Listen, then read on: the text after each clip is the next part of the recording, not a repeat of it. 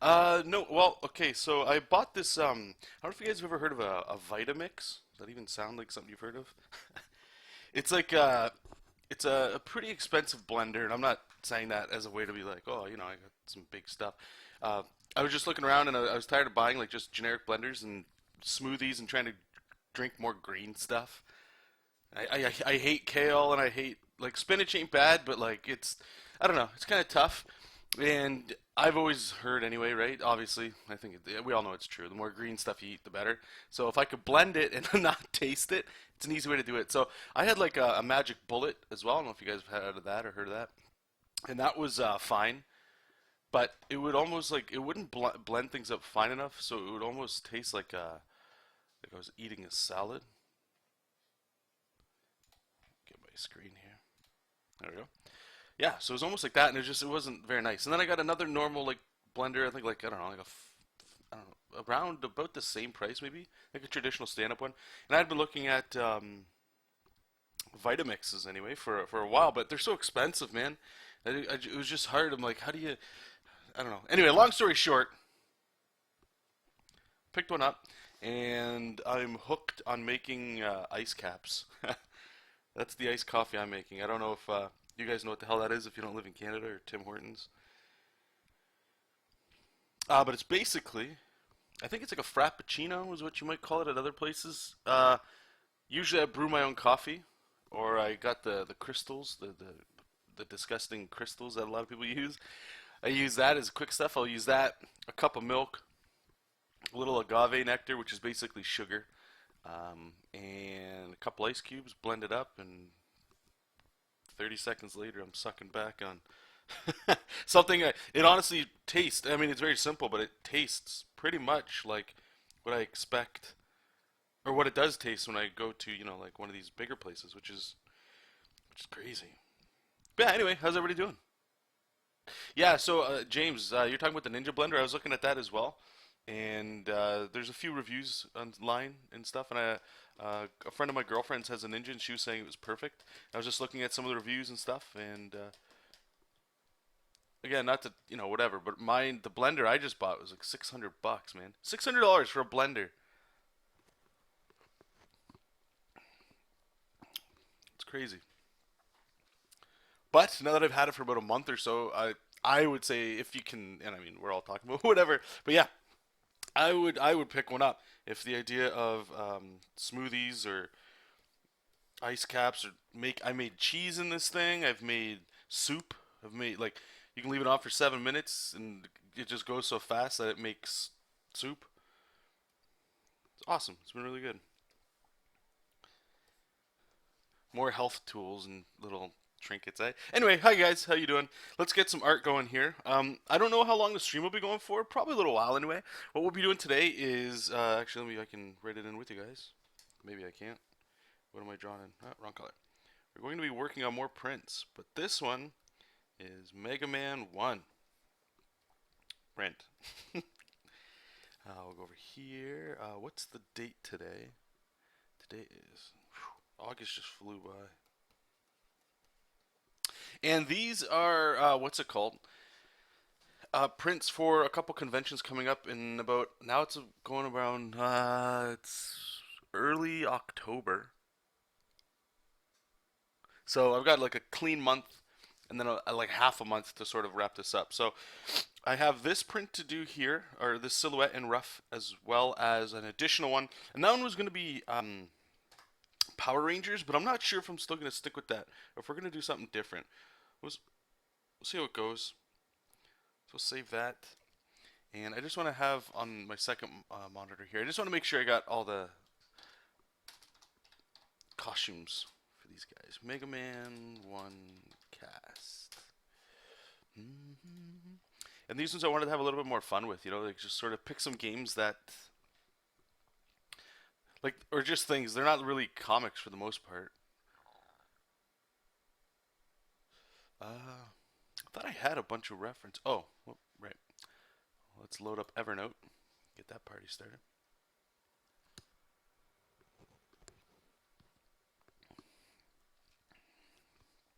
Convention prints. There we go. Perfect. Got all of them. It's so good. Let's put this over here. Oh, yeah, I can see what you guys are saying. Now I got it. Yeah, the powered up Mega Man version. So last night I did a stream. It'll be posted up tomorrow of just messing around with ink washes. I posted that on social media today. A scan version of it, so you guys can check that out if you're interested. Turned out pretty fun. I enjoyed it. And it was the Galactus piece we did there, so that'll be coming up, and then this will be obviously saved and uploaded as well. Okay, so silhouettes. Let's do it. So let's try to figure out what the hell we're going to be doing here. So we got Mega Man, and there's going to be 6 bad guys in the first one. So, and I got to be careful. There was like I don't know if there's any real Mega Man fans in here at all, but there was an anniversary, not an anniversary edition. It was Legacy, I think it was Mega Man 1 Legacy or something. And I believe the artist's name is Chamba. He did a lot of the artwork, and it's really good artwork. I just don't want to copy what he did, so I got to be careful here, just to. And this is the hard part too. Is like I want to look at what he did, so I don't copy it, but then it immediately influences what you're doing, right? So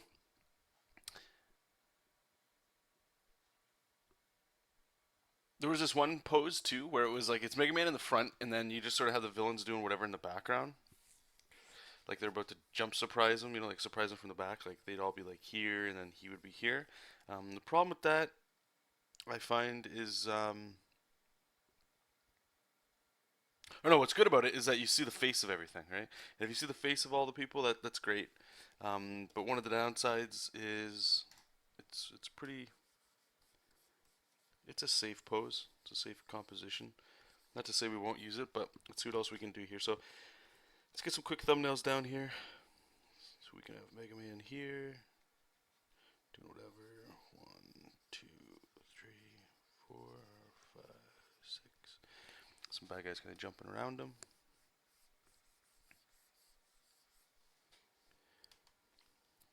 Maybe we can have like a pile of them kind of maybe coming down here. And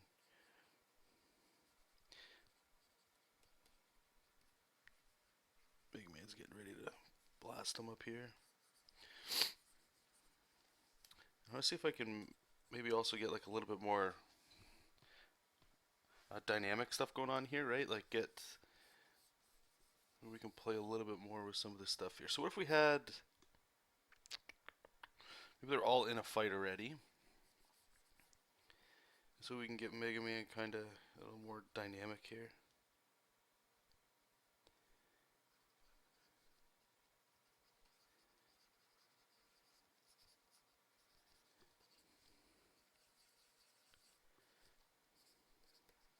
Shooting this way, maybe he's hitting something, I don't know what. We got the bad guys here. 1, 2, 3, 4, 5, 6.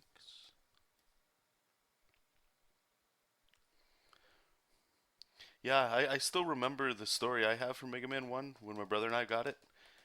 We got the game. We were just ragging on my dad. Please, can we buy this? Can we buy this? And it was in like a used TV store, a used appliance store. Like, I don't even know why they had video games. I really don't. They only had like 1 or 2 and I only remember Mega Man. And the cover wasn't anything, but there's something about it back then too. Those covers for those old Nintendo games that were just they required a lot of imagination. Yeah, I remember going home with it, and Gutsman's still my favorite one. Played his level first, and couldn't beat the very intro where it looks like this. You're running around, you'll get like this little shell guy. You have to wait for him to pop up so you can shoot him. Then it goes up, then it goes over, and then there's a cliff, and then there's these tracks that come over with these blue things that look like this. And what happens is there's these little square parts on this track. When this round part goes over the square part, it transforms into this. So if you're standing on this platform, if you wait till it goes here, you'll fall down. Now that, as a kid, that was, oh my God, so hard. It's still difficult because later on, you'll get more that kind of come like this, and then they'll have gaps. It turns into a thing, but I still remember that, and it was awesome. It was awesome. Okay, so what do we got here? Let's take a look here at the thumbnail. So we've got a lot of the people behind them. I'm trying to look at this as well as, like, let's say I'm just walking around the show and I see somebody with Mega Man art, and I like Mega Man. What's a fun? What would be kind of cool? This sort of stuff here, like this first one that I was talking about, that I was kind of ragging on a little bit. I mean, a lot of posters. It's just focusing on the characters, right? It's not a comic panel. It's not necessarily like a back and forth with the story and all that, but this sort of thing, you can see all the characters, and that's always really nice. This one here could get a little busy with them all coming, like all the bad guys falling down from the top left. Could be pretty fun. Plus, it gives us a little action for Mega Man. He can be doing some stuff. This one might be a little too chaotic. I don't know. Um,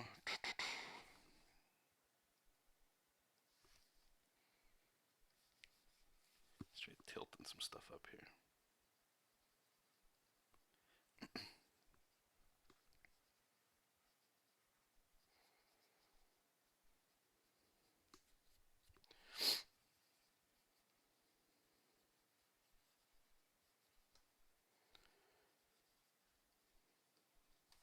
This just gave me another idea for another one here. We could have Mega Man be in the extreme foreground here. Actually, let's do it this way. So he shows blasters shooting at them. All of them are kind of running at him.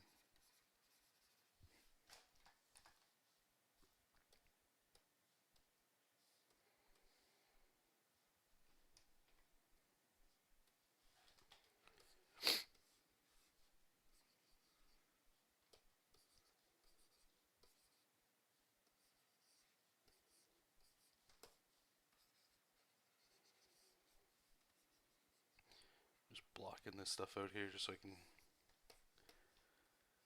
sort of see, I don't want to say the silhouette, but just the composition a little clearer.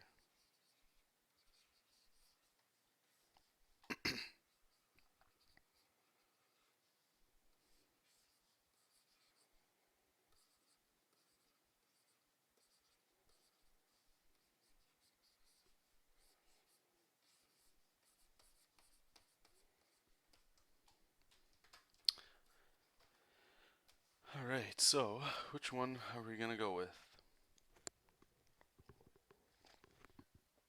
Hmm. Hmm. Decisions. I think. Yeah, let's label them. A, quick check mark, I like it. B, I like it. C, D's kind of similar to A. A little more action to it. I don't know. I hope you don't mind me posting my draw along for the Ninja Turtle. No, absolutely, please, yeah. I love seeing it. It was awesome because, like, you started, the Donatello was similar, right? But what was cool is how everything else changed, and I really liked that. It was cool. It was fun to see.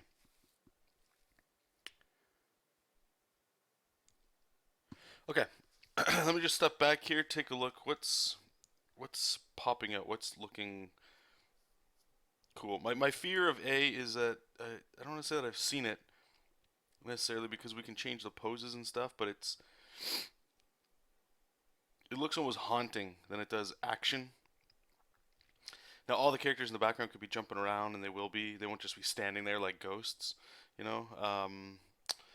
B kind of has that action coming at us, which is good, but it'll actually be flipped because his gun's on the wrong side, so it'll look more like that. You know what? I think we'll just go with that.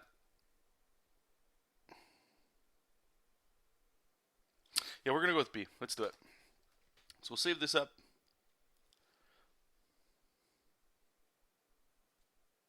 Hey, Christian. Thanks for popping in. Oh, and I should say too, I always I always forget as we're going with this stuff. But if you guys ever have any questions or need any help with anything, by all means, please pop it in the chat. Love to be able to help you out if I can. And if it's not art questions, it's just general questions and stuff. Um, that works too. So we're gonna have their thumbnails here. So let's merge those layers together, and let's select this, copy it and paste it. Turn off the other ones.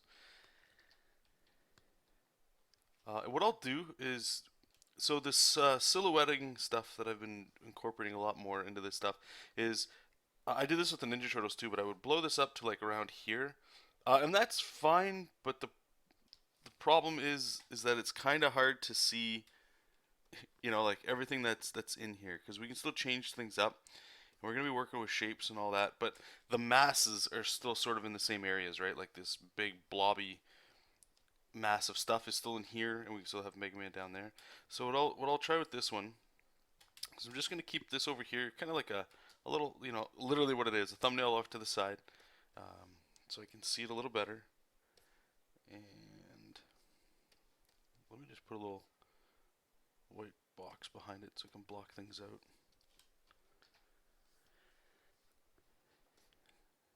And now we can start working on the Sihirue-autus. I want to try one thing here.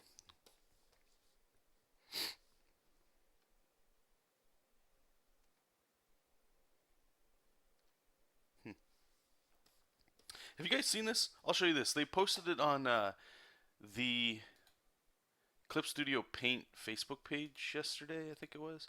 So here, check this out. Let's say, I don't know how well this is going to work, right? But we can check it out. We can see how it works. So let's type in, I don't know, we'll do Ninja Turtles just for the fun of it.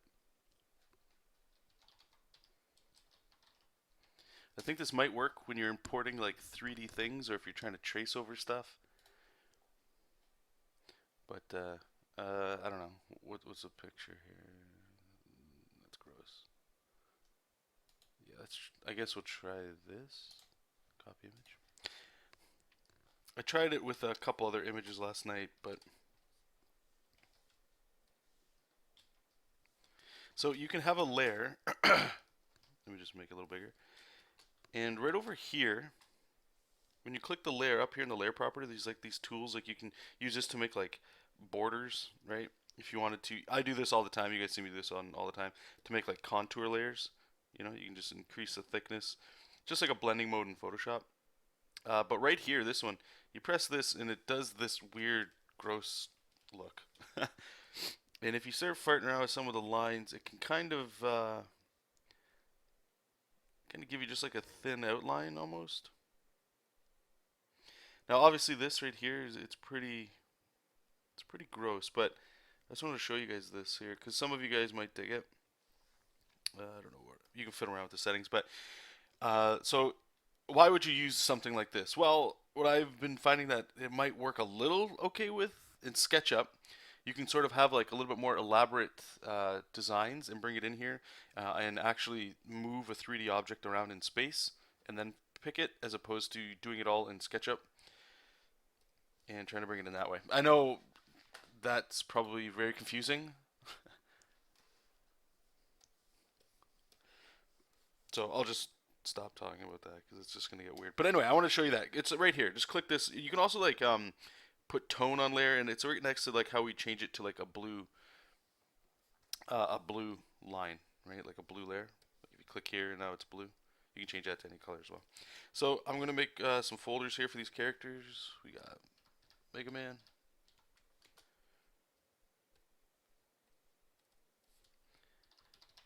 Guts Man.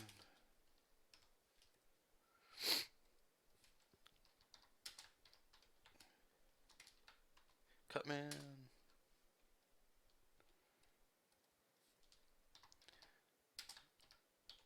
Iceman. Fireman. And the last one is Elecman.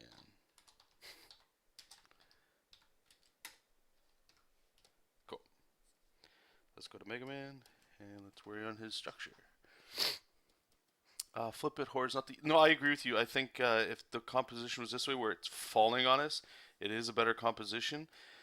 I can always flip it back once we go. The reason why I have it this way is because of the side that his gun is on. So it's not crossing his body, which might end up being bad or it might be good. I'm not sure. Yeah, it has been there the whole time, at least from what I've noticed. Let's get a blue from Mega Man. Okay, so I'm just going to roughly use what we were doing before as like a guide for Mega Man here.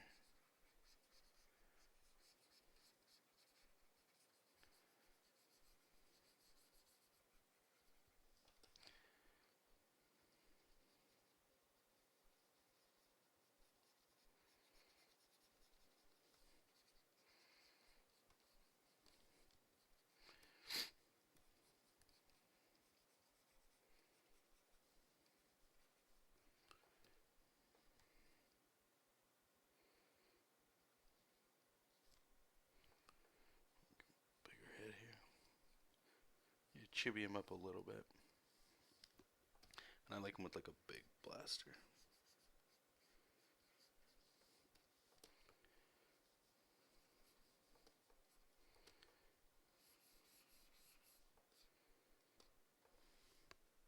Actually. And we can always resize things, right? Like as we go.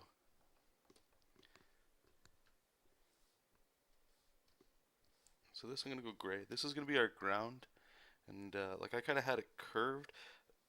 I don't think, like, curve is nice. But I think what might be even better is if we start. I always like debris. Debris always looks kind of cool. And you can kind of still get curves in there, you know? Like we can still curve the ground. But it gives us a little bit more play, I guess, with some of the design.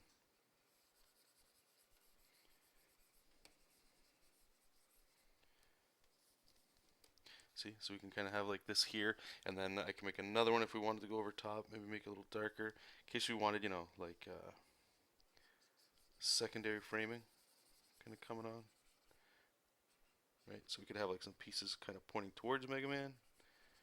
You could have it going over top of him, whatever we want to do. I'm just going to scribble this in for now. We're going to change this for sure as it goes, but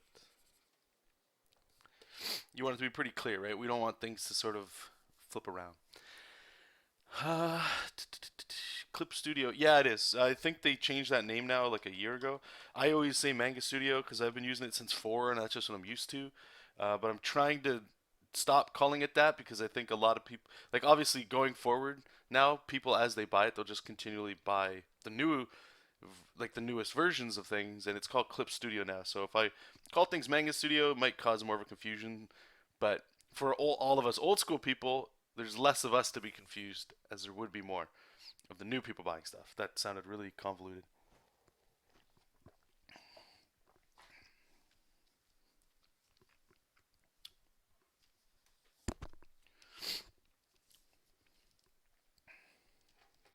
All right. So Mega Man's silhouette's looking, looks pretty good. Just turn this off here. And we'll just lower the opacity here, or the size, just so I can kind of gesture in his body. A lot of this stuff I would save for the next step, but I just want to make sure I'm not really missing anything, that it sort of all fits in here, right? I want to move quick through this. I don't want to, figure out like, okay, well, his eye is here and all that stuff necessarily. I just want to make sure everything is where everything fits, everything in here makes sense. There's a reason for all this stuff, right? So here, oops, I'm going the wrong way.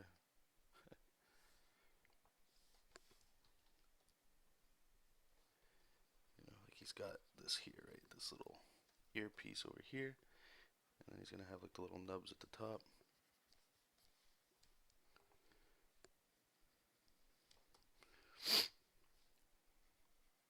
And I want to show the inside of the buster. So this sort of shows us where the perspective is, right?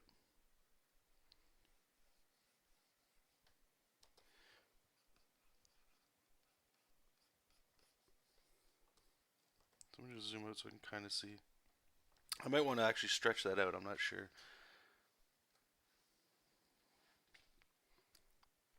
No, you're right. Yeah, it is. It is pretty confusing, Carter.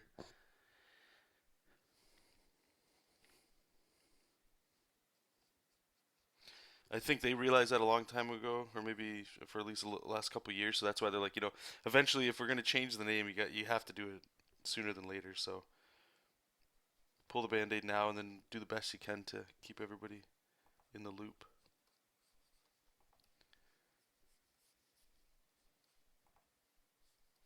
So let's make this stuff a little bigger. I want it to be a little more cuter.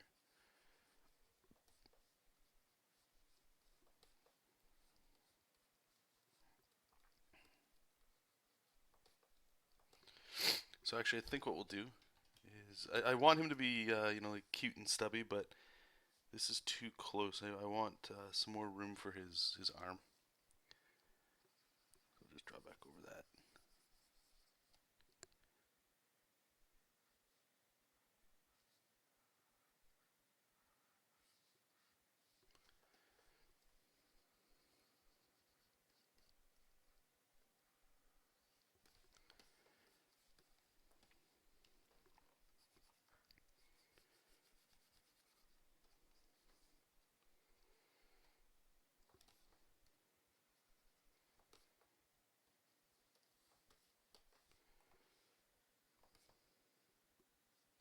See, so I can tell you right now, I'm looking at his gun, and it's not following the same perspective. So that's the line going through, right?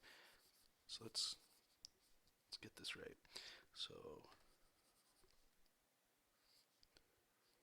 this part's a little tricky because I'm trying to keep the same width on both sides here.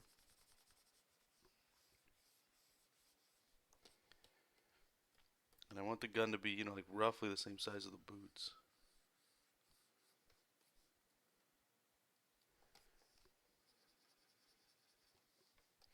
There we go, that's better.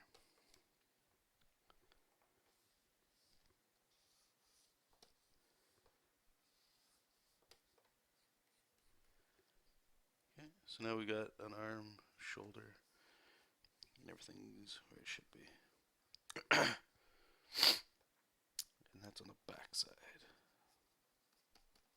Cool. Now I'm wondering, maybe can we turn his... No. We need him to look more to the side here.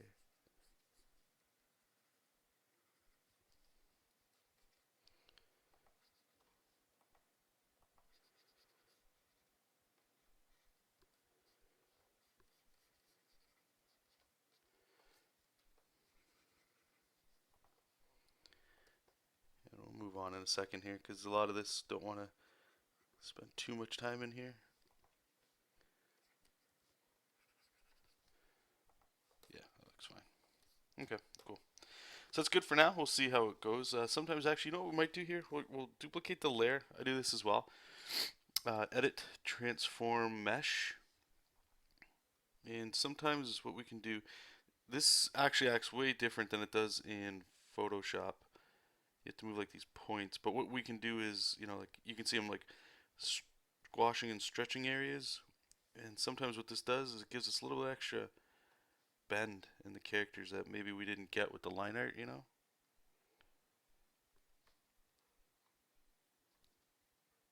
Or not the line art, sorry, the silhouette that we got.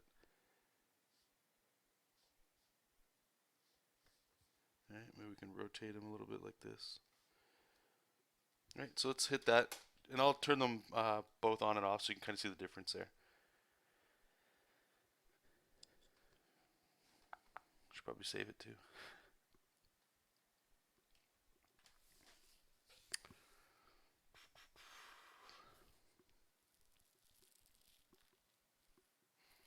Sorry, Clip Studio is doing something in the background here. I can't. There we go. Okay, so let's save it.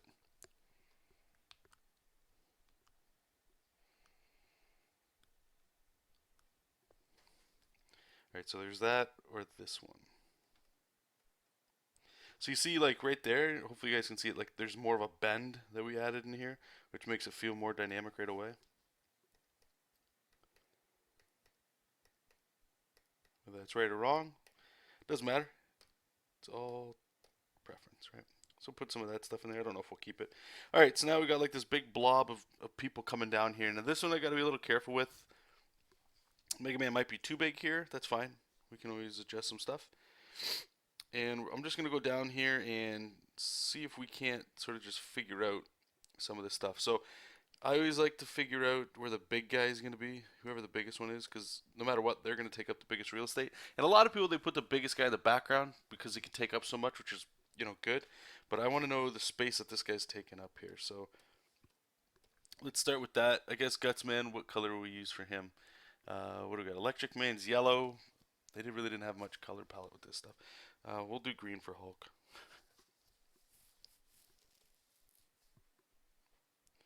Big fat brush here.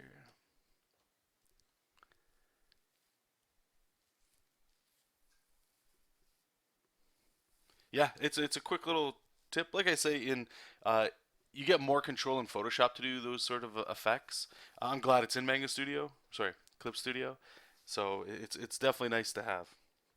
All right, so like I just said, one of the big reasons we're gonna have here is because Gutsman's actually like the biggest of all the robots here, and Mega Man so far we have is this big. So Gutsman to me is like like something like this, very big, very big. So let's see what we can do here. If we're gonna have them all jumping, what would maybe we can have them?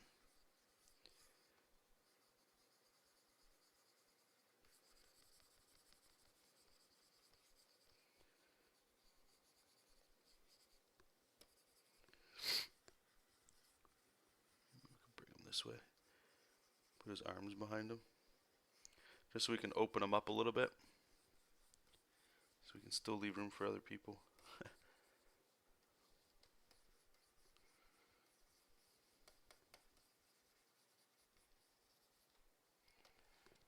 Maybe something like that.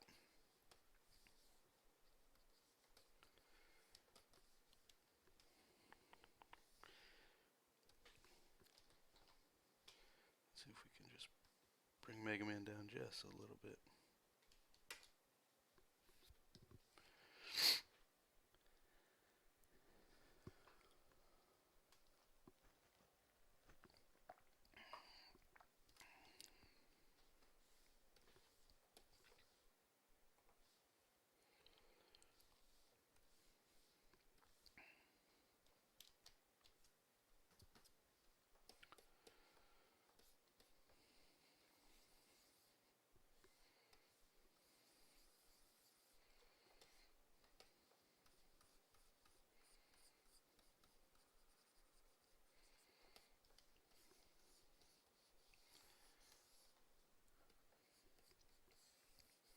One of the really fun things about these characters too is like they're really cartoony, right? So I'm not putting in giant muscles and stuff. We don't need it. It's just the simple shapes. And now I need to actually pull this up because I have the picture of all the guys here. I just don't have their exact costume layout here. So Gutsman. And I'm going to actually add a little bit more detail to the robots here. I don't want to just copy it verbatim. There's nothing wrong with, doing that, I don't think. But I want to have it so there's at least something else going on to them. So if that means, like, what does that mean? Well, what if I have, like, when I'm doing Mega Man here, like, adding a few extra cuts in the armor and stuff like that, just give it the illusion that there's more depth or there's more detail in there. That might be all right.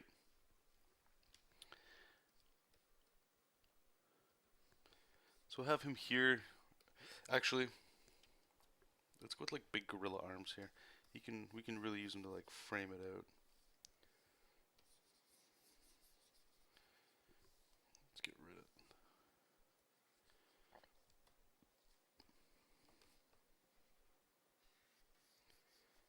Just have some fun with these shapes here. Right, like now he's massive. Now he's got that size we're looking for. Give him little dinkier legs. I don't know if we'll put in the boots, maybe. Kind of like him without the boots.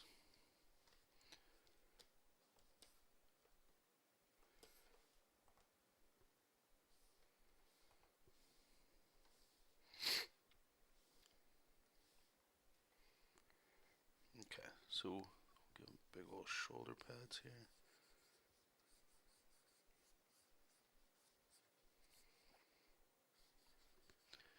The big old arms.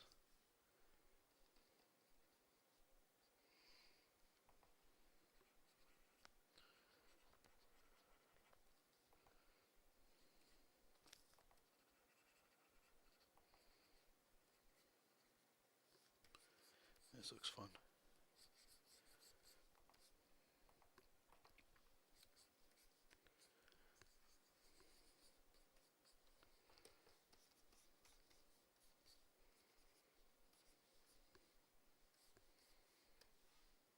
Yeah, I don't mind that. Once we start adding the other characters, we'll see if it works or not. Right? There's 5 other characters that need to be put in here. Uh, and so what's happening too, as I can tell, like, so my initial concept is sort of changing. If I turn off Gutsman, you can see, like, I'm encroaching a little bit more. We're refining as we go. Nothing set in stone. Let's assume that I had sent this off to a client, right? And that's the one that they wanted. I might have to go back and sort of think of things a little differently and readjust some stuff. But since this isn't going to a client, let's just do everything we can to make it the best that it can be, right? You know what's funny? I'm looking at this stuff and like I just said, a lot of the characters are like very similar in color palettes. Like Gutsman here is like the same color as like Elecman.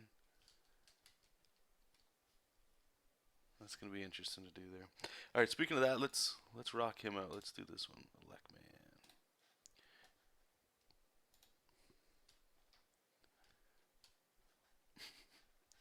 His original art, oh, it's so funny.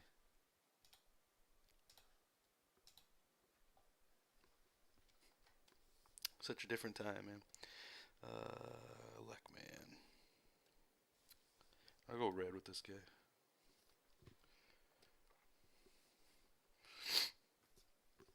So I'm going to see if we can start. Maybe we can give him like some electricity or something.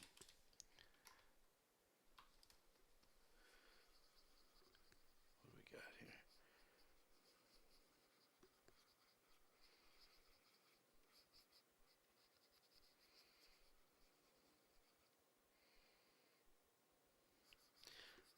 Tilt up the angle of the shoulders here. We can bring the hips down that way.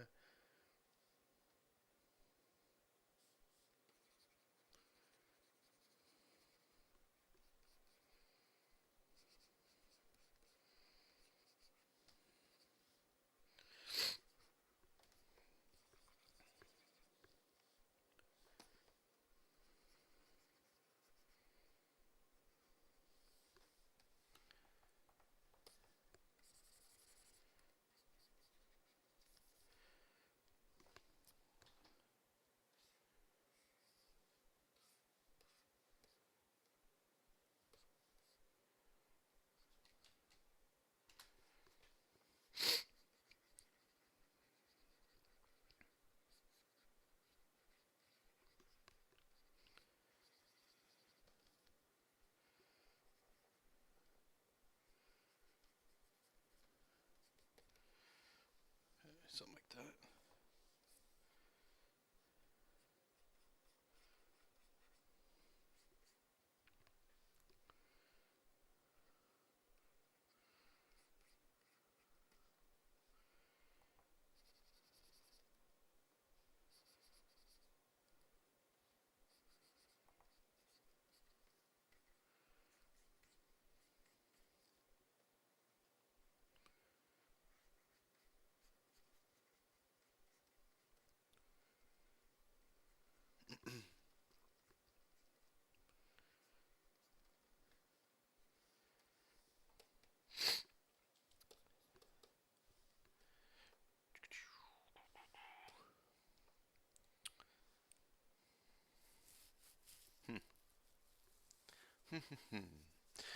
These are just local cons.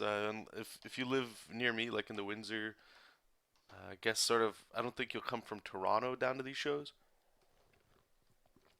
but you might.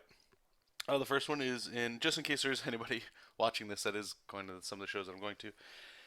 The first one will be in Chatham. That one's just for a Saturday. I believe it's called CK Expo, Chatham Kent Expo. And the second one is at the Casino of Windsor. That one is, I think it's, I don't know if it's still called Fan Expo or just Windsor Comic Con. I think that's just what it's called. That one's Saturday and Sunday. So the first one, Chatham, is in the second weekend of October, and then the Comic Con is the weekend after that. But I'll be looking at opening up a store and a shop too to sell this stuff. I've always wanted to be doing more prints, and I've seen a few people posting stuff online, selling like not a few people, a lot of people sell prints online. But I would like to be able to get to do that too.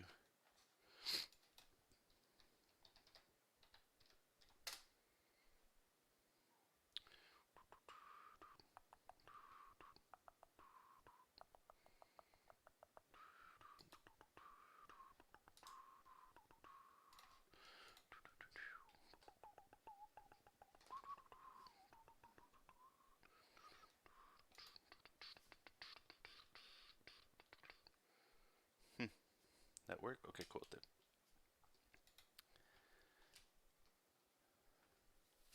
All right, so we got some Leckman. Who else we need? We're gonna do Fireman next.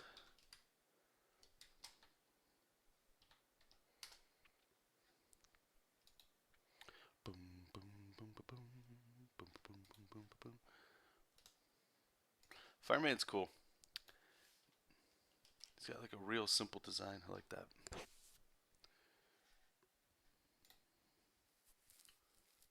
Hey, Bethany. What would you say is the main benefit to using the silhouette method versus standard black and white sketching? Whew, well, that's a very good question. Right now, it might look like, is there a point? I don't know. You sort of have to go back and forth trying to find certain things. What I like from it is it challenges me to look at things differently, I suppose, than how I would normally address something. So here's an example. Let's do Fireman. I'm going to color him orange.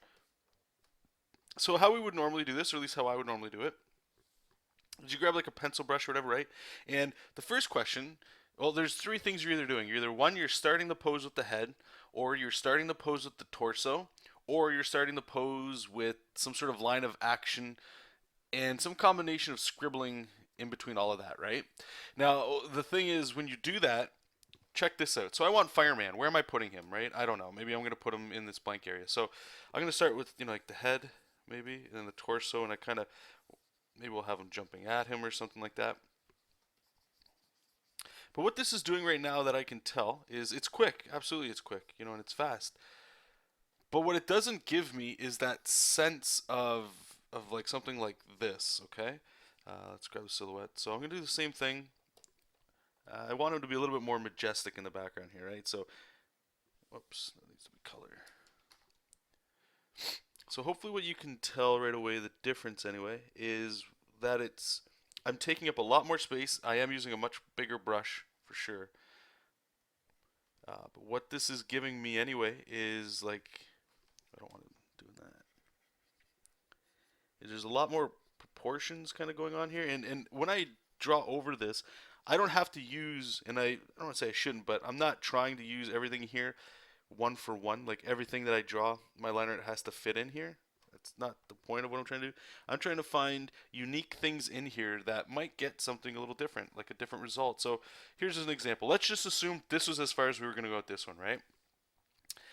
Well, what we could do is lower the opacity here, and I'll shut all the other guys off here so we can see a little better. Where the hell's Guts, man? Oh, I got him in the wrong spot. Let's put him back. Okay. And sorry for the sniffling, guys. Apologize for that.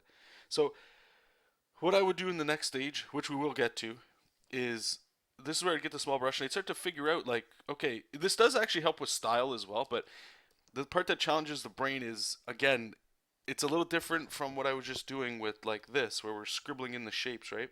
Because then it's just a different thing. When I'm doing this, I feel like I have to figure out a lot more faster, and it'll be a little bit more precise as I build it up. Whereas with this, I kind of have like a pose here, and it didn't take me remotely as close to as long. The hard part, the part that definitely sorry, that definitely requires more practice, is how do I turn these into things? Like how do I turn this into shapes, right?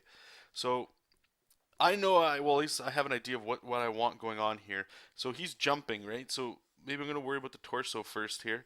Just figure out what's going to be here. And you can see I'm sort of using it literally as a way to hold all that information in here. Right here, maybe, okay, so we'll turn this into the torso using what we understand about anatomy, right? Fix some stuff up here if you want some style going on. But like you'll get cool things like this, right? So this hand, where's that going?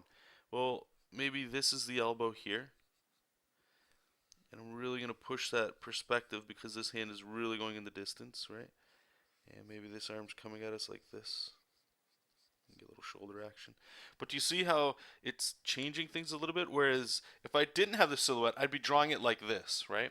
And there's nothing wrong with this at all. This is, I think, how 98% of comic book artists draw, right? Is this sort of thing. What I'm doing here is more common in concept art for movies, video games, and TV show, or maybe TV, I guess. Anything that needs the concept art. Because this lets me do this quicker, right?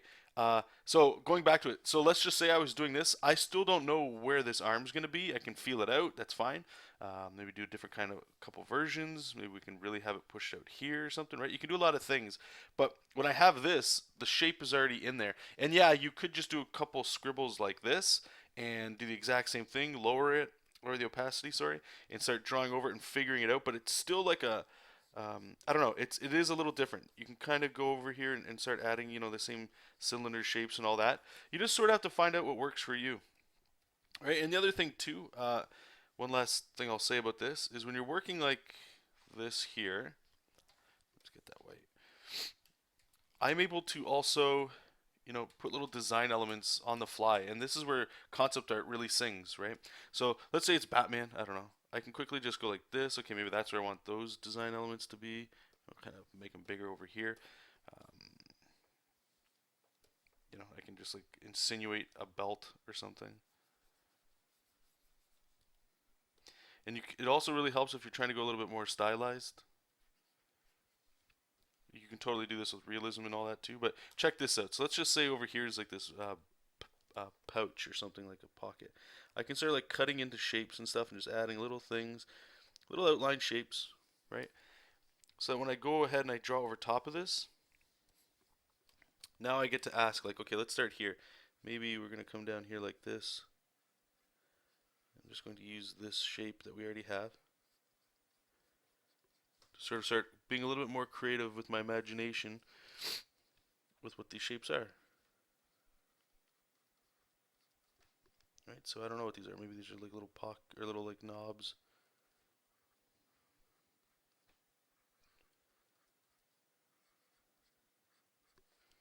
Right? And there's nothing saying you can't do this with any method of drawing at all, ever.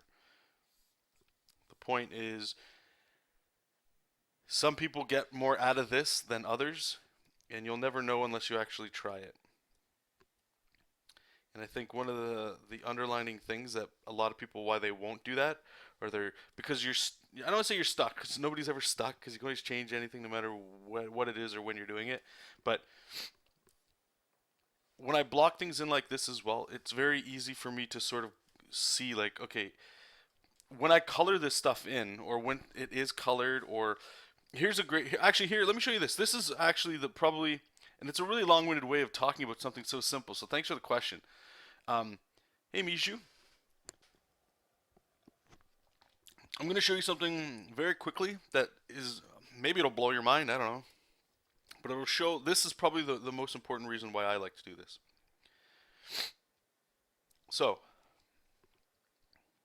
will this work? Let's try this out. I'm going to fill it with black and multiply. Is that right?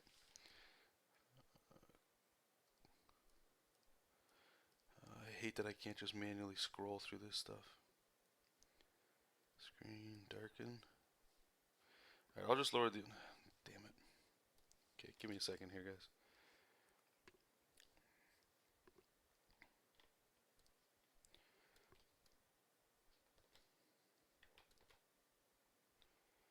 So I'm just going to select all these characters that we've already done. This is one thing Photoshop does way better when you want to do like these sort of layer effect kind of things. So let's fill up black. So this right now is the silhouetted shape of everything.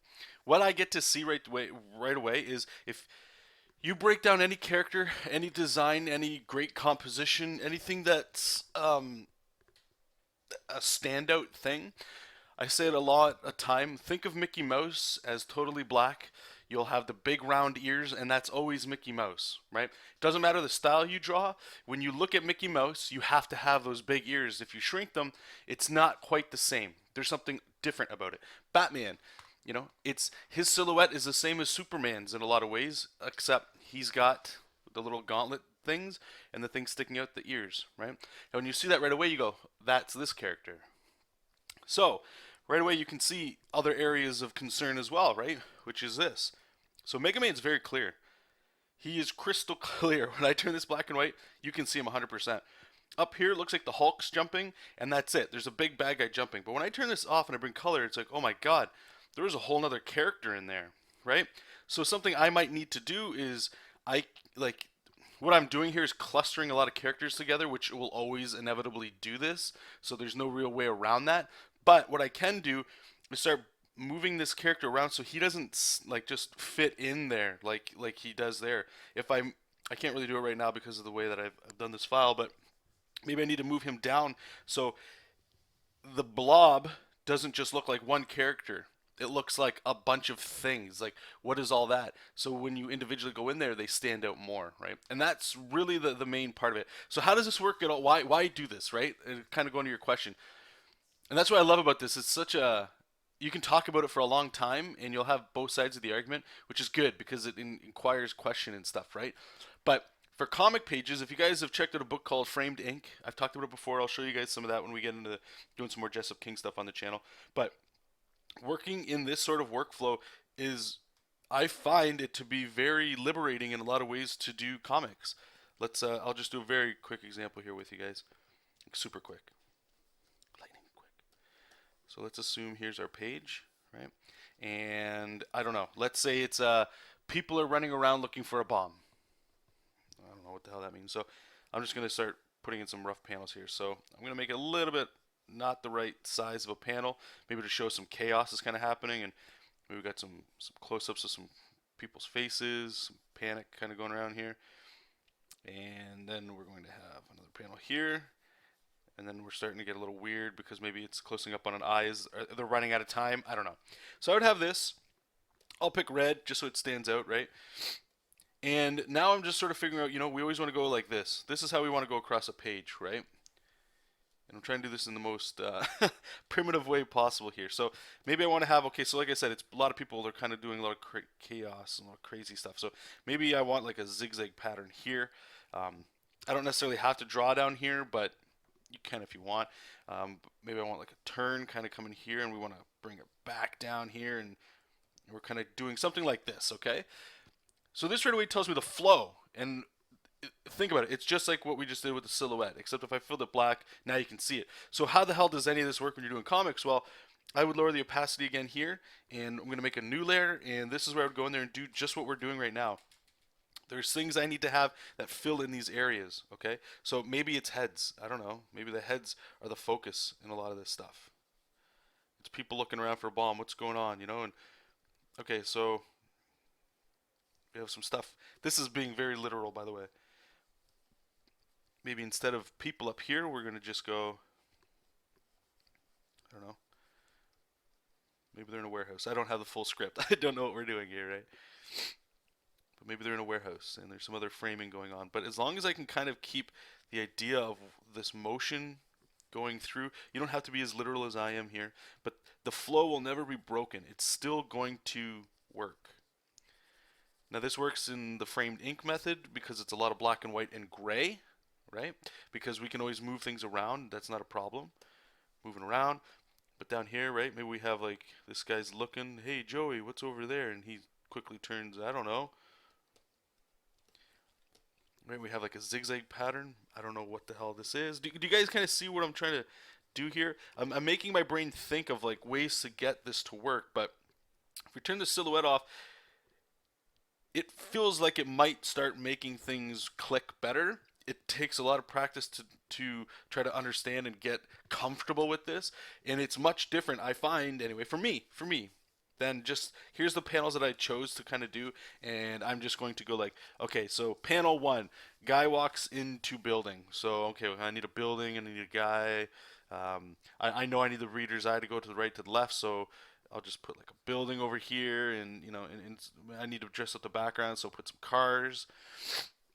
Oh, I need him to look in the building because that's what the script said. So maybe I'll have, I don't know, like a little light here, and this way it's sort of blocking everything out. So he can. The only things lit are him, so we know he's looking over at this thing that says, maybe it says like open. I don't know, right? So it's flashing lights and there, right? Like, and then what's the next panel? Walks in. Okay, so here's the door. Ding, ding, ding. Little bell that he's walking in.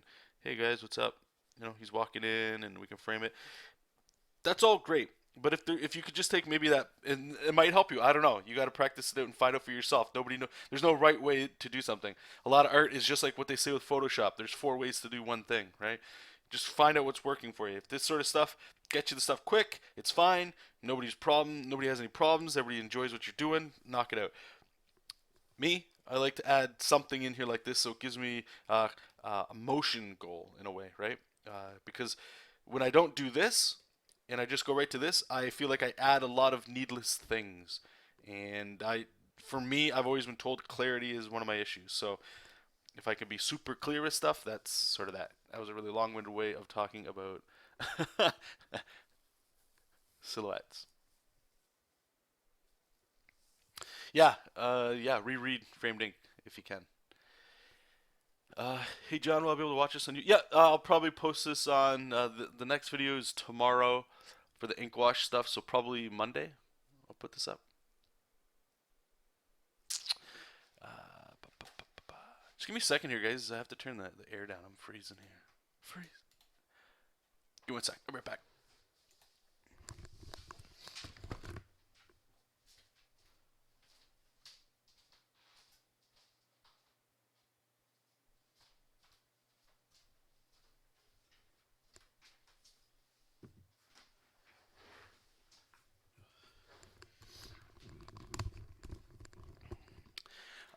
Bat fan. It seems like an advancement of the lessons found in How to Draw the Marble Way and combining the scribble method and the lesson found in composition. Yeah, I do have that book. Yeah, they do talk about it as well. Yep. I think it's a good book just to check out. I don't like. There's some good lessons in there for sure. It depends. Let's be honest. If you want to make comics, there's no right or wrong way to do it. Absorb as much from anything you get on learning comics as much as you can, um, but apply more than you're reading. I would highly recommend that. Try your best not to.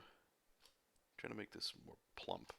Uh, Try your best to like an 80-20 rule. I find 20% of the time you're doing studying, 80% of the time you're actually drawing, applying the stuff you're studying. If you're continually studying and nothing's working out and you keep looking and you get stuck in a loop like that, your number one problem will always be that you're not drawing.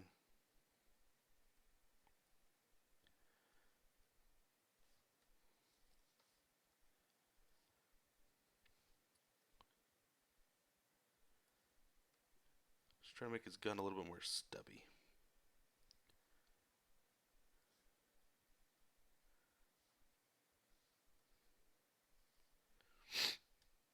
It's funny, we spent a bunch of time kind of finessing that silhouette there, but we're just going to end up doing this.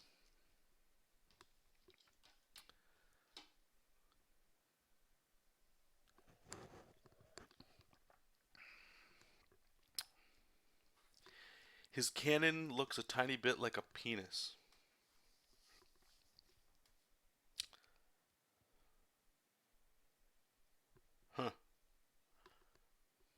It's interesting. Any tip for choreographing action on pages? I've been looking at Frank Miller bunch. One thing I would do is make like I call them like a world map. It's not really a world map. It's kind of like here, I'll show you. So real quick scribble. What's happening? Where are they traveling? What's going on? As if you're from the top looking down, right? So maybe they're in a bar. So the bar is like this. That looks fun. Here's the door to go into the bar, right? And here's the actual bar.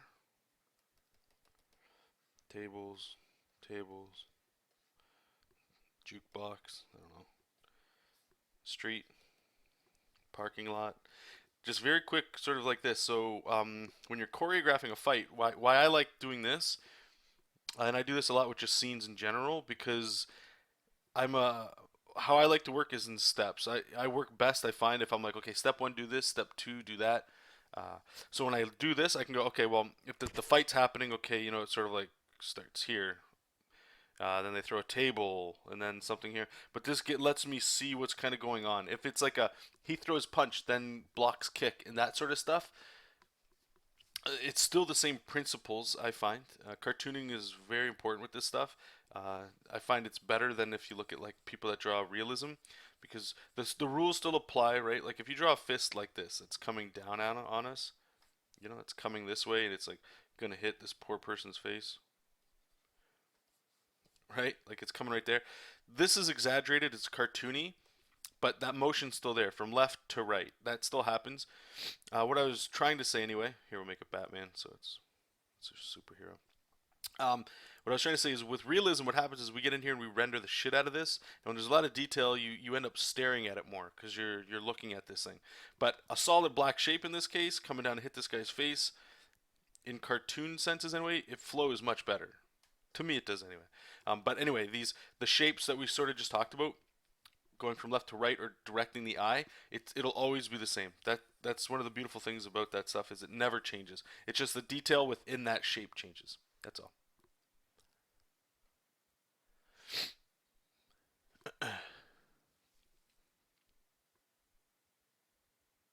Yeah, like a floor plan. No, hey, don't. Let's put it this way. It's a Rorschach painting, right? If this looks like a penis to you, it looks like a penis to you. Nobody's gonna change that.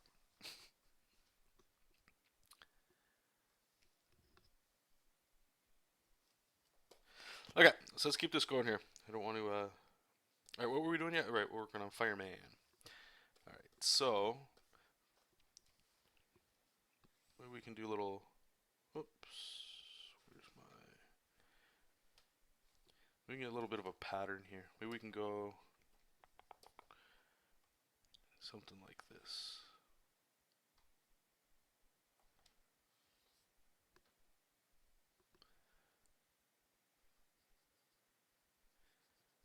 That could be his fire weapon, maybe.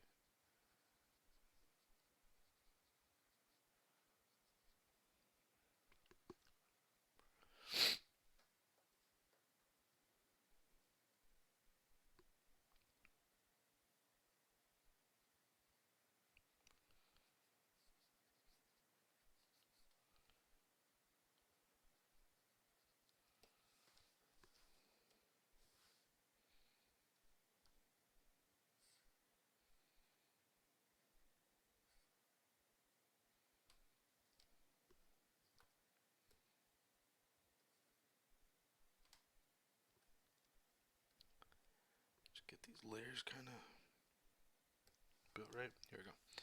Okay.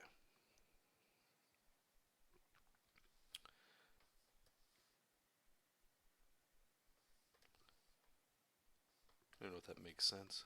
Having that like that. Maybe we can.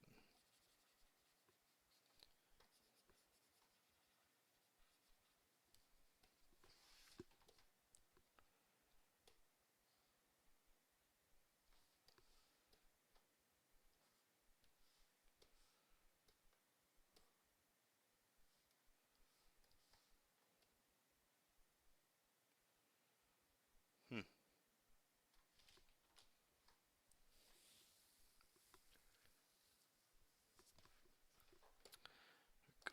with it.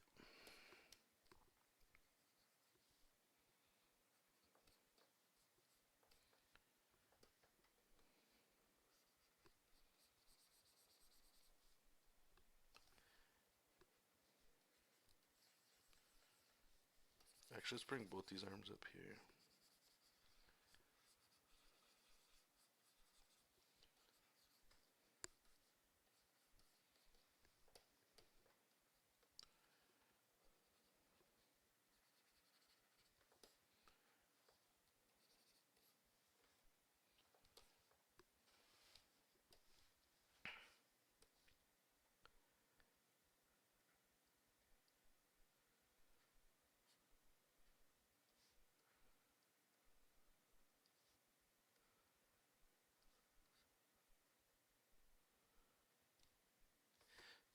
I'm trying to get it so that our eyes are still moving around, but things are still pointing at Mega Man's face.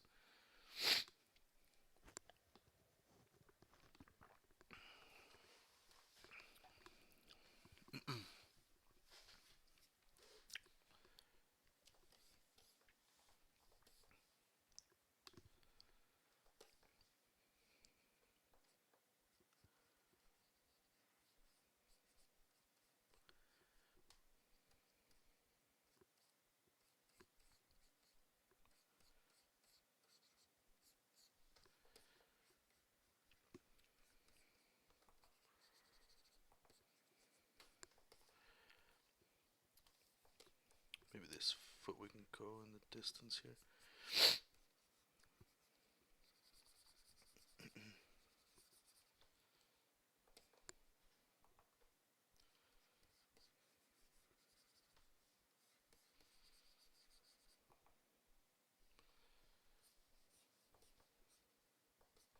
This is up, so we'll go up this way.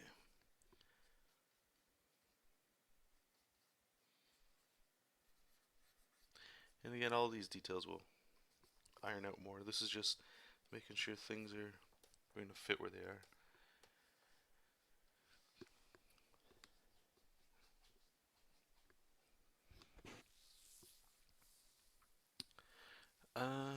Boom, boom. Carter, how are you doing this live broadcasting? Yeah, it's with a piece of software called OBS, or Open Broadcast Software. It's pretty simple. If you stream through YouTube anyway, as long as you have an account, you click upload, and on the right it'll say like start streaming, get started or something. You click there, and it'll tell you all the information how you can get it to go on YouTube. It's actually very simple. Another one people use, what's called X Split. I don't have any experience with that one, but a lot of people do use that as well. Yep. So check them out. It's actually very simple. And if anything, you can download OBS and you can actually just record your screen, and it'll make a video without streaming. So that's free, cheap. You can do that. You can't edit with it or anything, but you can make like some raw video like that and then just upload it to YouTube too. Hey Ziggy, I am doing well. Yourself? All right. So we got a couple more characters to do here. Man, I thought it was just get. I thought it was done being cold here. Or having a cold. Okay, so we got Fireman. Who else we got left here? Cutman's probably my second favorite. Let's do Cutman because he's got a really cool uh, design to him. Really cool head shape. Let's copy all this stuff, put it in Evernote.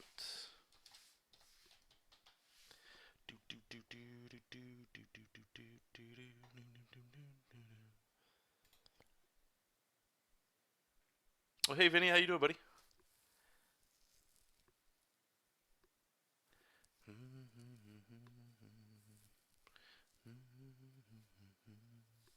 All right. So I'm running out of room up here. Just trying to think if we're gonna end up start moving characters to the bottom here. So who do we got left? We got Cutman, Iceman. Is that it? Who am I missing? Bombman. Forgot all about Bombman. How do you forget Bombman?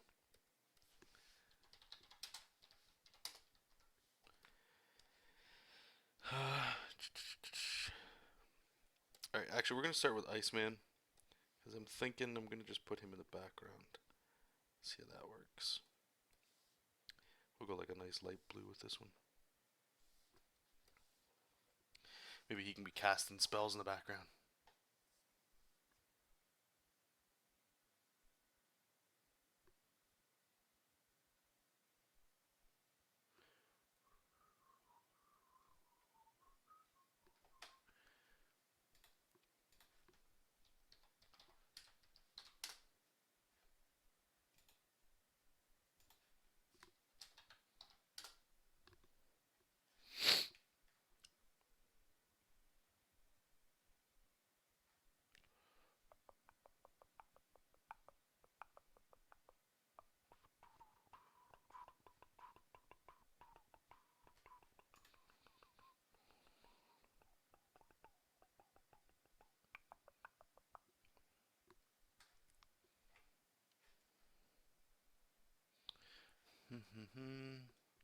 Trying to find a picture here.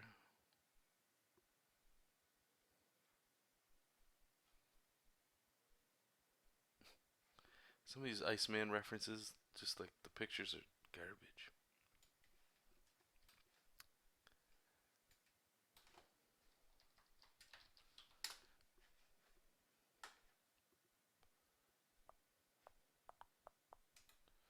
That one's cute.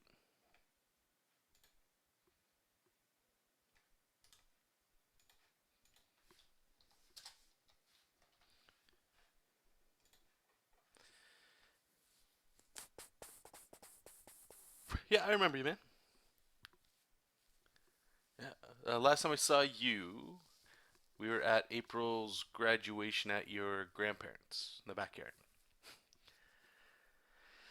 Yes, all these silhouettes are on separate layers. Yep. So I can always adjust them, delete them, move them around. Absolutely. Yep.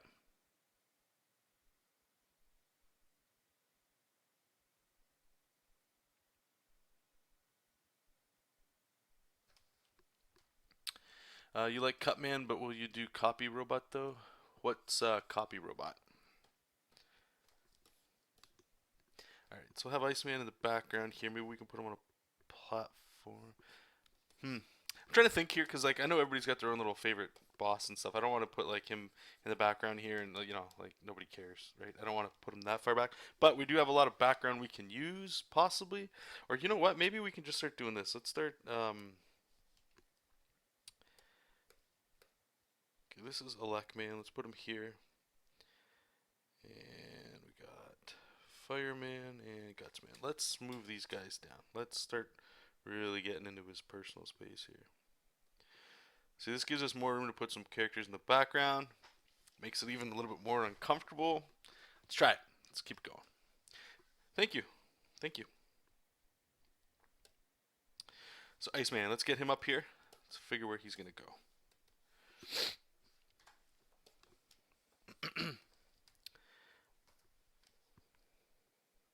Maybe, you know what? Let's get a little, like, since we've already got, like, the Hulk motif going on with this, let's have Iceman riding Gutsman.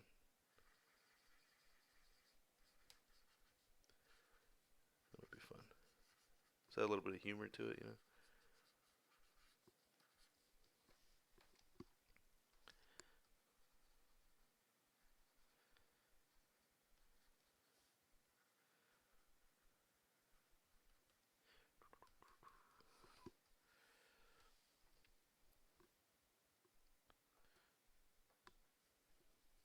Oh, you cut, yeah. I think you only make that mistake once, right? Or try to make it once anyway. It's the boss in Mega Man 1 who's actually just Mega Man who copies you. Oh, really? What? Really? It's been so long. Wow.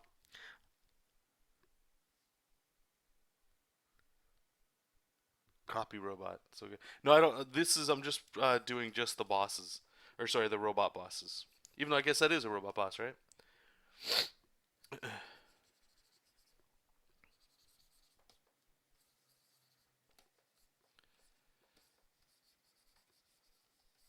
say the main bosses then. The character select screen. So sometimes with the silhouettes too, I don't go crazy, just enough to know what's on there.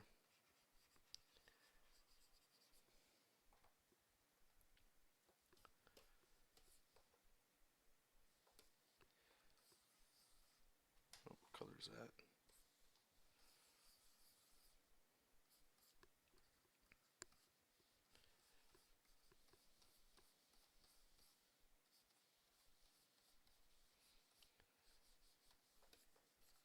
So give me a second here, guys. I'll show you the Ninja Turtle one that we did. It's probably a few weeks ago now.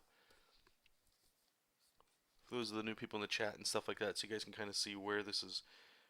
What does the end game sort of look like where we're going in the stages here. Now the Ninja Turtle one, it's not finished. It's just in the rough stage right now. So we'll be doing all the line art and stuff like that. So let's save it up. I'll show you that just so you can kind of see it.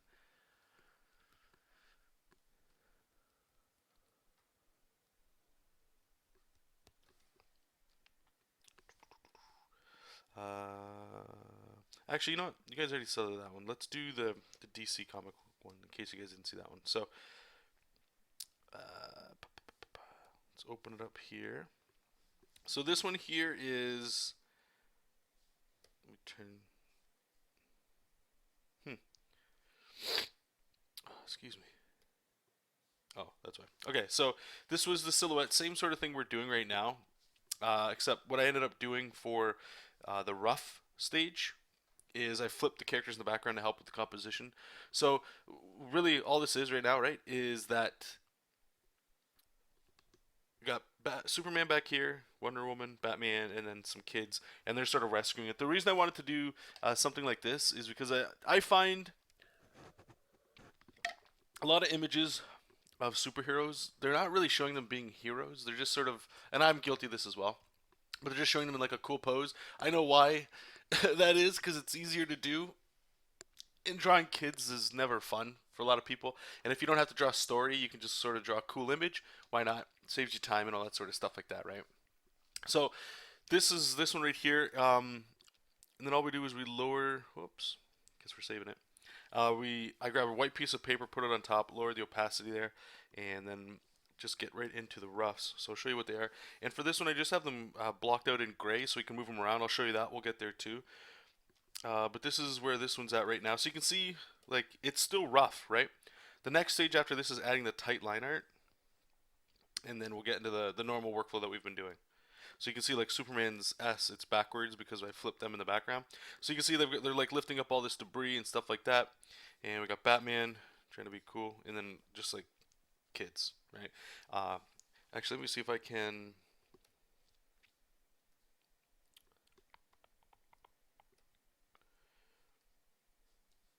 I'm gonna try to lower the pencils here so you can still see the rough underneath. Okay, so there's the rough, right? I'm just gonna slowly bring the transparency up so you can see it. Turn it off. You can see like even Batman's head I moved forward a little bit. Now these ones are gonna look a little weird because they're flipped, but yeah. So that's generally the process, right? It looks like they're attacking the kids. Uh-oh, that's no good. I was thinking of having them, because if you have their hands reaching out, sometimes it's like that, no, stay away, or it's the please help kind of look. So maybe that'll be something I'll have to look at when we get to it.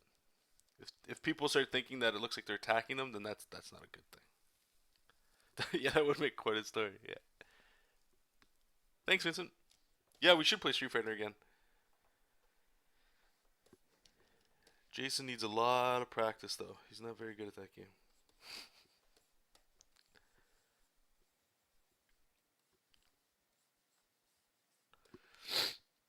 Oh man, the sniffles. Sorry, you guys.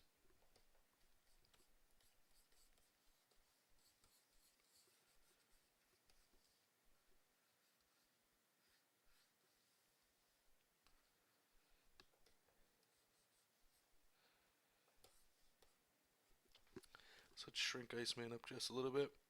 If I'm gonna play up the comedy angle with him, I think if we just make him a little more small, so he's a little more like a kid, that might be kind of cool. All right, so I have that. We just got two more robots left here that we can get into making some cool artwork.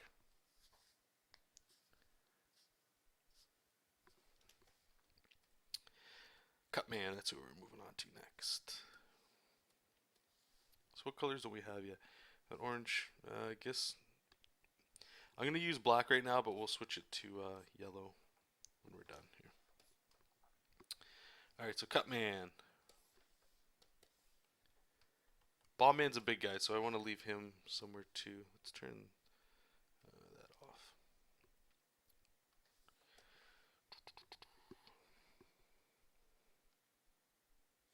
I'm trying to think if we have Bombman over here and Cutman over here. Do we do Bomb and Cut? Yeah, I like that better. Okay, so we'll put Cutman over here doing something.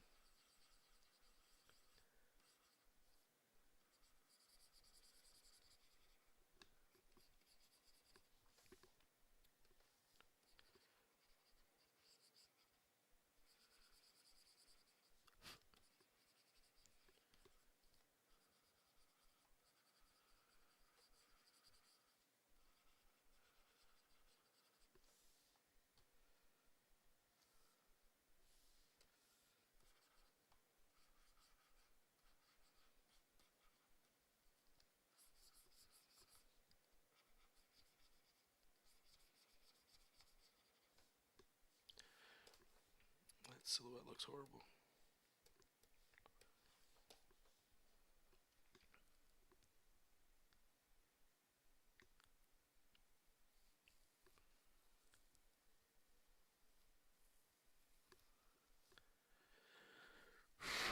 Jake, how often do you attend figure drawing sessions, and how often do you recommend to do so? I don't attend any art classes at all.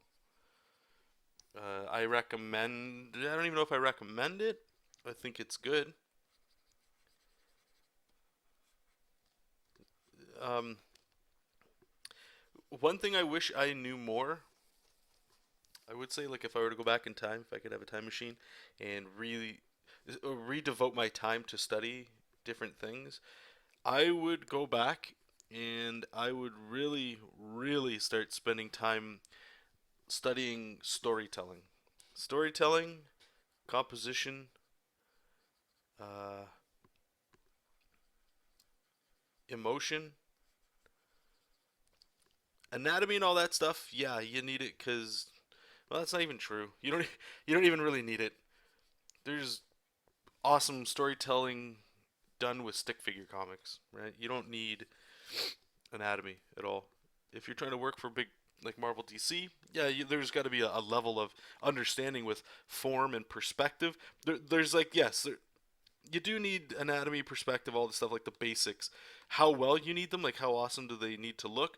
That's where it starts to get like it depends on what you want to do. I wish if I could go back again that I looked at comics for what I think comics are, which is a storytelling medium. If I want to do comics, if I want to do pinups and illustrations and stuff, then yeah, you might need to learn a little bit more about anatomy and all that. If you enjoy doing life drawing, then keep doing it.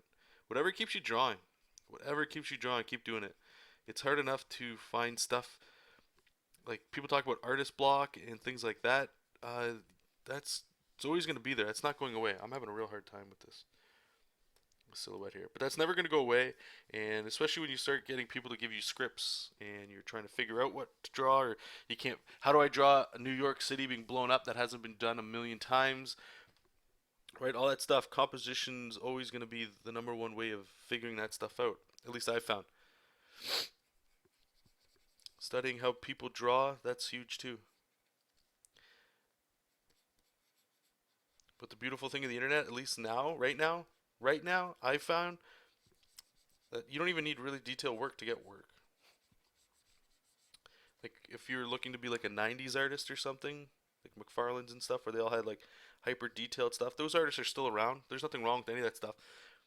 But I think there's more opportunity now than possibly there was then to get work with really stylized art, and that's fine, as long as you're giving something to people that they can look at that's interesting. That's more important to that I think than anatomy. And I know anatomy anatomy really wasn't just the question there, but uh, I grew up probably spending years just plowing through Loomis and Bridgman, and I'm still not amazing at anatomy. I'm comfortable with it, but there's still poses and angles that don't look right, and my faces tend to look similar. You know, they all tend to have a similarity to them, which could be fine, which could be whatever. You just gotta know what you want to do.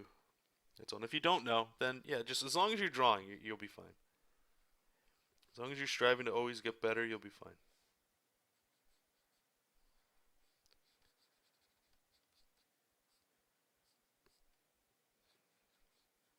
But to me, if I'm grabbing a comic book page and well, here's a good example. Let's say you're making comics, right? And it takes you 16 hours to do a comic book page. And that's because you have detail and stuff like that, right? How often do you actually read a comic book? I just picked up my comic book file and I just flew through 2 issues of Invincible in probably 15 minutes, maybe 20 minutes. That's like 10 minutes an issue that took somebody a month to do. And I was looking at the art and it was beautiful stuff, and I didn't go back, but that's what I do on my second reading if I enjoy it and I want to look at how the person started drawing things, right? But just be like an objective comic book reader. How long do you think the average person reads a comic book for? You know, and a lot of people have more than one comic book on file, and when they go to pick up new books, they're flying. They want to sit down and just read some comic books, right? So knowing that, it's like you can make really awesome artwork, and people will know you for that stuff for sure. But it's the stuff that um,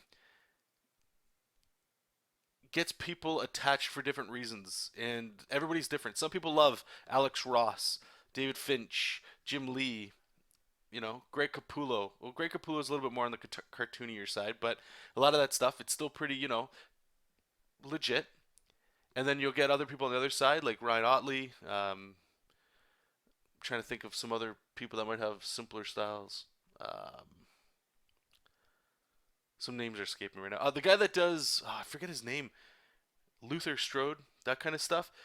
It's just different people are gonna be turned on by different things, right? And you can't you're not gonna get it so that everybody likes your stuff. It's just impossible, right? So just focus more on the medium. If you want to do life drawing because you want to be an illustrator or cover artist, then yeah, I'd say do that. Do more of that. But if you want to be a comic book artist, stories are more important. Storytelling, panel shots, pacing, angles, emotions, facial things, all stuff that needs to be better. I need to work on that big time. And that's why, anyway, I'm going way off topic here. Anyway, so yeah, do that. Do that. Do that. I think Joe Madureira opened the doors for more radical styles being accepted in mainstream comics. I think he came out at a really good time for that stuff for sure. But Joe was doing like a lot of stuff. Like he was into Japanese art a lot, right? And a lot of the stuff he was doing, you can kind of see the X-Men starting to slip into that. And then when Battle Chasers came out, it's their own book, so do what you want. But it was still kind of holding on to the traditional stuff. And yeah, he's my favorite artist of all time. But yeah, his stuff is amazing. But since then, like, I'll be honest with you guys, I much prefer reading manga nowadays. And I said it before, and I'll continue to say it. The amount of story you get in a volume, it's black and white. It's I love it. Color is great. I love doing color, like or looking at color. It always looks better. Um, but reading a comic in black and white to me is always the best. I absolutely love it. So anyway, I don't know what we're talking about anymore. Okay, so let's get back to this here. So let's get the red guy back here. Now let's find where we're gonna put Cutman.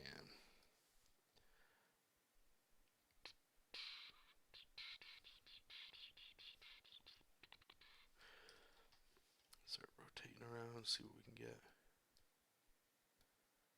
It's not bad if we go this way.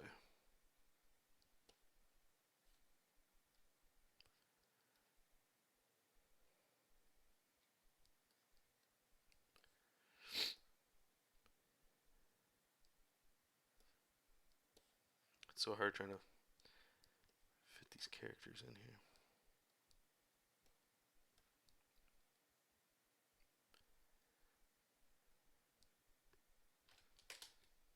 Maybe something like that. Let me just rotate it here so we can kind of see.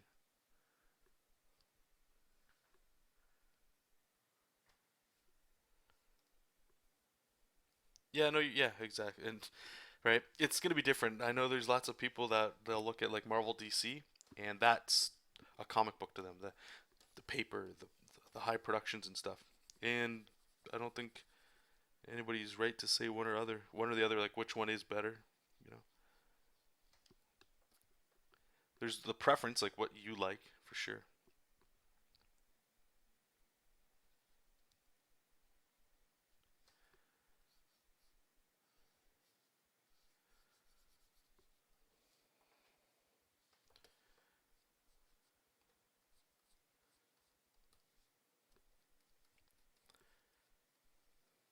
I think Berserk was the first manga that I started reading, besides Dragon Ball. And talk about getting into an expensive comic.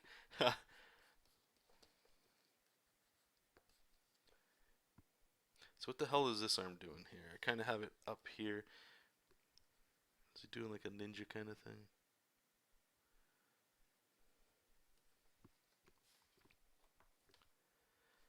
I'm gonna hunch him up a little bit here.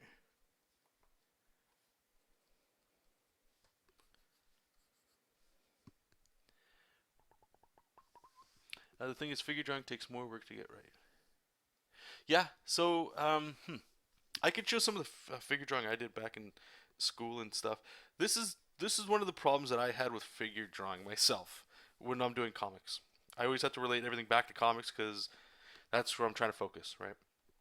If you guys aren't trying to get into comics, I understand. I understand. So let's say we're doing a scene here, a panel of people walking down a street, right? So we have our perspective here. Maybe it's New York. We got Times Square, like right up here, something like that. Some buildings, yada yada yada, right? So if I was studying figure drawing, at least this is what I got out of it. And this could totally be wrong, one guy's opinion. People are so small back here, right? That figure drawing so much like to me is like out the window.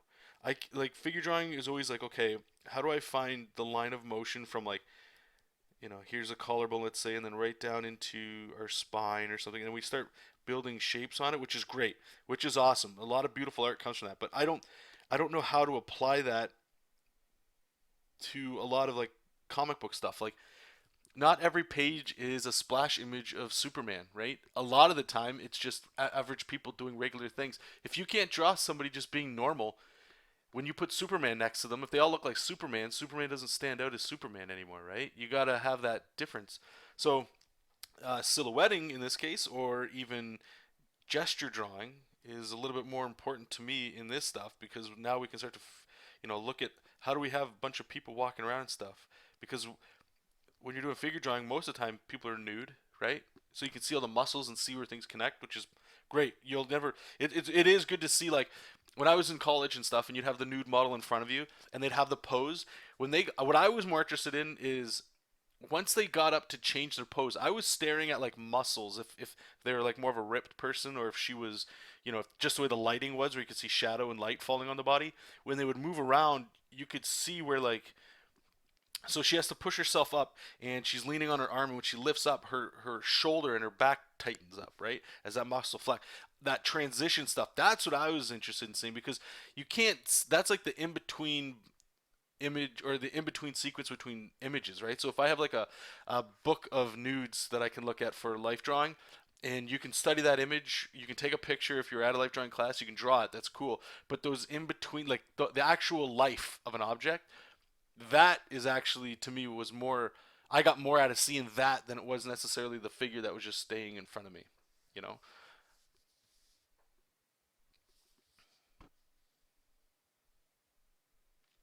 Yeah, okay. I did life drawing and animation as well, and that probably plays more into what I was just saying. The in between stuff, that's the stuff that was super important to what I was getting out of stuff. Like if somebody's getting up to run, they don't just run, right? Like there's like a lot of things that just are. If you were to slow it down in super slow motion, all the muscles, like all the triggering of all these things getting there for that uh, um, explosion of energy to move all this meat around, the meat and bones and stuff. Okay, let's get back to this here. We got what, one guy left? One, two, three, four, five, six. Yeah, Bomb Man is the last one, and then we can start doing some art. So, what color are we going to use for Bomb Man? What haven't we used? Let's go with purple, I guess. And we'll save it up here.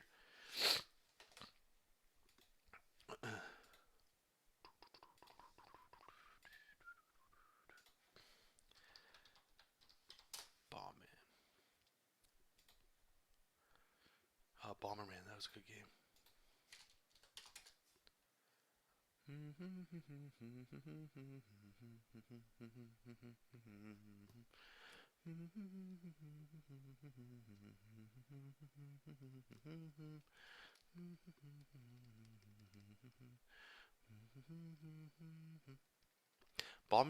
Bomberman is so interesting. He looks so different than the other guys.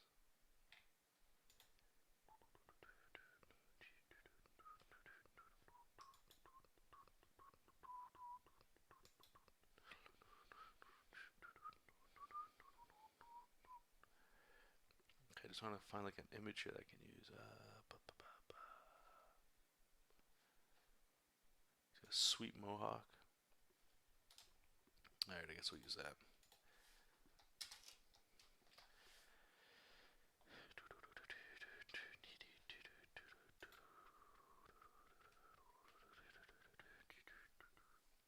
We had a life model who took a perverse joy in making the grossest poses. Fat man squatting and straining is not fun to draw.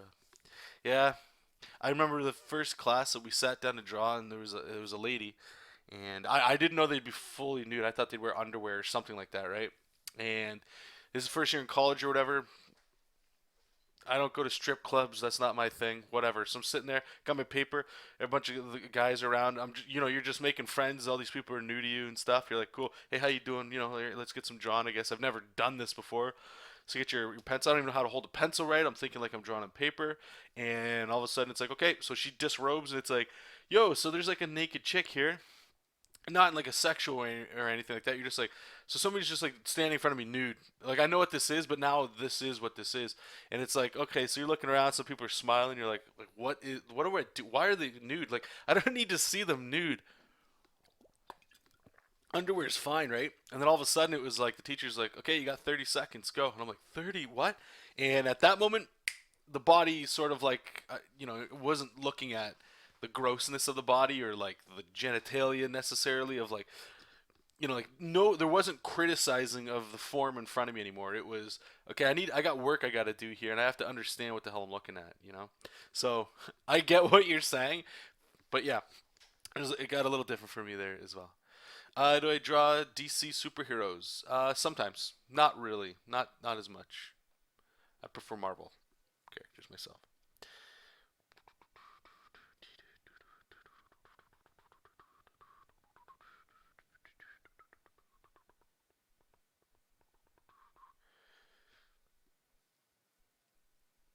I think you're right, Jay. I think you're right. Yeah, Carter, exactly. And that's the thing too, especially for animation, when you have people when all you're drawing are like ripped bodybuilders, it's cool because you can kind of see the bodies and stuff. Like, wow, that's muscles when they look like somebody's been working out a lot. That's whatever. But the other side of it too is like when you see like overweight people, really you got to start exaggerating form to really sell it's a different workflow. Like just adding like drawing like a character like this that I have here and then adding love handles and stuff is yeah, okay, now they're fat, but it's not the same, anymore. It's not, it's different. It's a really different way of drawing different body types. So in that way it's a lot of fun. All right, so what do we got here? Everybody's leaning forward, leaning back, jumping and stuff. This guy's a little actually heavier guy. He's a little big too. So let's see what we can do.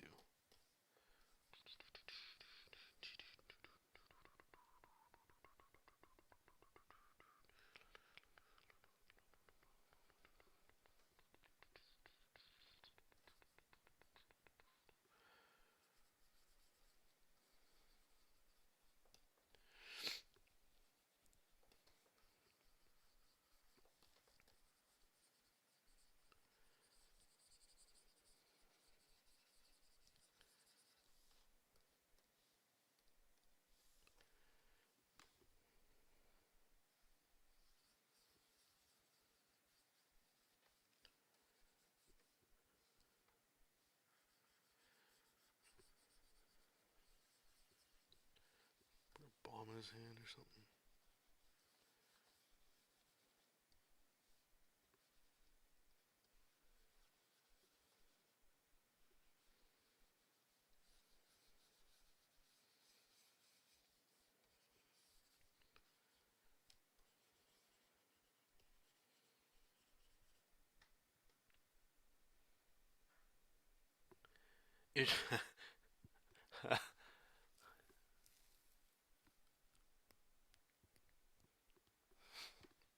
Yeah, unfortunately, not everybody's a bodybuilder. You're right.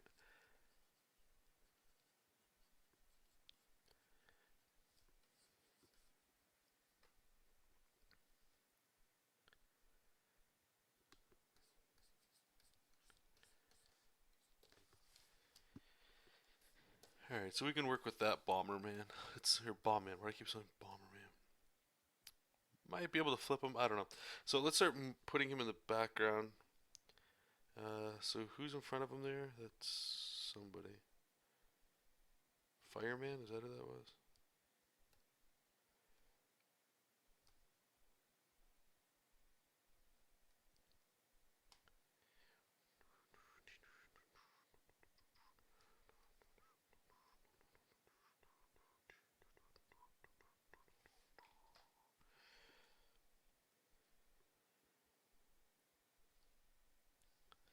I don't know if bomb man looks. He might be alright back there. Although, like now, what's his name? Guts man is gone. Like he's. So let's see if we can kind of maybe shrink this up a bit.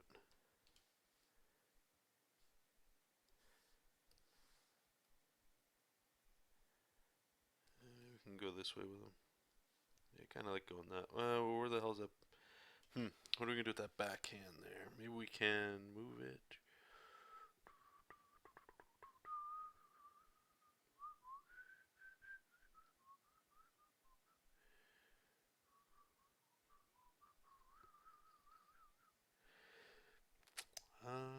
Yeah, we're gonna go this way. That way everything's still kind of coming in here.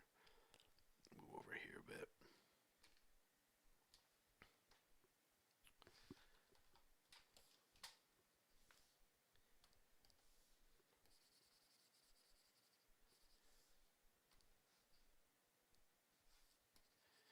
What are you guys saying there?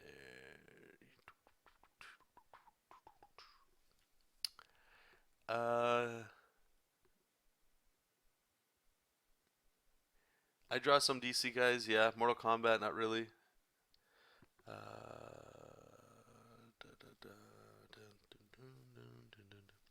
Doctor Sketchy. It's life drawing burlesque models. No, I don't. I don't think so. I've never heard of Doctor Sketchy, but like, I'm not bundling burlesque models and burlesque shows with strippers. I'm not bundling that, but like I've never been to any of that stuff. I have zero interest in going at all. So that's just me. Whatever.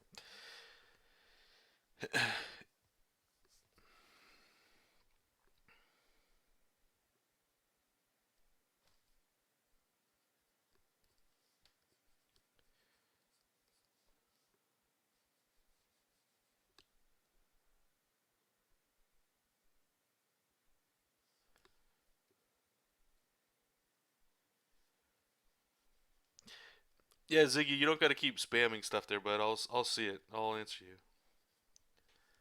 Don't worry. Don't worry. So we can have his hands kind of come up like this. We're gonna move some of this stuff around too. Once we move on, should be very soon. This is the last thing here. Yeah, it might be. I think it is just a British thing. It sounds British, doesn't it? It sounds a little British, like whatever the name of it was. I forgot what it was called there. All right, so let's get Bomberman here. He's gonna be looking down here. He's got that sweet mohawk. Give him a little bit of a shorter head. Really shoot that. Oh, what's it called? His belly out here. So let's try to figure out. So what do we got? We got some hip action, some love handle action, even though he's a robot. And get some elbows over here.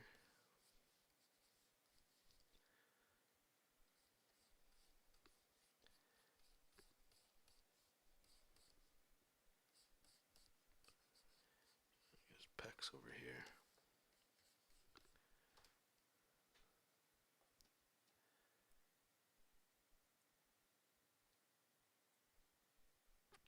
Bum, bum, bum, bum. That's going to be a very complex layout. Yeah, one thing too, I will say, which has been fun. Like a lot of this has been experimenting, which is always fun. And a lot of the prints that I'm doing, it's more than one character, right?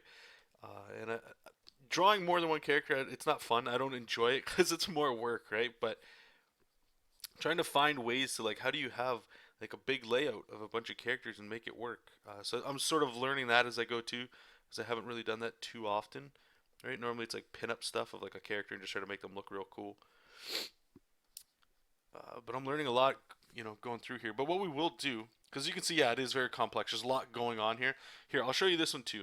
Uh, this one's the most complex. And actually, this isn't. I can show you guys the most complex thing I've drawn with a bunch of characters in it in a second. But the Ninja Turtle one is coming along. I'll show you what the silhouette looked like for that, and then we'll do the same thing. I'll show you line art. So this will be two prints. The left side will be all the turtles, and on the right will be all the bad guys. And what's it called? So if you want, you can just buy one, or if you want to get the whole set, they still work together. So this is where we're at right now with the line art for this, but things even get busier once we start getting detail on there, right? So it's trying to stay very clear with what's going on and doing our best to do that with shapes and stuff. But we will be able to move things around. But one thing I'm finding is that when you have a lot of characters, I'm actually in awe of a lot of things. Like a lot of Capcom artists, like Street Fighter and stuff, they'll have like promotional images of like their entire roster of fighters, but it'll all follow like a circular pattern. And a lot of the characters, they're not even the same size. It's like in this is like a scene of all these characters in a scene together. Some of them, what you'll have is just like almost like individual pinups in a pattern where you'll have like somebody it's just a giant head, and the other one you'll have somebody do like a spin kick that's very small, and they're not in the same scene together, but they somehow meld all of that together. It's really interesting to do that. Just trying to expand the wings a little bit more. Uh, sorry. How long do you usually devote to a piece like this? I don't actually schedule time. Like I have a deadline for when this is supposed to be due. These will all be done in, like I said, about a month time. So I give myself a month to do it. I don't spend every day on it, or else I'll burn myself out. Right? I don't have a very strict deadline, but I don't wait to the last minute to do this stuff. So if I'm slowly hacking away at it, it'll get done. That's probably the easiest way I can sort of talk about that as well. Let me see if I can quickly show you the one. It's on my. Nah, maybe we won't go there. Art. No, it won't be there. Maybe it would be comics.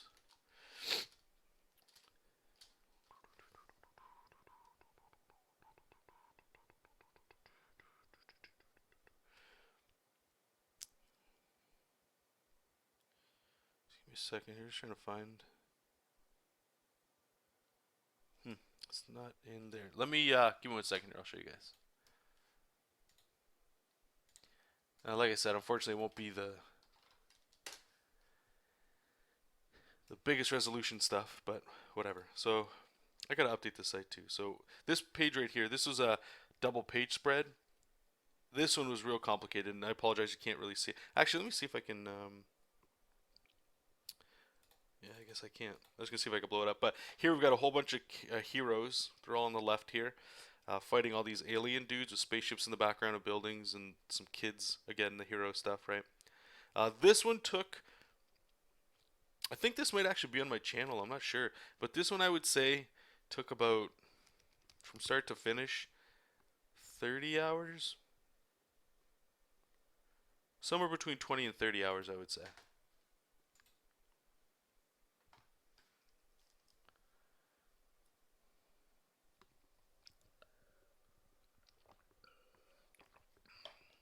Okay, let's get back to it. That was gross. Sorry about that. So they all sort of fit in there. Great, cool. What I'm thinking though is Megaman. We gotta go to you here, buddy. We're gonna move you down a bit.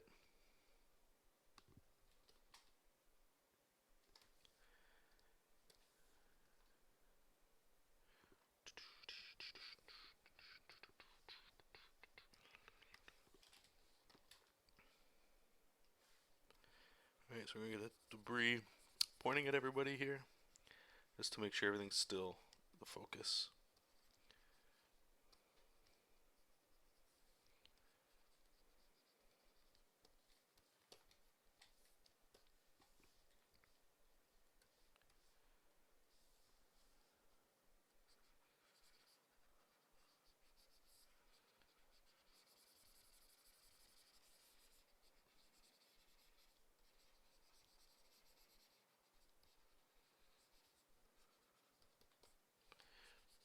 I don't know if we'll put stuff in the front here.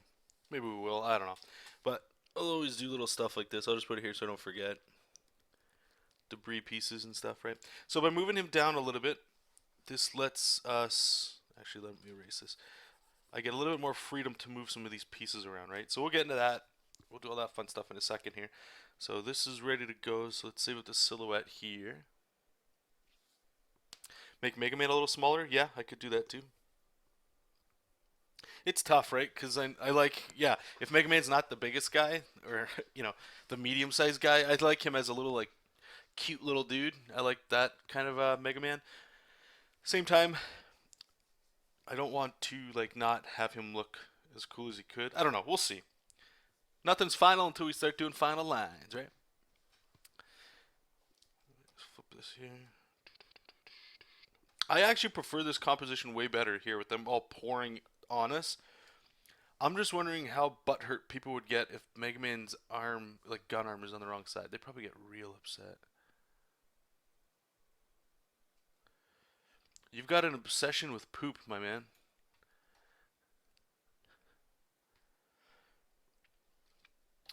Let's try this. Mega Man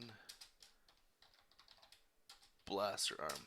I would probably get upset if his arm was on the wrong side. I just want to make sure that his arm doesn't flip-flop, because we might be able to get away with it. Let's see. No, you see, okay, it's got to be on the right. Okay, I see. Okay, so I'm on the wiki page right now. And double Mega Buster, what is that? That's not even real.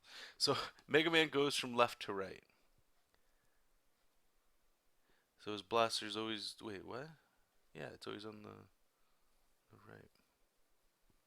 What makes us different? The fact that we're Canada's first specialized walking clinic dealing with all joint, muscle, and spine injuries. We wanted to raise the bar when it came. You have a tangent with Mega Man's cannon and the guy's foot. Yes, I do. Good job. I'll fix that in 1 second. Thank you. What arm is Mega Man's blaster on? There's a thread on on Capcom, so good. Here we go. Let's see what people are saying. I've seen drawings of Mega Man with his blaster on both his right and left arm, but never at the same time. I think when in the 2D video games, depending which way Mega Man is facing, his gun hand is facing away.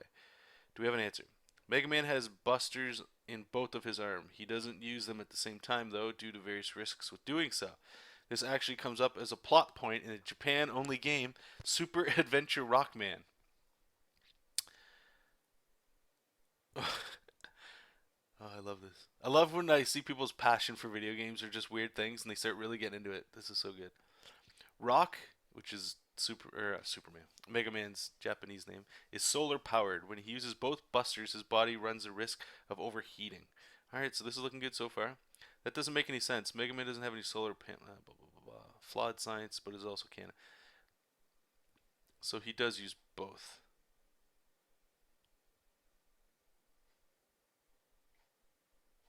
Huh. Good. Alright, so now that's a win for us. Hey, Cassidy. I prefer Marvel. Alright, so we're going to go with this composition then. Good. This looks better than this one, just for reference. I didn't know that. See, we all learned something about Mega Man today. His his blaster is from both of us, or both. It can be both arms. That is good news. So let's move Mega Man down here so he's not. We just kind of shift things over like that. Cool. All right.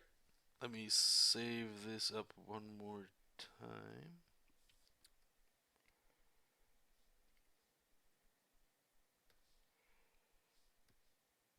I wonder if you can actually do this. Let's try to select a whole bunch of layers. Go edit, transform, flip horizontal. Does that work?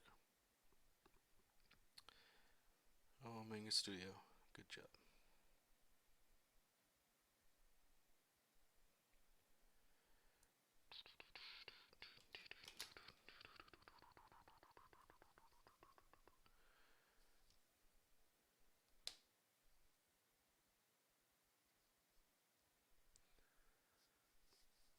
All right, let me. Okay, hold on. All right, Vincent, my man. I'll just have to. Unfortunately, I'm gonna give you one last warning here. Okay? I know you in real life, but yeah, please stop spamming. Okay? I did answer your question. Uh, if you didn't hear it, I apologize. But ask it again in some time. Don't just keep spamming. Okay? And keep saying what you're saying with about poop and stuff. That's I know you're a kid. It's fun, but try to have a little bit of what's the word here?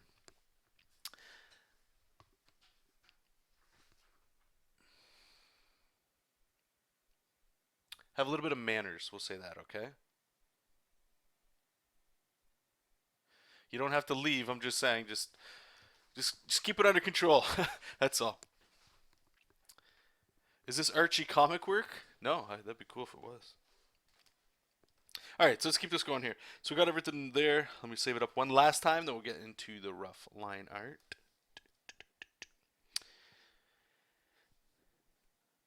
All right, so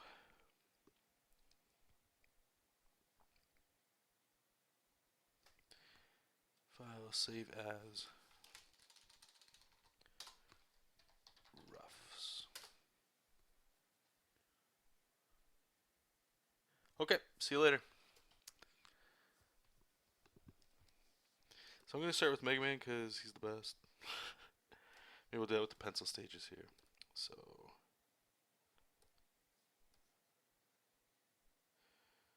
yeah, we'll just start in here.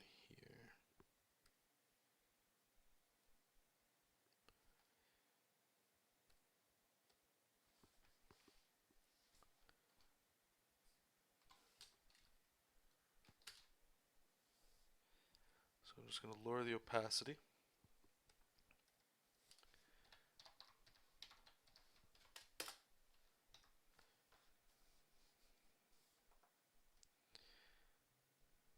And let's do it.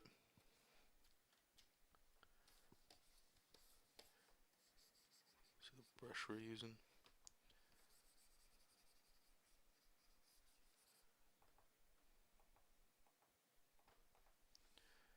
What about this one? Yeah, I'll use this one. And let me just change to a kneadable eraser. Okay, cool.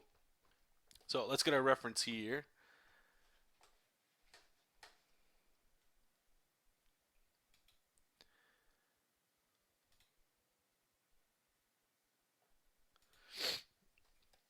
Oh, thank you. That'd be kind of fun to do. A friend of mine at work, he actually gave me some Japanese comics, some manga, Japanese comics. My God, so some manga of Mega Man, and it's beautiful stuff.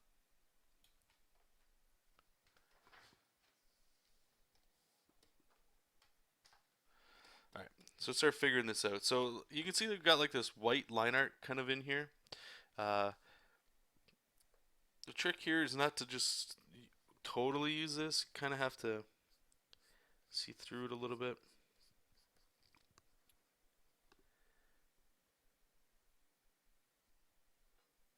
Oh, thank you. Thanks, V. We'll get more that gray wash stuff coming along. I had a blast doing it too. It was real fun. It's always fun doing traditional stuff for pinups mostly too. It's hard doing comics with real things, real tools. I find I'm spoiled with digital. That's why.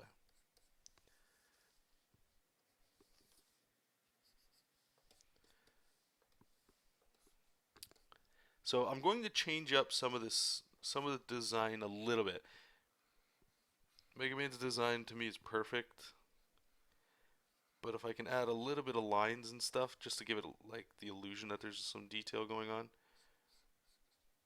that's what I'm gonna try to go for. But right now, it's mostly just worrying about like what's going in and all that. The wash video will be posted yes or tomorrow, so you can check that out. I think it's like an hour, hour and a half, or something like that. It's a Galactus picture we already did like a couple years ago now, maybe, and it's a print that I have. The line art's already done, but I printed it out with just like a 3 pixel brush and then like the Freddy method, right, with the outline,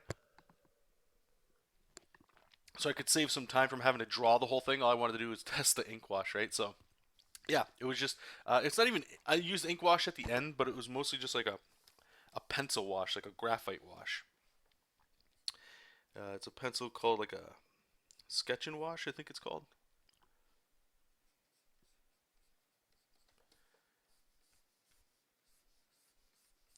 It was actually really exciting. I saw it from Freddie Williams, actually. There's another YouTube channel called Cartoon Block. I'm sure you guys have seen him. And he gets convention sketches, I suppose, which is really slick. And Freddie had done a couple. I don't know if he still uses the pencil anymore. I think he uses just sketch or ink wash now. I don't know, but it was really cool. It was really cool. And the reason why I wanted to try that stuff out was for conventions, really, and actually commissions. I'm going to start doing that because it feels like it adds a little extra to an image. I'm not using Copics. I've always used Copics, but using a little something else like that is kind of, I don't know, it's different. Just gives it a different taste, you know. Um, so it was exciting to use it. I like it. I like it.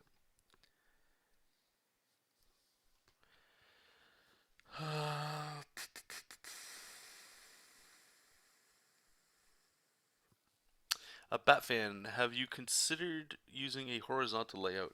Yep, I did. I just don't like one or two of my prints that I have right now. They're sideways. They're horizontal, and they're cool. But like I hate having to set them up because they always feel out of whack, which is weird because like even the turtles one I have is I guess horizontal because there's two of these like this. But yeah, no, I just didn't. I wanted this feeling. You can watch the recorded version. I talked about all the thumbnails we did before we even got to the silhouettes, but the feel of them piling on top of him here kind of has like a cool feel to it. To me, anyway. There's something fun about it. Cassidy saying going to be doing covers for this comic called Zombie Tramp pretty soon. To be honest, I'm kind of nervous. It's my first time doing published work for another person's property. Do you have any advice? Yeah, my advice would be exactly what James said. Congrats, that's amazing. Getting your first shot at published work is awesome. As for the nervous part, don't worry, you can do it. They wouldn't have come to you if you couldn't do it, right? And you know you can do it. You just want that little pick me up. So, some practical advice I would give you is be realistic with your deadlines as much as you can. If you don't know how long it takes you to do pages and stuff, give yourself some buffer. Don't Okay, let's put it this way. If you think you can do 22 pages in a month, tell them you'll have it to them in maybe 6 months to 2 months. Okay? But bust your ass to get it done in a month. There's this thing called over delivering. If you can promise somebody something, if they're okay with a 6 month turnaround or something like that, and you get it to them earlier and it's good work, they'll remember that. They'll always remember the fact that you went above and beyond, and that's always a good thing. Okay. Uh, Other than that, if maybe the deadline's real tight, if your deadline is real tight, I would. You're gonna have to, in order to make that, so you don't kill yourself. You're going to have to try to find a way to pull back on some of your details. So that means some of the art might not look as cool as you were hoping it would look. And there's nothing wrong with that. But have fun. Don't forget to have fun.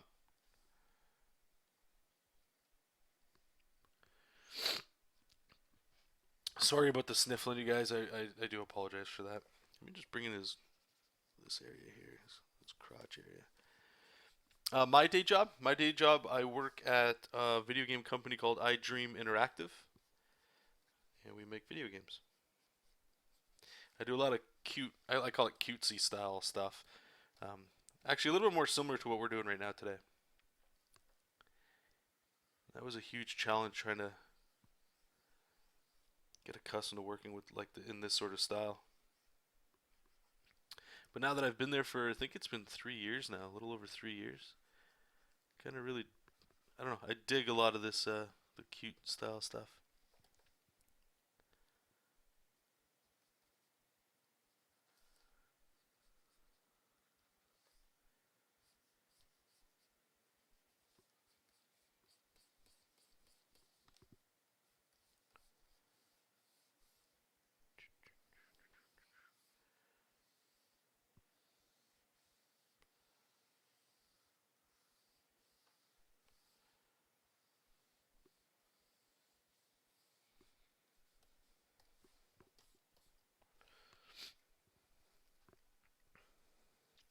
You were going to college full time before comic work. Oh, right, right on.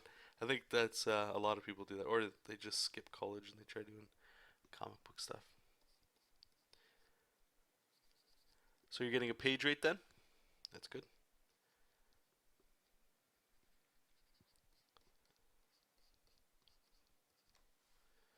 All right. I don't want to make him ripped. I like to think of like original Mega Man, sort of like a. His name's Mega Man, but I don't think of him as a man. More like a kid, or like a little preteen kind of guy. So in this stage two, if you can tell, I'm adding a lot of grid lines. I want to make sure that a lot of my like the lines are pretty much fine, right? Like we can go in there and do what we want. But I'm just taking a little bit of extra time now because if I was on a deadline or something like that, then this might not, I might have to be a little bit quicker about this. But this is good for when we get into shading and stuff, and figuring out our perspective now. This will pay off big time.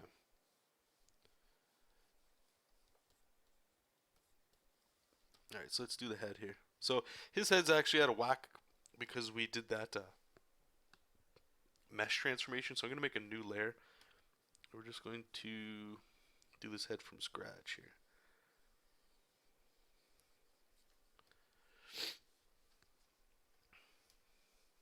Yeah, and please, Cassidy, keep us up to date. I'd love to hear what you guys are working on, especially with, some of you that start to get like actual legit work. Gets me excited. And then when you guys start sharing it with me, it's really cool, and I get to see the other people growing and all that stuff too. So, yeah, keep it up. I wish you all the best. I'll show you guys this actually here. I show this from time to time, so just so you guys can sort of see, like, I don't want to say the range, but like sort of what it is that I do for the day job stuff, right? So the first game that I was hired on to do, or when I first got with the company, was a game called Super Gem Heroes. And I've showed this before. We mostly do like puzzle games and stuff. So if those like match three, if that's not your thing, then that's cool too. But maybe so I'm the only actual, like, let's say, artist doing like art like this, right? The manager, the boss, whatever you like to call him, he does a lot of UI elements and stuff like that. I might do a pass over to get like the arrows done here. He usually does like the buttons and stuff, but I'll do graphics and maybe help with the color choices and stuff sometimes. But yeah, so like this whole background is what I did, and just give you guys like, I guess, some inside baseball and how this stuff sort of made. You guys might dig it. So when we were trying to come up with the idea of a world map here, a lot of puzzle games like Candy Crush and stuff, it follows this sort of map thing. But we were trying to get things out quicker than we could, and at the time of this came out, I'll be honest with you guys, I like, if we go to the very first area, I hate having to click all the way over there. This is the very first area. My coloring and design was so much different than what I was able to do like a year and a half later of continually doing this stuff, yeah, I know that physics thing was actually hilarious. But yeah, so like a lot of this stuff, the little icons and things, designing this little guy, all the little boss fights and stuff, these sorts of things, these are all things that I did, right? And this is sort of like for me, it felt like this game here, we sort of lost the creative direction. It was supposed to be like a little boy in his own imagination saving his stuffed animals, but then it was sort of superhero-ish, and it was a very good experience for me because thematically we had ideas, and you know how it goes. Whenever you work even on a comic project and stuff, a lot of this stuff you'll find out as you go, and your work habit and work steps, I suppose we'll say, they change like how you go about making stuff, right? So for me, it was I don't want to say a letdown because it's not a letdown, but there was things that I was like, I wish that we could do things better, and we did get better as we went on. I think somewhere here is this it? You start getting like these little cutscenes. I don't know if it's this one or not. No, clear out the boogie goo. Okay, let's get out of here. I don't want to do all this. It's one of these levels. Maybe it's the third level. No. Well, there's cutscenes. And then what you would happen here, and I actually enjoy this. It was more like adding video game stuff in here. So you'd have these little boss fights against your stuffed animal friend here, right? Get that little Pokemon intro, and they would be here, and kind of tell you how you have to beat the boss. This one, you just have to make matches next to him, and he's gonna start to get real upset. And when he gets upset, he shuffles the board. Complicated stuff, right? See, so he's starting to get real pissed off. Let's blow him up. So he's gonna fly around, shuffle the board up. Cool. Just match here. So I'm pretty sure that'll just beat him right there by matching that. I don't know what they use. I think this was all done in Flash for like the actual programming, if that's what you're talking about. Oh, it didn't kill him. Oh, interesting. Uh, what else did they? I know Flash was one thing. I don't know. Like, I wish I knew more about the programming with a lot of this stuff. I know we mess around nowadays with like Unity and things. Um, I used Photoshop for all this stuff. I did use actually Flash as well to do some animations, but the person who animated this game isn't with the company anymore. He's a fantastic artist and illustrator himself. Let's see if we're gonna lose here, guys. Oh god, the intensity. It's been so long since I looked at this game. So we want these big, chunky. The way to beat this guy is you got to get these matches next to him, and they're called cascades. When you make one match, that goes into another match. Like this one right here will be huge. Is there any way we can actually? Yeah, let's just do this. What's gonna hit it in the most here? I know this isn't drawing, guys. No, I won't be streaming all day. Once I've finished the Mega Man one, it's pretty much wrapped up. I got some stuff I got to do today. Anyway, let me get out of here, and I'll show you maybe like let's see here. So we got Rocky Ram, all these guys up here. This one's kind of cool if it shows it. Once you get to a certain part, there's like these storms that are over here, right? And they get that cool little lightning effect. That was fun to do in Photoshop. This little like lightning effect. But yeah, there's a whole bunch of things in here. This is an older game. I don't even think we don't really develop for it anymore. So when you start going into an area, you get like these cutscenes here, and this was fun to make too. So this right here is actually where I started to learn how to color better. Honestly, like if you look at this main character's name's Gem Boy, I would have the shadow, which was dark blue. Now I don't really work like this at all, but his flat colors here, and then like this light blue, right? Everything was like in the same. If it's yellow, it goes to a lighter yellow, and if it's dark yellow, because it's yellow, reflective light I was starting to play around with and stuff. It was really different. But our newer game, Recipe Rescue here, I'll load this one up. Hopefully you can see what's it called? The art makes a bigger jump. Like right here, that's a little harder to see. But I'm starting to learn more about like reflective light, having color harmony in a lot of things. And this one, it's different. It's a lot different than what you just saw, right? Oh, I'm only way down here. Dang. But yeah, there's all these like restaurants and restaurant owners and stuff like that. Um, but this one was a treat to work on because it changed a lot of the stuff. Like a lot of the designs different. You can see we're going kind of like with chibi style. Everything's a little bit more fruity and there's colors and stuff. We get like a really cool cut animation when you make some stuff. It's just match three stuff, but it's not things like I would never have thought about any of this stuff. Like look what we're working on today. What I always post on the channel, comic book stuff, right? This is so different than that. In a lot of ways, it's refreshing because it's much different than what I'm normally working on. But at the same time, it's sometimes you're like, man, I wish I could do more comic book stuff, right? This game here is called Recipe Rescue. The one I just showed is called Super Gem Heroes. Super Gem Heroes, I think we're canceling it soon. Like I said, it's been out for about 2 years now, and we don't really develop for it anymore. But there's this. There's a couple other games and stuff. I won't bore you guys with that stuff, but that, and then we're getting into like what we're doing right now. So it's different. It changes a lot of just sort of how one thing leads to the next. Like now, I feel more confident when I'm doing color. I feel like, especially if I've been coloring for so long, right? You start getting. It's like we said actually in the beginning, talking about tools and stuff. Of start working with a tool long enough, and you just start to learn the ins and outs sort of each thing, right? So, how does color help me draw better? Well, form, lighting. I'm not saying everybody needs to learn how to draw, or no, sorry, needs to learn how to color. You can focus on being like an awesome artist. There's tons of people out there focusing on being awesome colorists, right? So you guys can always find a way to meet and work together. But if you're doing your own kind of stuff, sometimes it's nice to get in and do both those sorts of things. So we got Mega Man here. Let's so I'm gonna give him the big old cartoony eyes here.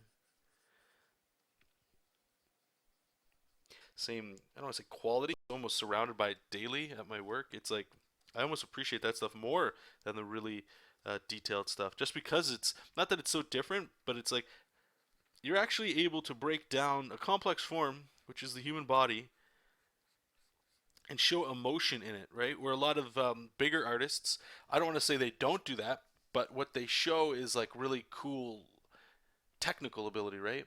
Where if you put like a good example is Jim Lee. Love Jim Lee's artwork. Always have, always will. But you put his surprised face Superman next to surprised face Jimmy Olsen, they're very similar, right? Where if you put like surprised face um, Disney artist next to a surprise face of a different character in that same movie, they're different, right? And there's something about that that's really cool. Oh, here we go. Here, you, brutal.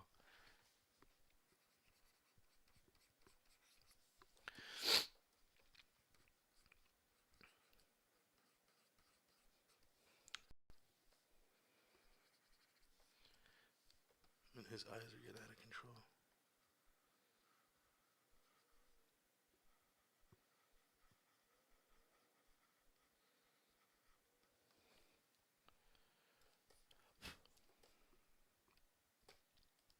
Sure, we'll leave it for now. We'll walk away. We'll come back later. Oh, jokes. We got comedians in the chat room today, guys.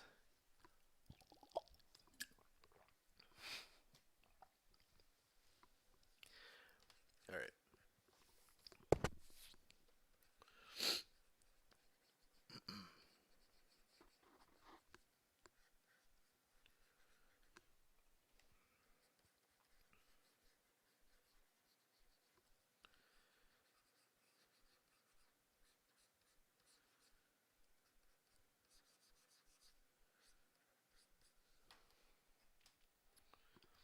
Okay, cool. So Mega Man's pretty much done. So the last thing I've been doing with this stuff is I'll pick a color. I don't know. We'll go with like a dark blue, I guess, or a grayish blue.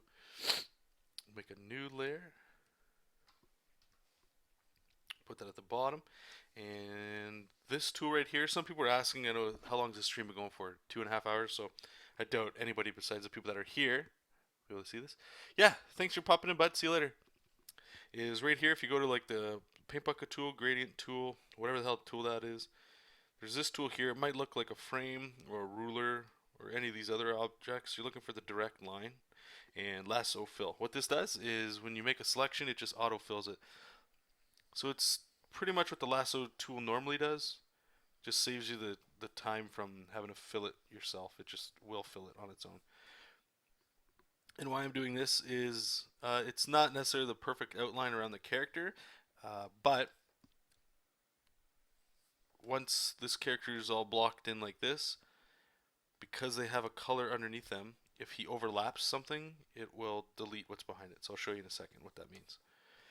Because that lets us get into like, okay, what's the final composition looking like before we get into like the tight line art, right? Always being able to go back in there and change something will save you a whole bunch of time. Okay, so we'd have that, right? So if I wanted to move Mega Man anywhere, right? So I could click Mega Man and he'll block out anything that's behind him because he has this color layer. If I don't, then it's just like this, right? But because I have this, you can move him anywhere. You can, rotate, whatever you want to do there. Okay, so that's why we're doing that. And we'll save that up. Jesus, you guys are too much.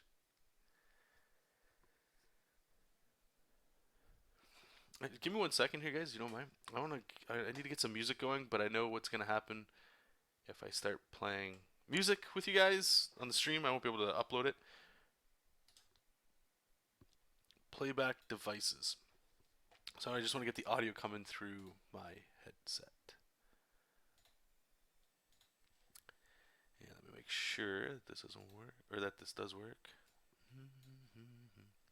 Oh, lasso fill. Never knew about that. I've been lassoing and hit alt delete. Yeah, no, exactly. Yep. It does. It's very good for like what I'm doing. If you need to get in and get like that nice, like where you need to add to a selection or remove a selection. I still use a normal lasso tool, but yeah, it's pretty huge. Just being able to do that for sure. All right, let's load up Spotify here. You guys use Spotify?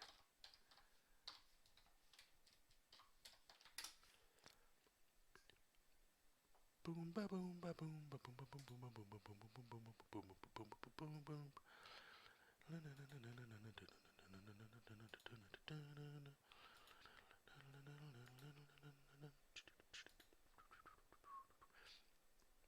Hmm? How is that?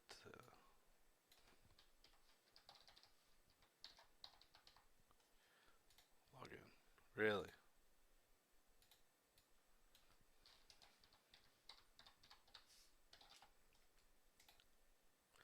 All right. Well, I don't know what the hell's going on with Spotify, so let's guess it's YouTube.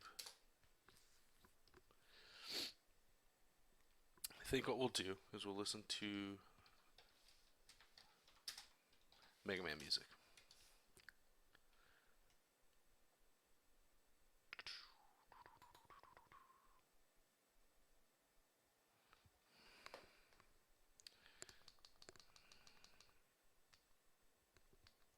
And let me know if you guys can hear it so I can disable it so it doesn't happen anything after there. Anyway, okay. So, Mega Man, done. Who's the next one we're going to do? Elec Man? He looks fun.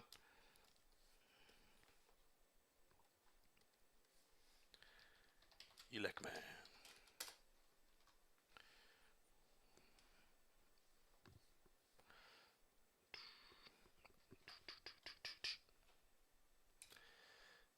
Let's get our reference here.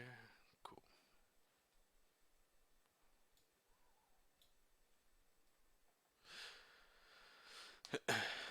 Yeah, thanks for popping in, Cassie. Have a good day.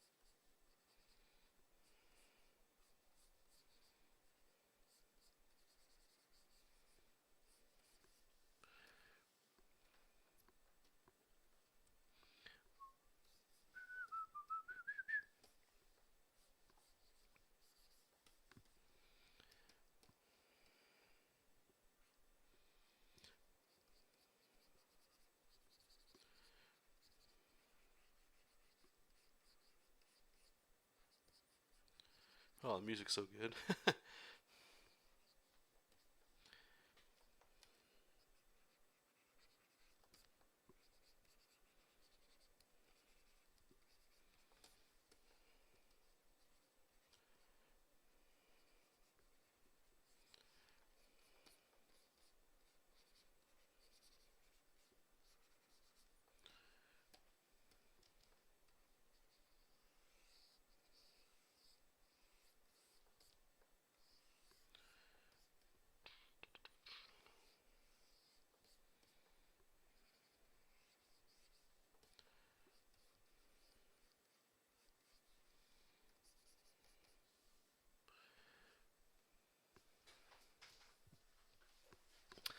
No, like YouTube, you can play anything you want. I think some countries it'll block, for whatever reason you're not allowed to play that music there.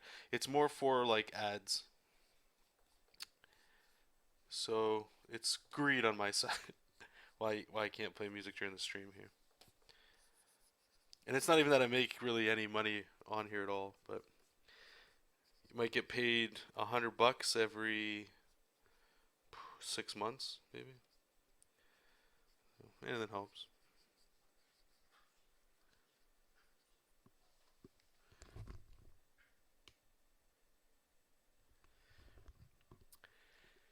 Hey, and that's fun. Let me just save it. There's a cat throwing up, so I get to go clean that. I'll be right back.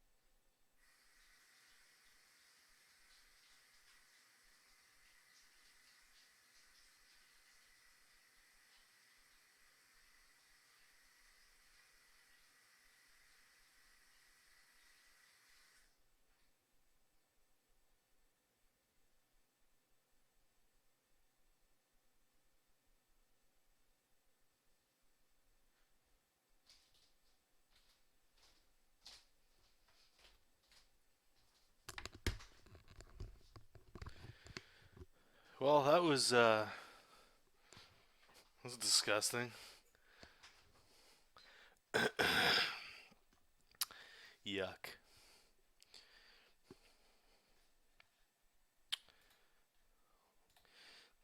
Forgot to post this, so I'm just gonna share this online. Uno momento, my friends. 1 second. Do, do, do, do, do.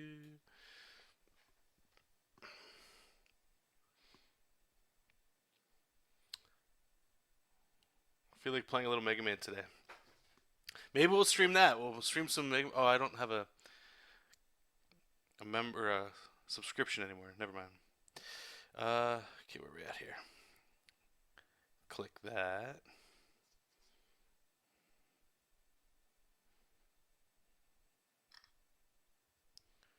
Clicky poo. Next.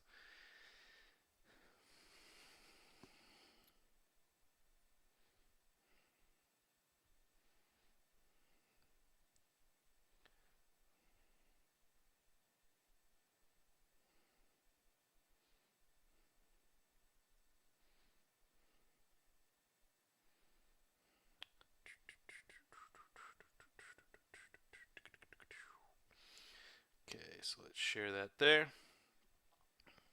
There, if you guys want, you can check online. I just took a quick picture on Instagram there. Should be shared everywhere you guys are following me. If you guys want to see the silhouettes again, and let's get back to it.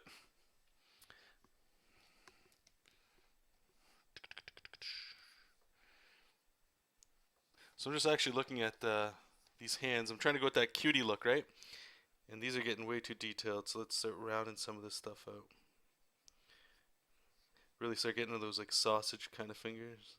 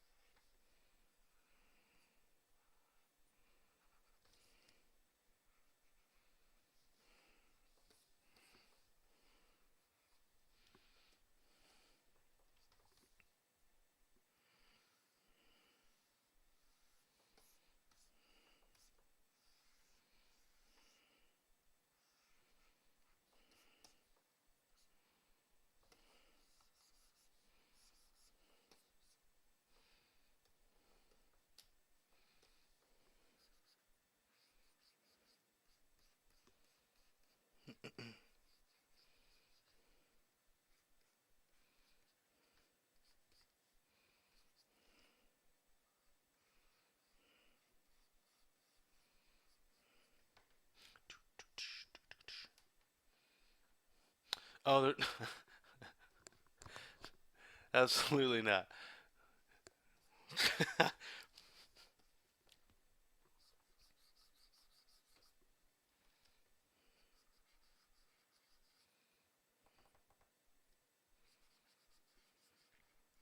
That'd been nasty.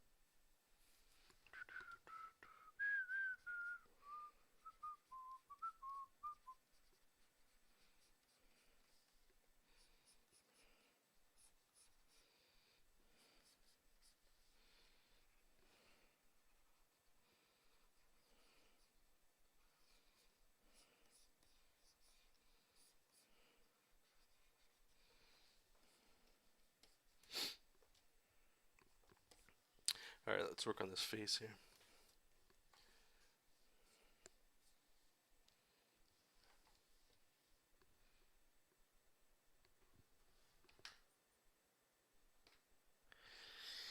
Hey Noah, am I doing any critique shows? I haven't done one. Gosh,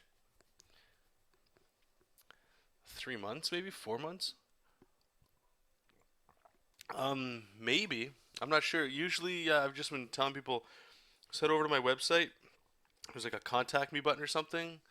If you don't already have my email, and just shoot me an email saying you want to, get some stuff critiqued. Is it cool? I'll get back to you so that you can send it back to me with some attached images and stuff, and then I'll do my best to give you a little critique.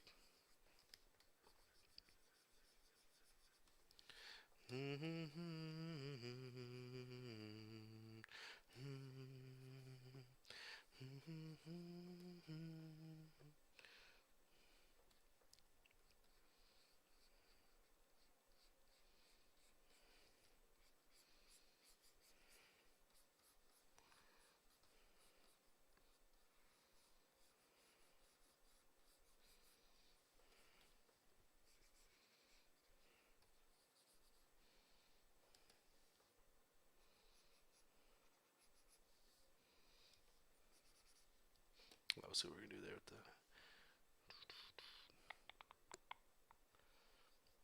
Oh, Robert Marzullo is. Yeah, check. Yeah, go check his stuff. If you wanted like a live one or something, yeah. If he's doing them, yeah. Free critiques are awesome.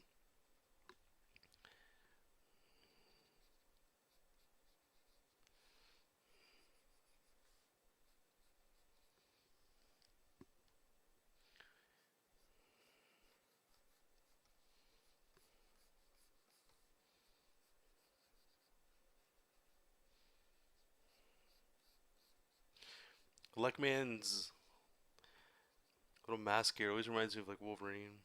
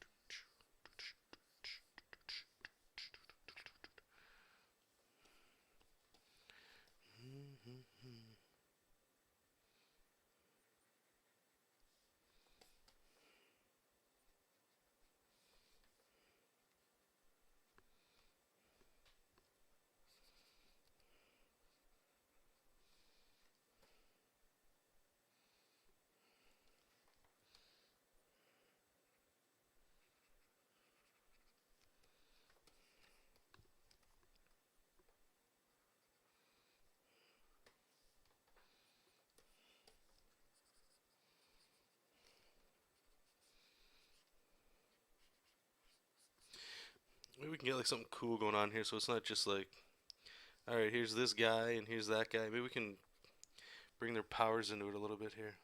Let's see something. So what the hell's going on here? So we got his pecs, his ribs.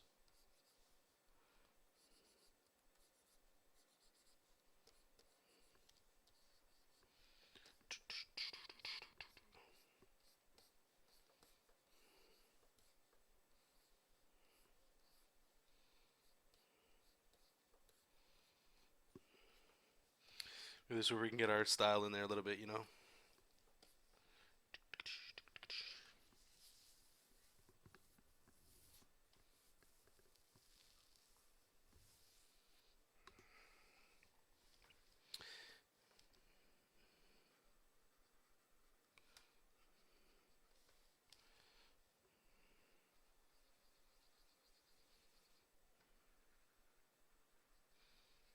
Give him like a little electricity ball or something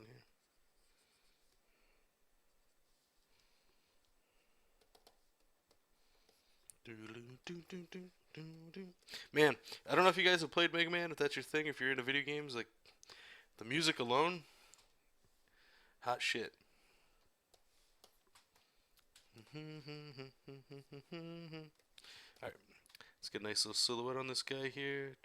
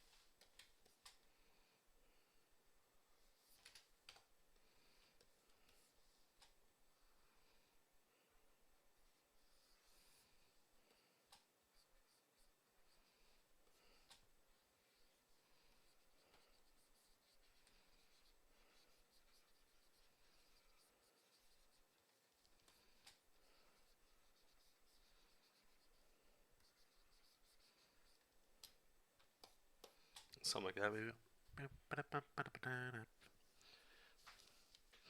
Mega Man 1. It's the first Mega Man I played. It's still my favorite Mega Man. Mega Man 2 I think is a lot more fun to play. But Mega Man 1 is it's like Final Fantasies I find. Everybody, it depends who you ask. They all it's either Final Fantasy like 7 or 9. Some people it's 10. Me it's 6. It's the first one I played. Usually it's like that with every game. It's like the first you played the best is what you remember the most. Okay, so we got two guys down. So you see how I don't know. For me, this is like obviously it's coming together, so it's a lot more fun now. I'm starting to see like, all right, this is getting very close to what this is gonna look like when it's done. And I mean, I've been chatting with you guys for sure, so that takes into account. But it's been about 3 hours. So I would say if it was just me with music rocking out, I'd probably shave maybe close to an hour and a half off of this right now. So it's only been about an hour and a half. If I had to estimate how long this would have taken to do, so it's pretty quick. I mean, it's not that complicated. It's pretty simple looking stuff, but yeah. Okay, so who are we gonna do next? Who's this? Fireman? Yeah, let's do Fireman.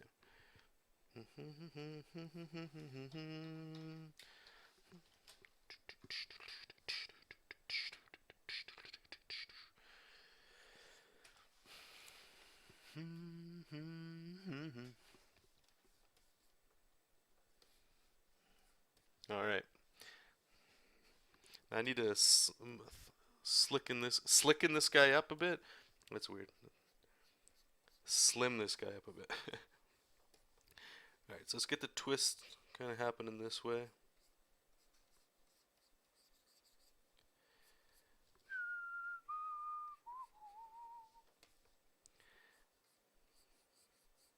So I'm actually gonna leave the silhouette a little bit here. I said that before while we were doing that. The silhouette again is just meant to get us to the next place. So nothing's ever final when you're doing this sort of stuff, right? So you don't have to be tight and precise with your silhouette, I find. You can sort of just do what you like. It's more for placement of shapes. And it gives you just a little way to look in there and, you know, break shapes down here, right? So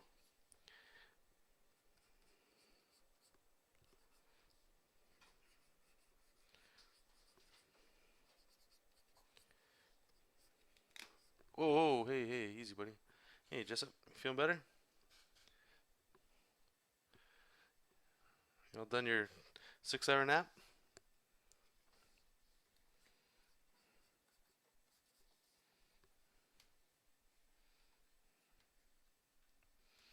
Never played Final Fantasy? No, that's okay. Not for everybody.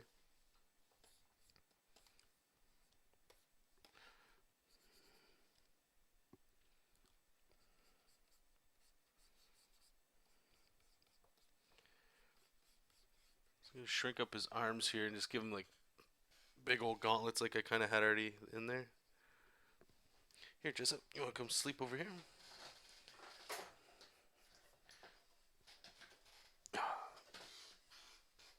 There you go. Come on over here, bud. Hey. Here, want to come sleep over here, buddy? Come on. Good boy.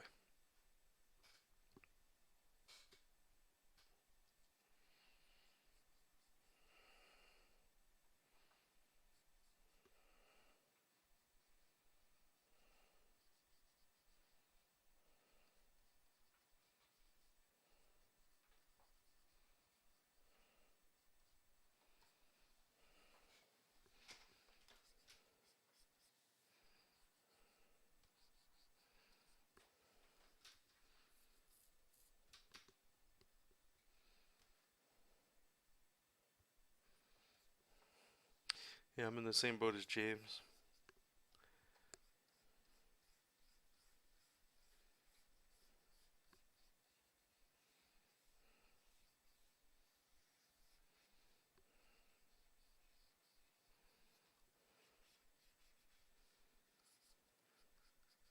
Especially if they're like competitive games, like online stuff, I gotta really stay away.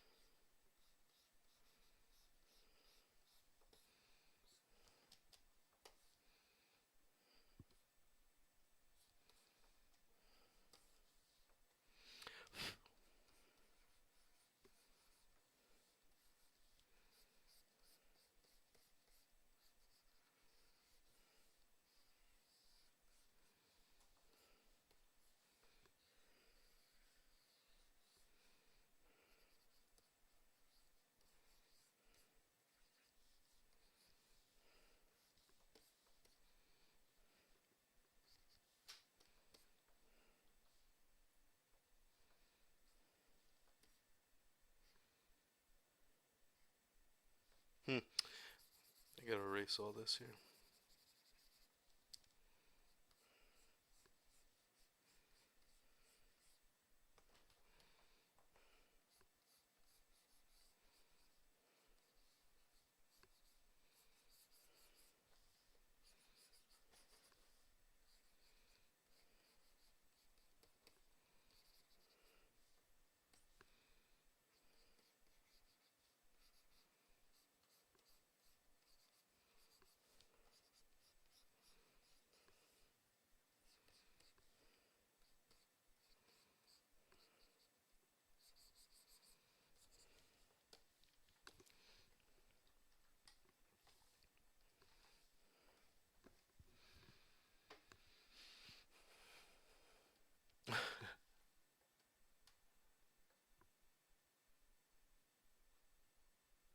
Yep, they do. It's like that really cute. I don't know. Mega Man's definitely got a style to it. I really enjoy it.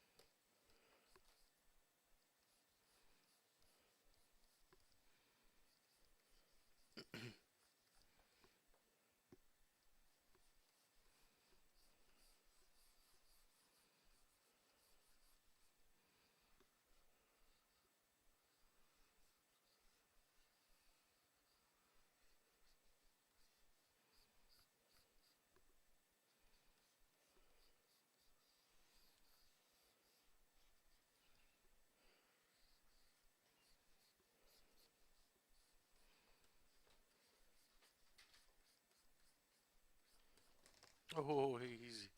Here, over here, bud. Come lay down.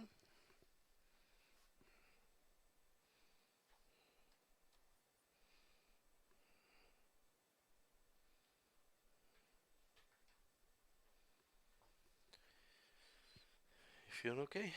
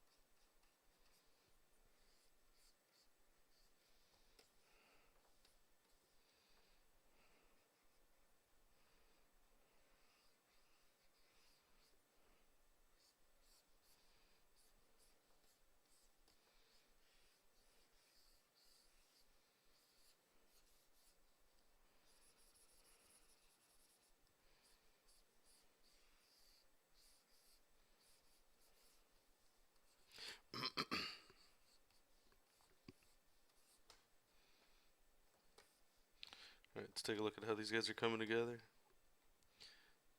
That's fun. Alright, and then we get some cool fire effects here. So maybe we can. What's cool is when you start getting like with the Man here, where we got the lightning coming over here. It's to help show like possibly where the characters are coming from or their motion, right? So if I can maybe even bring it something like this or something. I just want to take up too much of Bomb Man.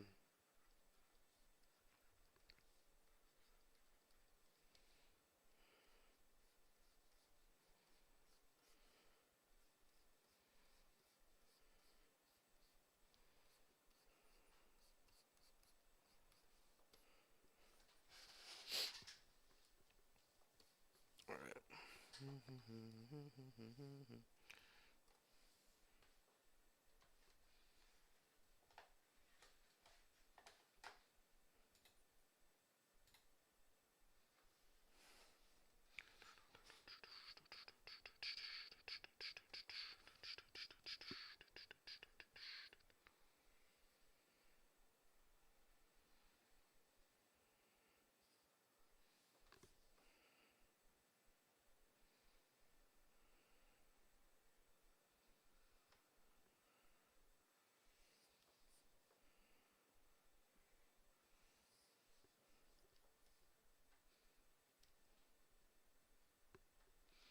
Have I used any 3D programs like like ZBrush? I think I did for something at work. I remember looking around for 3D software, free stuff. I think maybe ZBrush was what I was using, or maybe there's something else. I forget the name. Blender. That's one that I was using for sure. That one was pretty fun.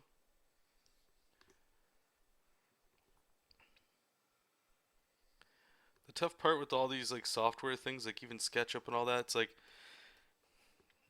it's like trying to find or watching a whole bunch of tutorials on how to draw.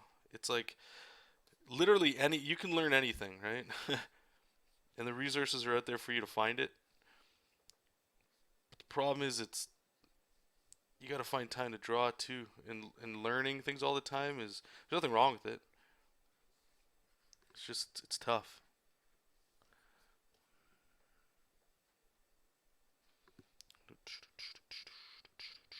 Hey Felix.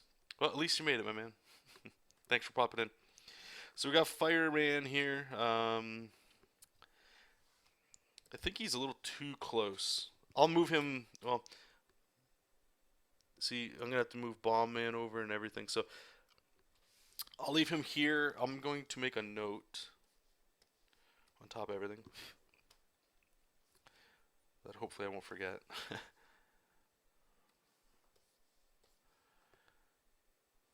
I'll put it in red.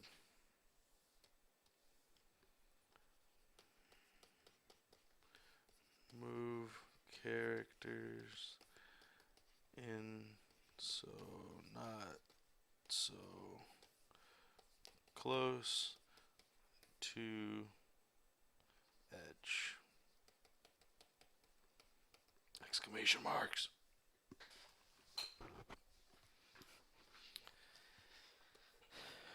All right, this is coming along. I'm having a blast doing this, man.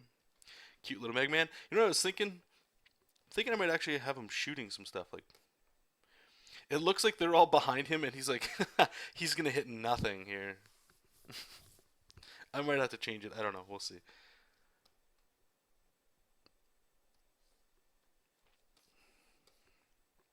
All right, let's do Cut Man.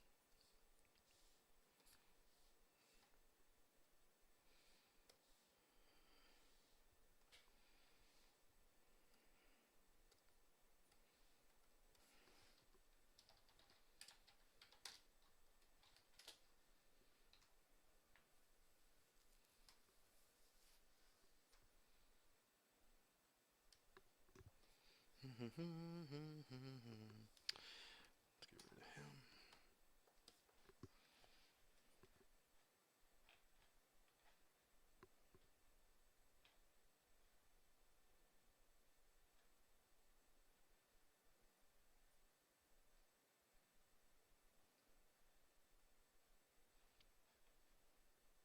Yeah, you're right. Yeah, if I add the bullets, it'll. I think it should anyway. Help maybe guide through it. Like I can already tell right now. Like it sees Mega Man, so he's shooting like this, right? Like so if I have like a couple bullets, like pew, pew, pew, pew, pew, something like that, shooting little lemons. I can have the elect guy in front, have this guy in front, and make that go behind the two, so your eye has no choice but to have that illusion. So it might be a good little trick to put in there. Good idea.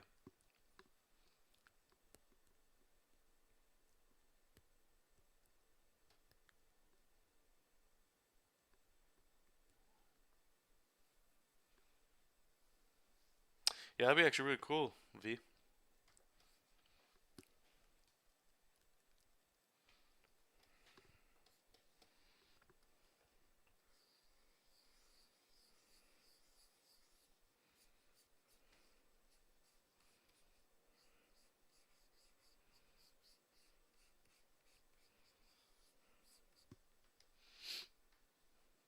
See you, James. Thanks for sticking around all this time, man.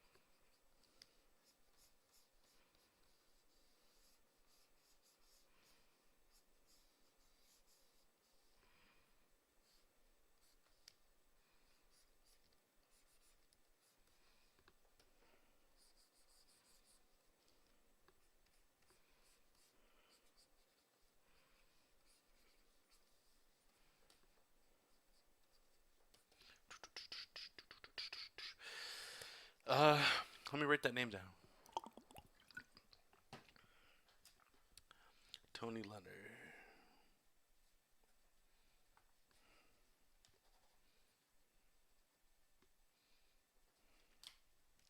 Just give me about like 5 or 10 minutes here, guys. Oh, shouldn't take 10 minutes, but just give me 5 minutes. I'm just gonna grab another coffee here, and we can get back into it. Here, we'll zoom in on this guy. Something to look at. Okay, just give me about 5 minutes. I'll be right back, you guys. Thank you.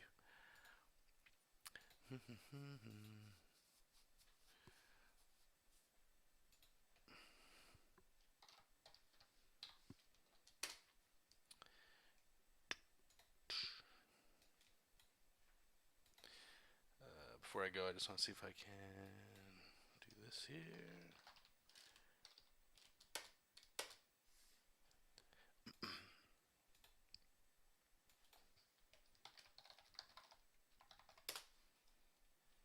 Okay.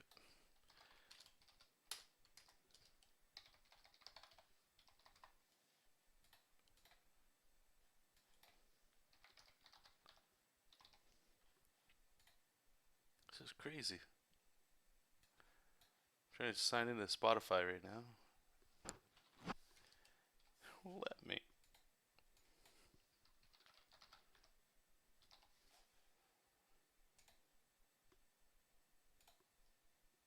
That's brutal.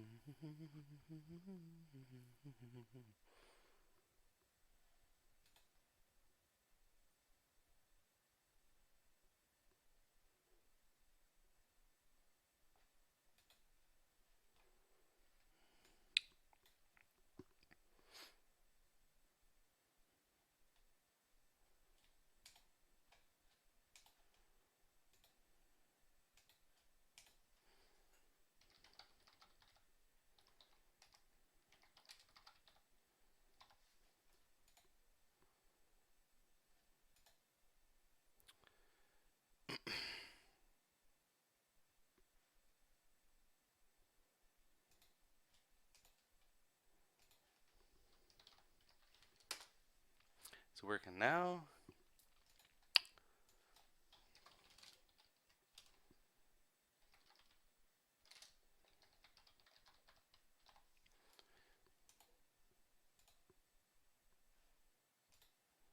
I don't even know if this is right.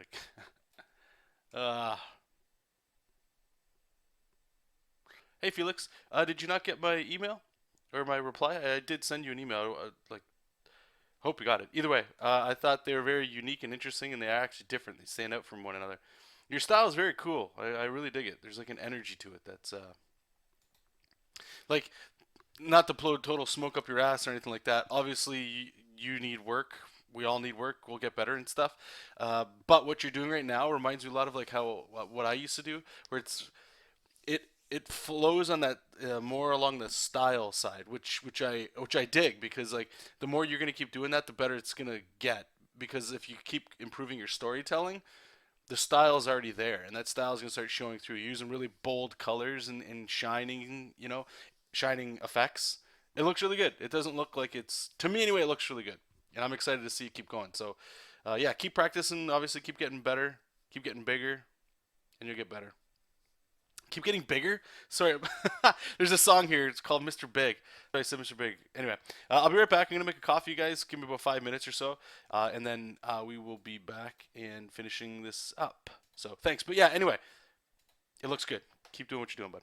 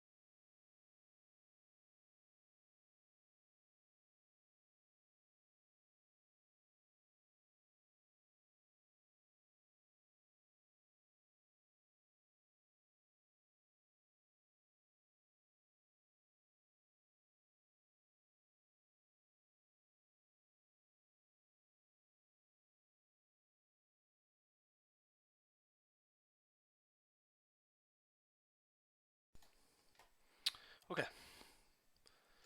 All right, thanks, guys. Just had to do a little top off. Get that coffee going. Hey, Jonathan, what? Oh, right, sorry. Yeah, no problem. What's the difference between an organic and solid shape when drawing? Can you give an example? Um, I won't draw it, but an example, example. It's not necessarily of a drawing, but all you're doing is you're wondering what is organic and what isn't organic. So organic is like life and maybe softer shapes. So like humans are organic, trees are organic, buildings are solid shapes. Rocks, those are solid shapes. You can make organic looking rocks and you can make solid looking humans, right? It's just sort of like the idea of it when you're drawing it, that's all.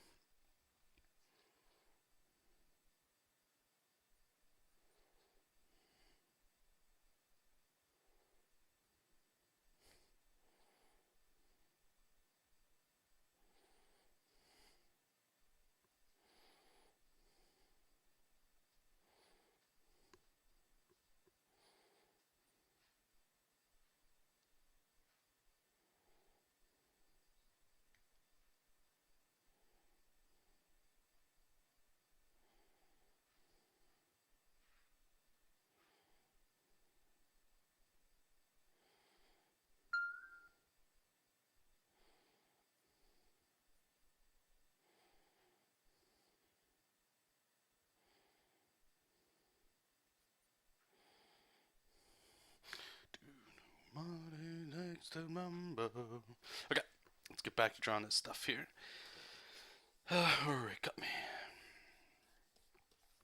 Where is he? There he is, over here.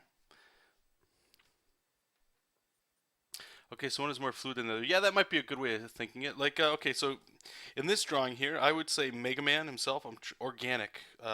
There's life in there, right? Like, there's an energy in here, but his Buster, his weapon here, is more of a solid shape. I'm not like there's energy in it, right? But it's just a solid shape. It's just a little nozzle with the gun. But in here with the organicness, there's like muscles and stuff like that. These lines could all be straight lines, like they could all be like this, right? Like his arm could be like that with the buster on the top for sure. But even that curve is more organic looking. So like if you think of a tree, right? So if we got land, solid tree, maybe we will have like we'll do a simple cartoony style tree. So there we go. So that's all solid shapes. But to make them look more organic, maybe we start doing this with the roots and stuff, right? Do you see right away how that looks different just between the two?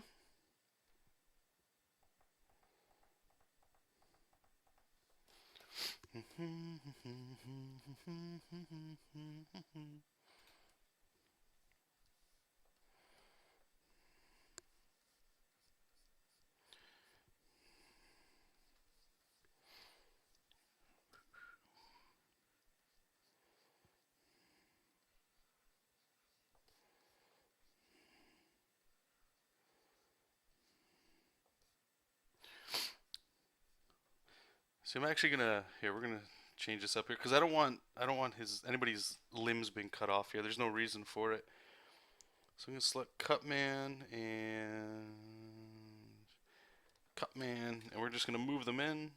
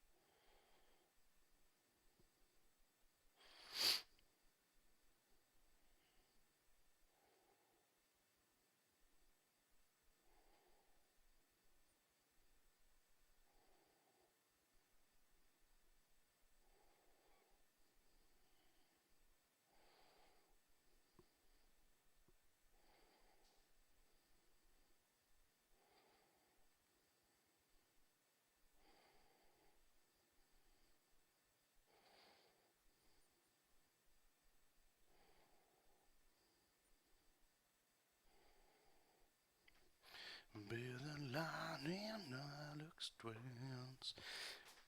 Okay. See, so like his gauntlet here, right? It's a solid shape, but I guess I'm adding a little bit more organicness to it by bending it a little bit, I suppose. I guess it's more of like if you the easiest simple way, unless somebody else in the chat can help me out here. Easiest way for me to think about it is like whatever the feel is that it's giving you, the feeling of it. If it feels like it's a solid object, or if it feels like it's a organic shape. I think with this guy, I might actually make his head a little bigger, since he's throwing giant blades off his head. You know, kind of looks a little cooler too. Vibrate and keep heaven sent.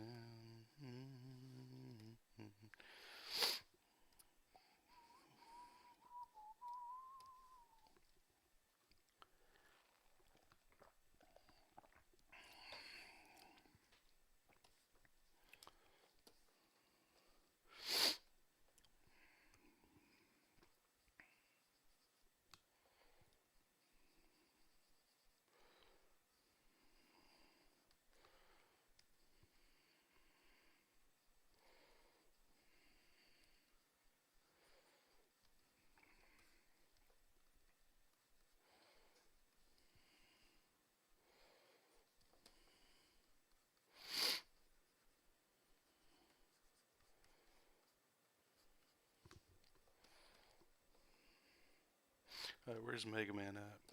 Down here.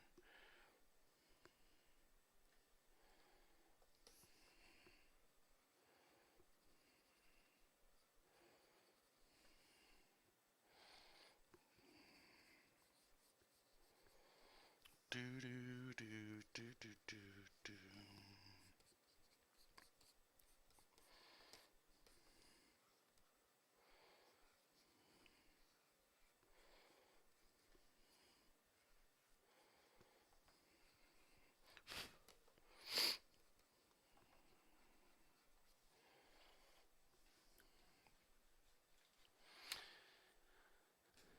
So do you guys got any plans for the weekend? Do you guys got any projects you're working on? Any like studying and stuff you're doing?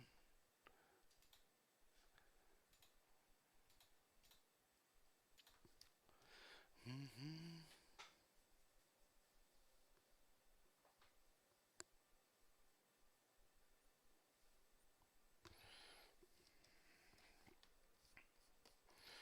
Hey, the rain.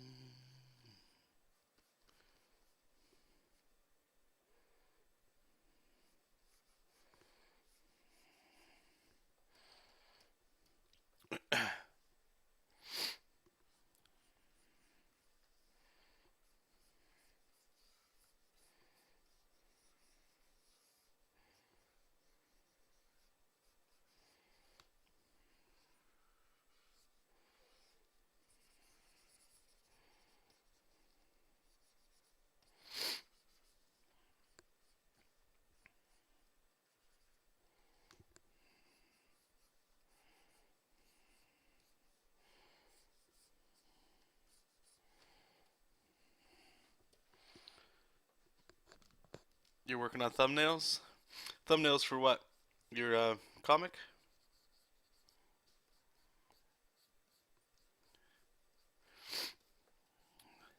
Have you worked on a script or anything for yours? Is that something you're interested in doing? Because for Jessup King right now, that's what I'm sort of working on slash wrapping up.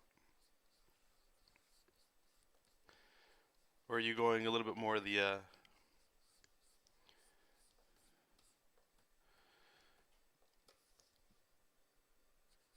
just sort of write it as you go?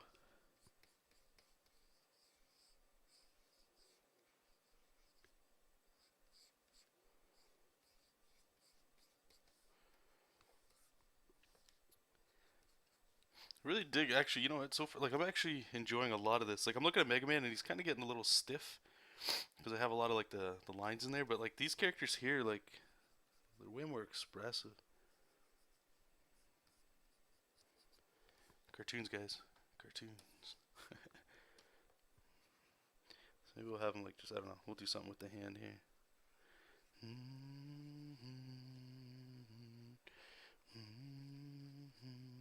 I close my eyes.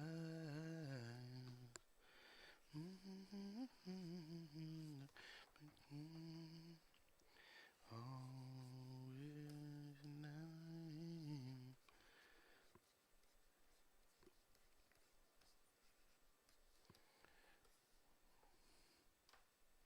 Afternoon, Jefferson. Okay, let's get our. He was actually pretty quick to do. Oops, I didn't give him his little underwear.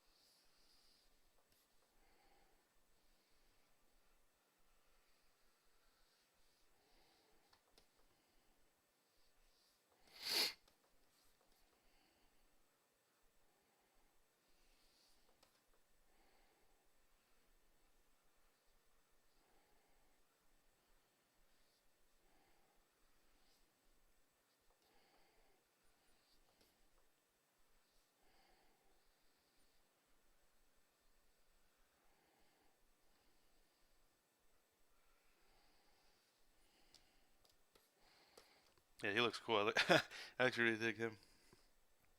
Okay, so got them. Now, where did I have? Was it Elect Man? Yeah, so Elect Man should be in front of Cut Man. So we're gonna be moving these around because like his arms like way up in his crotch and stuff, right? So we can still like do things like move them around and still do all that stuff. And that'll be the last thing we do once all these characters are done. Yeah, man. I like this should be done. Should have been done a while ago, but you know how streaming goes. People got questions, and I want to answer them, and you guys are just fun to hang out with. If I had like a super cram day of like a lot of work I had to get done, I don't know if I would have been able to stream this sort of stuff, but I'm having a blast. I'm having a blast. Who do we got left here? I guess we'll do Bomb Man. He's gonna be fun to do. He's like I like drawing like fat kind of fat kind of people. Fat people with some bulk to them. Obviously, I draw a lot of muscle people, but fat people are fun to draw too because there's like cartooniness to it. There's like some energy to it. Like here, I'll show you. Let's turn off Fireman, and I'll turn off the silhouette version too. But you see, like the big gut. There's something fun in there. Something that sounds weird. Something fun to draw about that shape.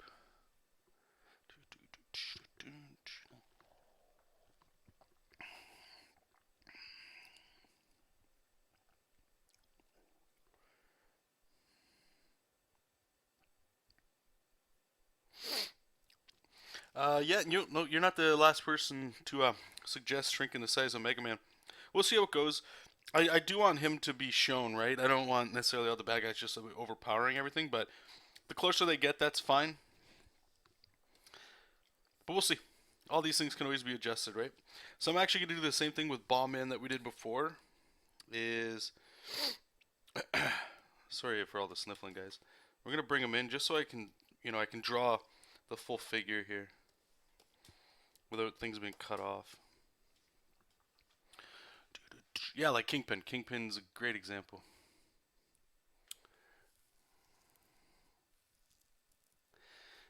Yeah, no, yeah. It's like, how do you have like really great pinups where you have like a lot of people and you have to make somebody the focus, right? Like, how do you do it? So my idea here is everything's sort of pointing down at Mega Man, and everybody's looking at him, and all the lines, even the background quick stuff we'll have is all pointing at Megaman. So you have no choice but to move down throughout the image. So see, it's tough, but you only learn really by failing, right? So let's fail the hell out of this. All right, so I'm gonna focus right on the big belly here. Push the hip area.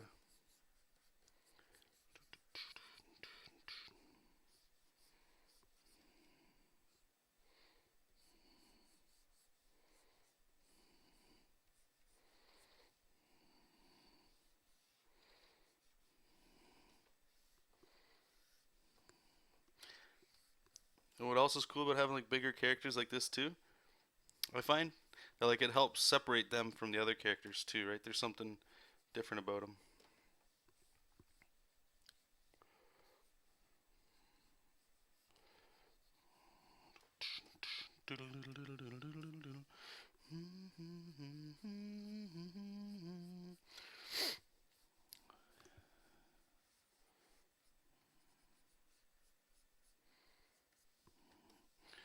Fighting firm against all odds.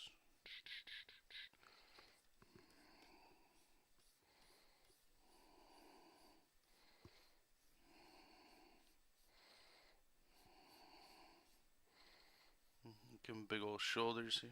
I think he's actually got shoulder pads, so I'll have to figure that out. A bullet.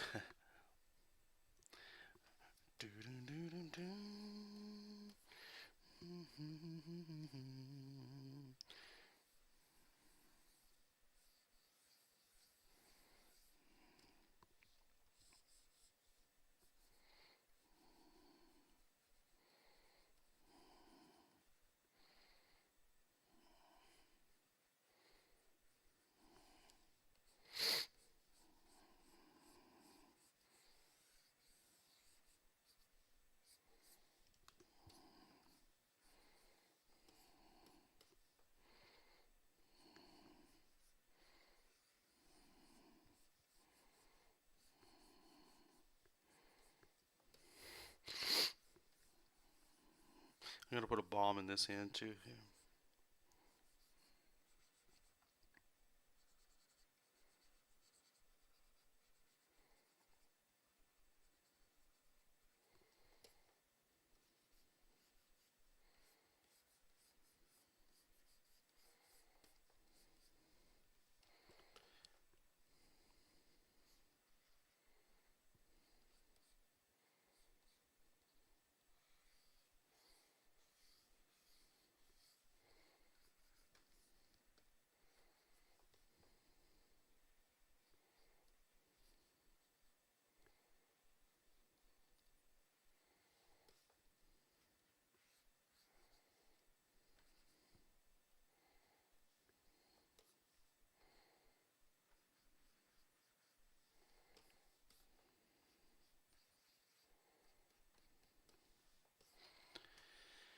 Little cheesy bomb is good.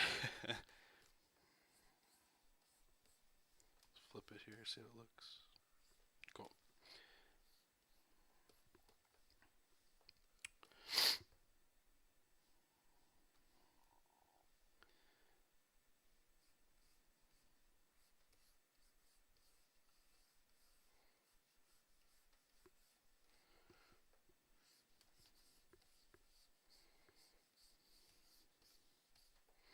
Let's make these boots a little bigger here.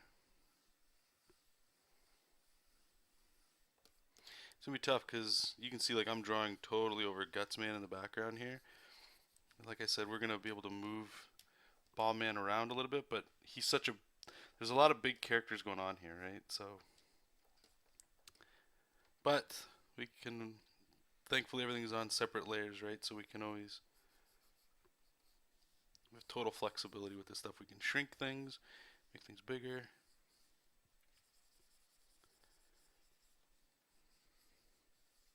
And I've been debating too. We'll see. Right now, this is all meant for prints, right? So digital stuff get all printed there. But once I save everything here while we're working and I'm doing like the line art stuff, printing it out and inking it traditionally. Maybe do a little gray wash on it or something. That might be fun. So this guy, we're really pushing the design a lot different than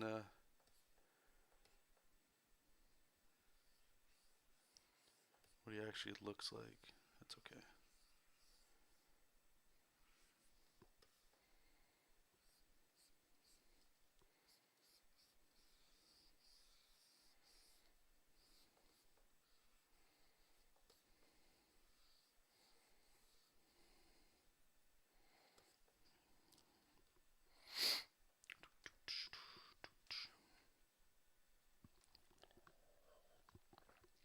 What's that? Yeah, yeah, shoulder pads are yellow. Yep. Gotta make sure we can fit them all in there. I think it's okay if we get like these giant. This might actually help us pop those shoulders out, you know?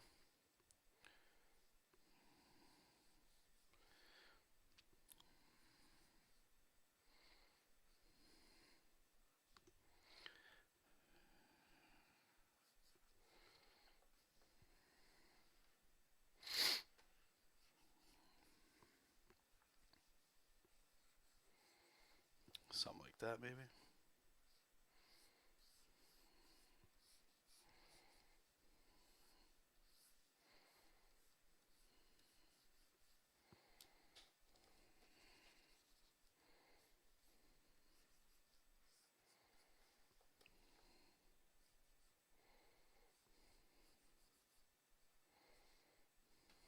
That's kind of fun. All right, let's try his head.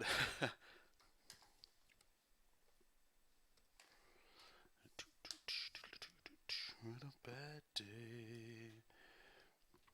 So he's got this weird, really weird face.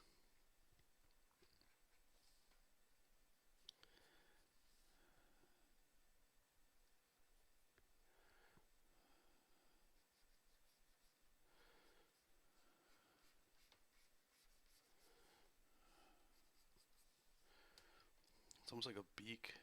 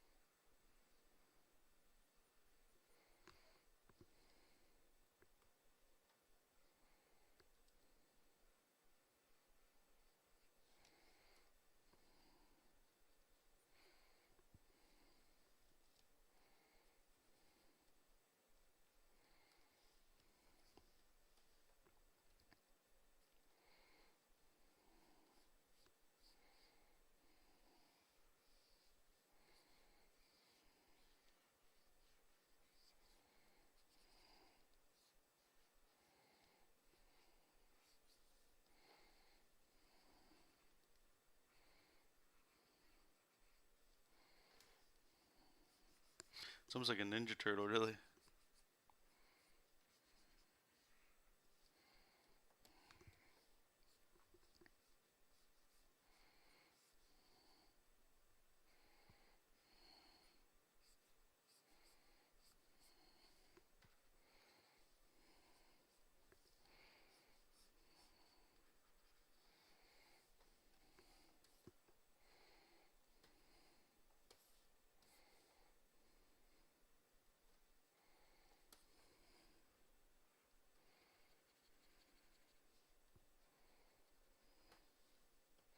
I'm gonna take a quick look online here just to make sure. Like the reference I have is actually pretty bad.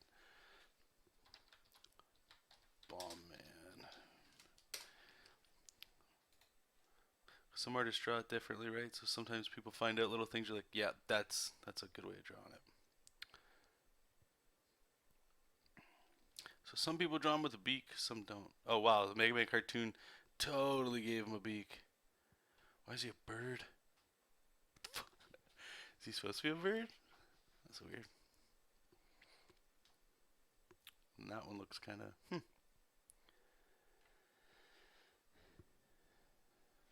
whatever. Kind of guess it works.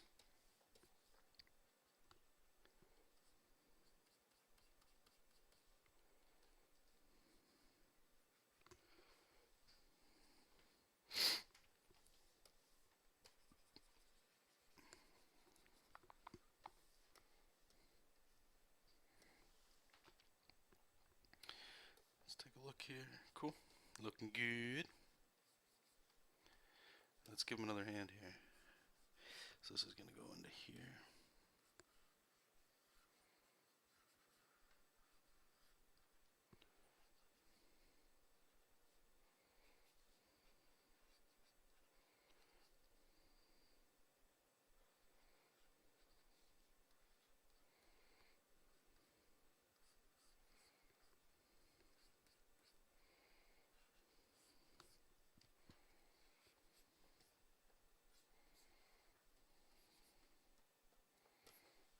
Alright, so let's get our little background in here.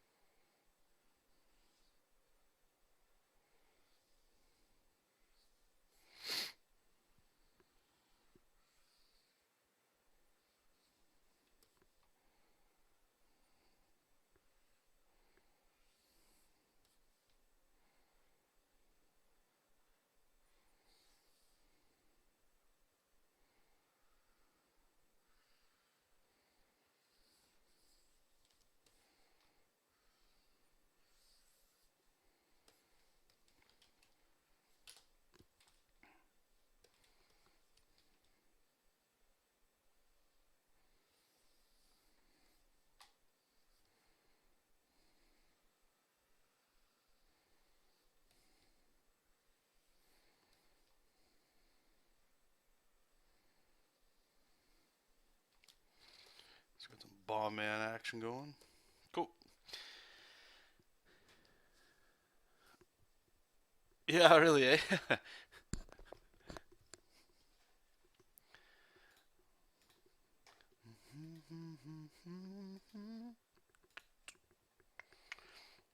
So who do we got left? Gutsman and Iceman in the background? Cool.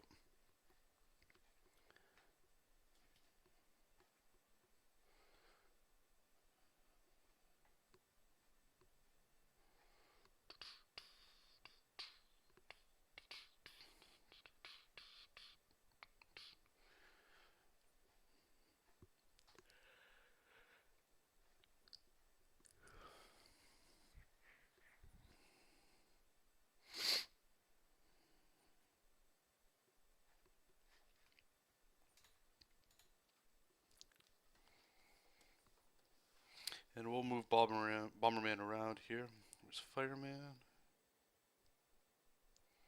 Okay, so I'm gonna start turning these characters off here because we're getting into the background.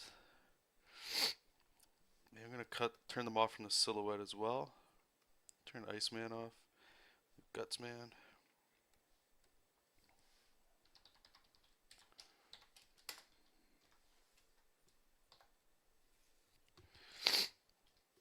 Sniffle, sniffle, sniffle.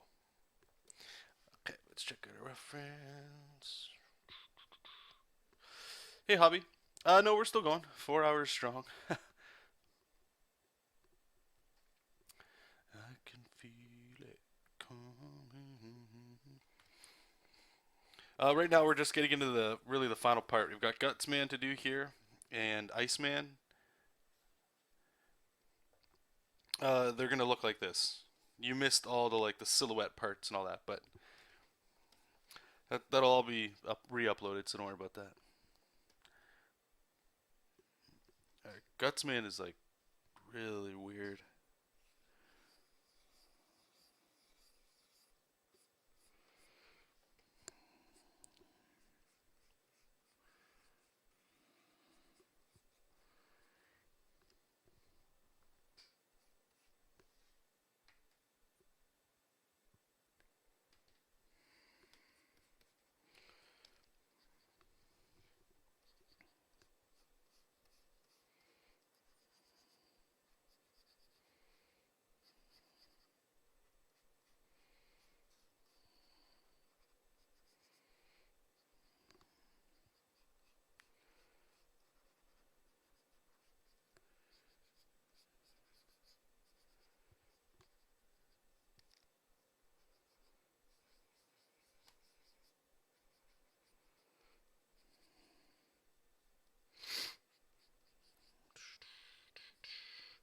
I'll take a little creative liberty with Guts Man here.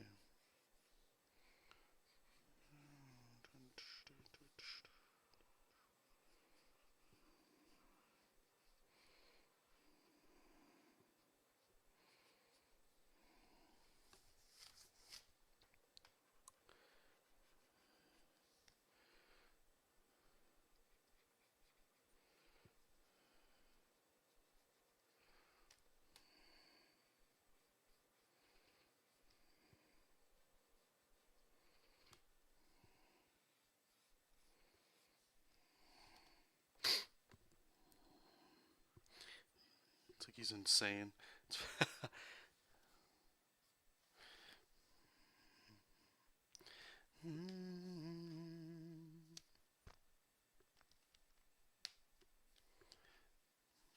Yeah, V's saying here for the people watching later.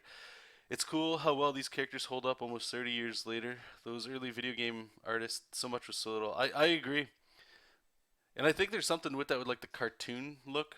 It holds up way better than like realistic stuff. One of my favorite games is Gears of War. I played the living hell out of the first one for Xbox. Like I had a really wonderful time with that. If I had to draw, who's it? Phoenix, right? Marcus Phoenix, main character from the first game. If I had to draw him right now, like besides the big bulky armor and a chainsaw gun, like I wouldn't. There's nothing really unique about that, you know. I'm not saying everything needs to follow these sort of things, but this stuff here, there's a quality to it that's it's charming, right? I find anyway. But I agree with you. There's something about it that definitely holds up. It used to be.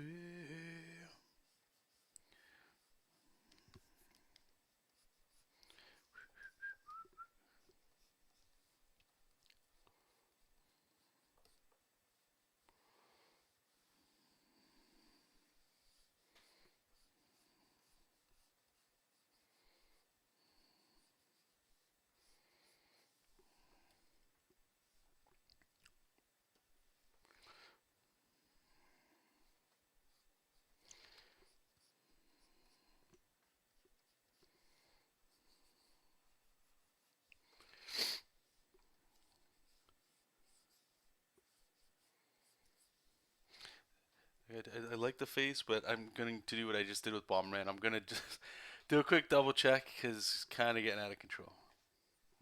I may have started pushing.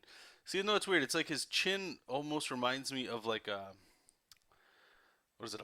It's not a plow, but like a not a bulldozer. Ah, can't think of it. It's ridiculous, regardless. But some people really shoot it out there.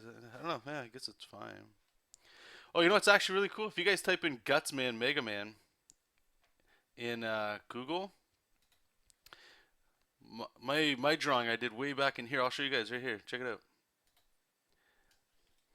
So I just searched Gutsman, right? And I'm looking. I'm like, all right, I just want to see his face and all that. I'm okay. It sticks out. That this is a drawing I did way back in 2011. That's interesting. This one was fun. Where is this on? DeviantArt.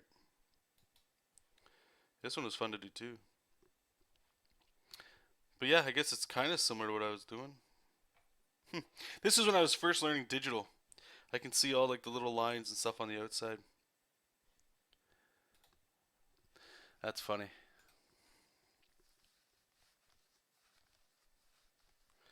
Okay, I'll see you in a little bit then, hobby.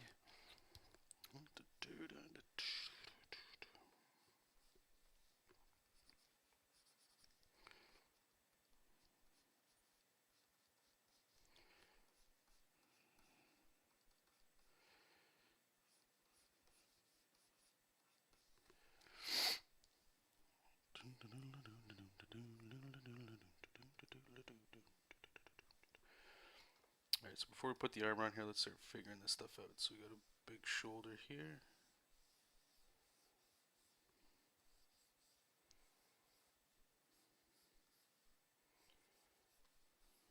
It's going off the page.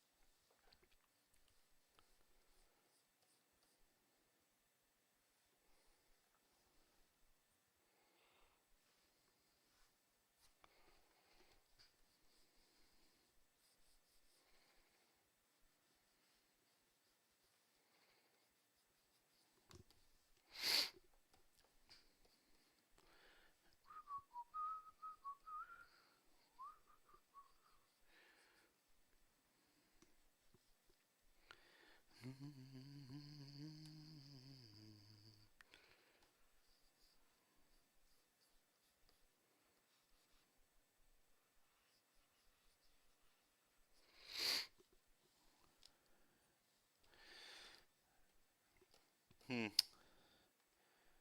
Might have to try. You know what? We're gonna.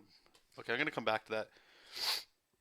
I'm gonna bring him over more so I can show more of his hand. Just having two fingers looks really, really weird.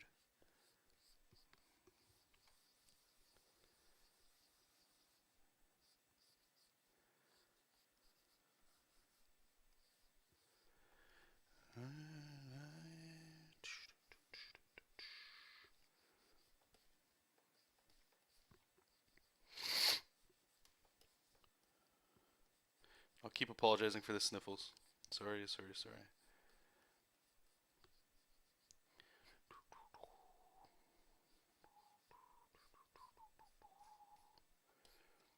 Okay, so let's bring him over here. Let's give him some more intimidating hands here.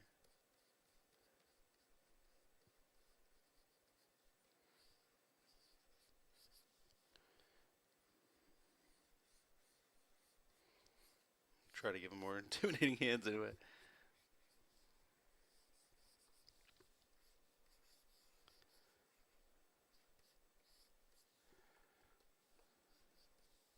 Okay, let's get his costume on there. Alright, save it up. Add some fingers back in the background a little. Yeah, I mean, like, okay, so what I'll be doing here is, okay, we've got Gutsman and then we got Iceman left. Once they're done, 1 second. Oh, God. Felt good.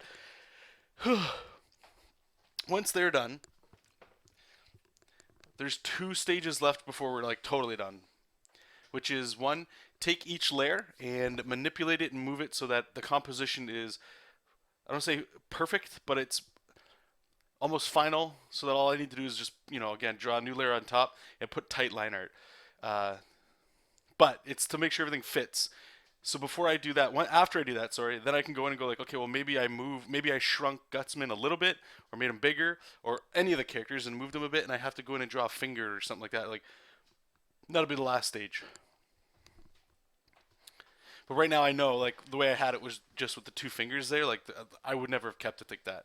So I just wanted to move them in, and then we can kind of play around with the stuff there. V, I demand people commission video game art from you. Yeah, hey, that'd be fun. Oh no, yeah, Iceman will definitely be on his back. Add a little bit of fun to this too. No, all right. So he's got like a little jewel here or something.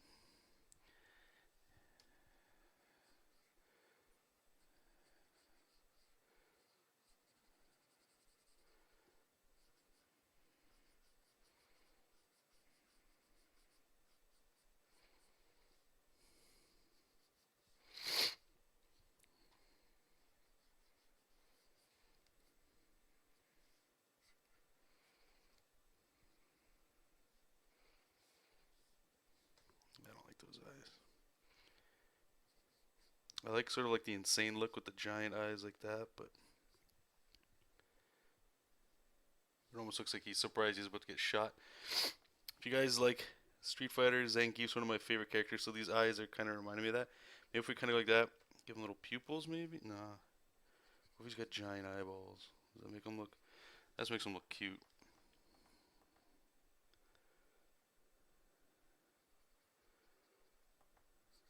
What if we bring this in and make him look a little more evil?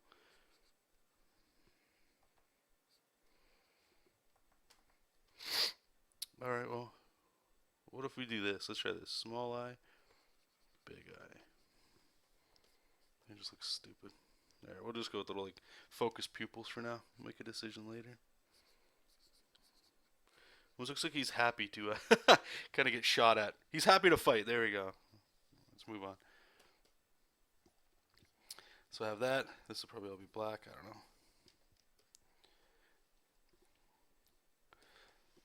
And what I'm going to do is first here too is move his head over a bit.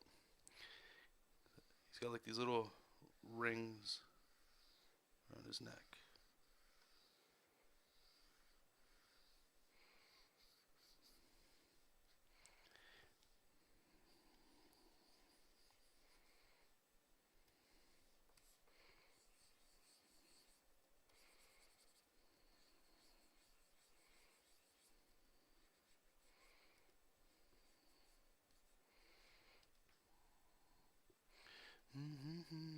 You're mad at Street Fighter? Why? How can you be mad at Street Fighter?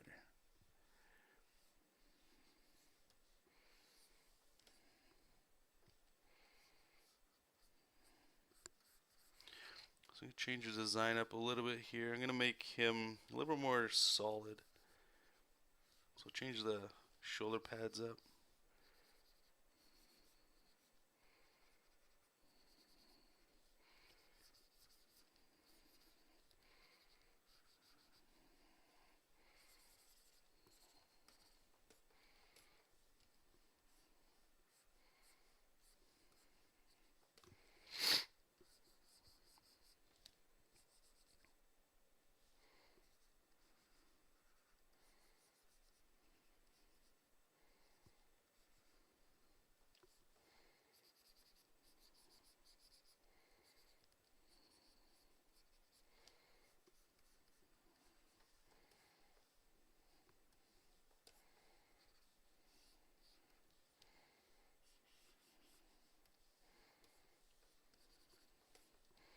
Get the big gauntlets here.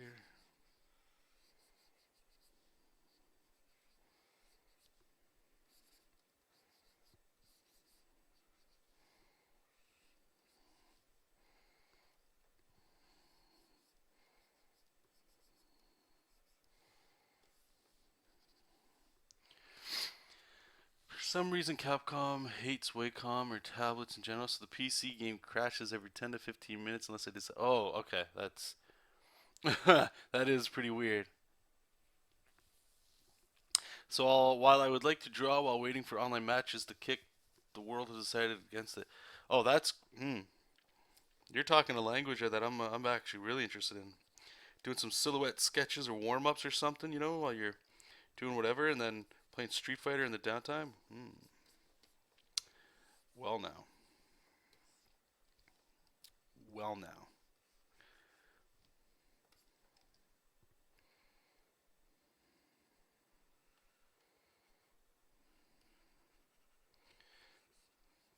Well, I'm on your side then on that one. I would be pretty upset too.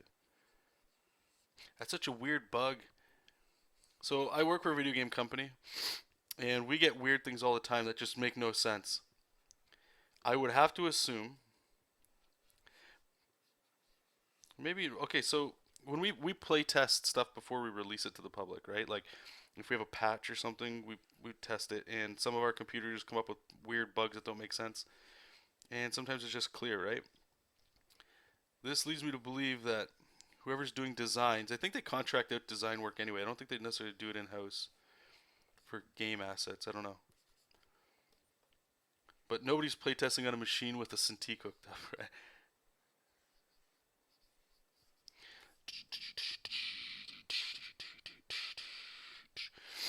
Alright, Gutsman's looking pretty wild, I guess. I don't know.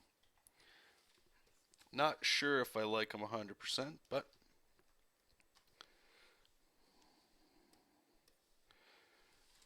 so I found myself in the sun. Oh yeah.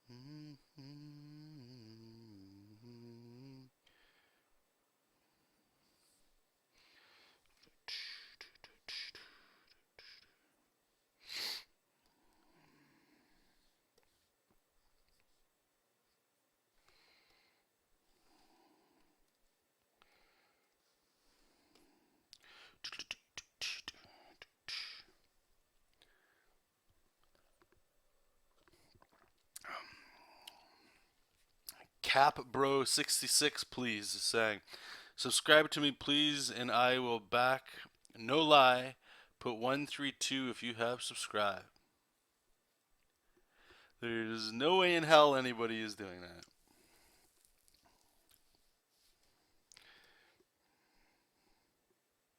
Nice try. A little weird, but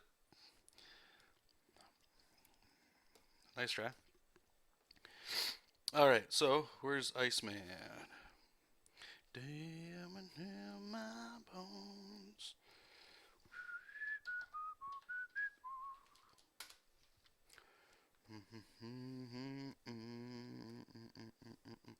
There's Iceman. A little hard to see, but cute.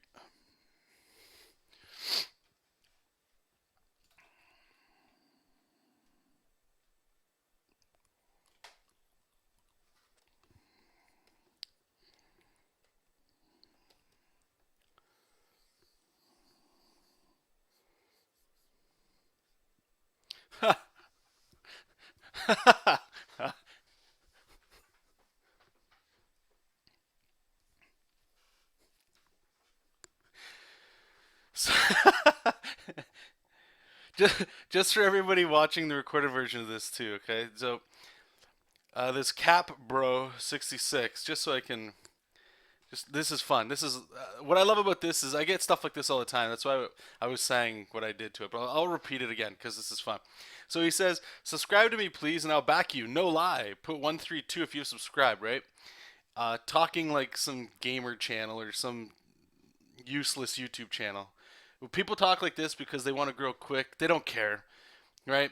It's sort of like if we're talking about art and you don't even reach out to an artist to ask permission to like check out your work. You just send them art saying, "Please look at my work. Thanks."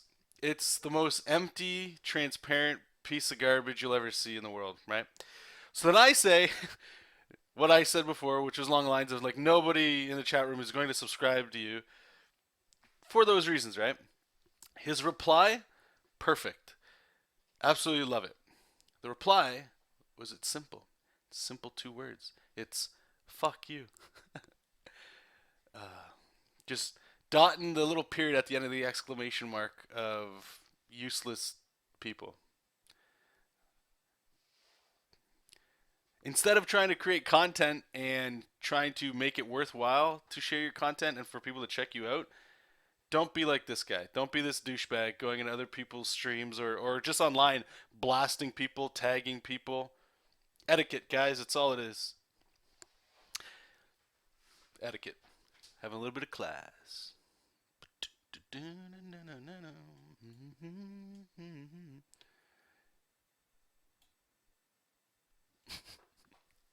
No, it's not that there's hate. There's no. I mean, you guys would love some of the stuff I get. It's awesome. It's good. It's good because it balances out all the cool stuff that I get with you guys.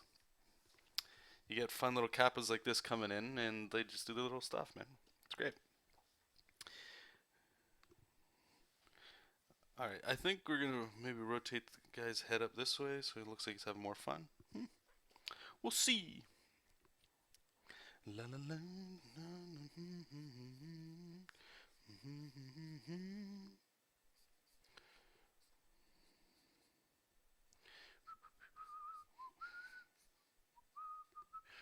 Give him a little belly too. It'd be fun.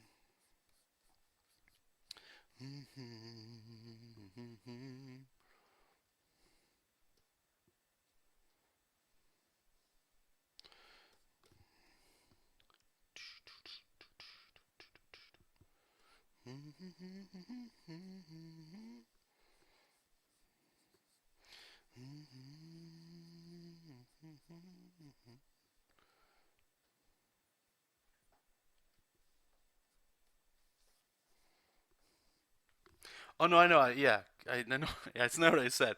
It's that trolling emote. I know. I know. I know.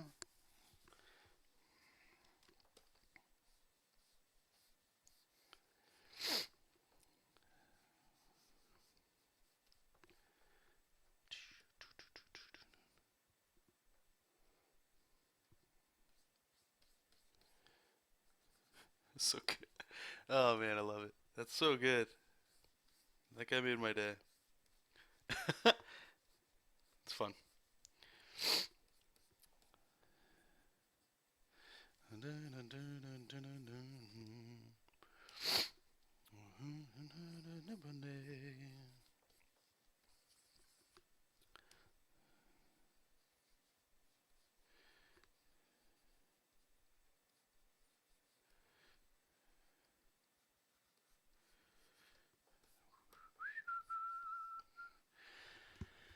Okay.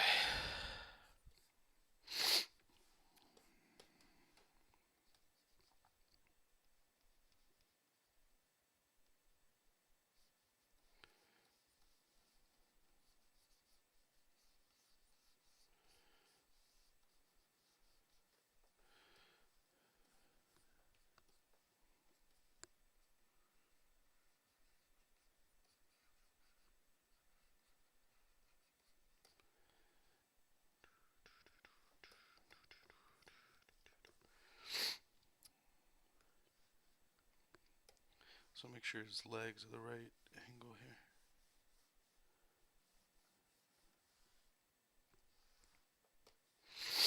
Oh, the sniffling.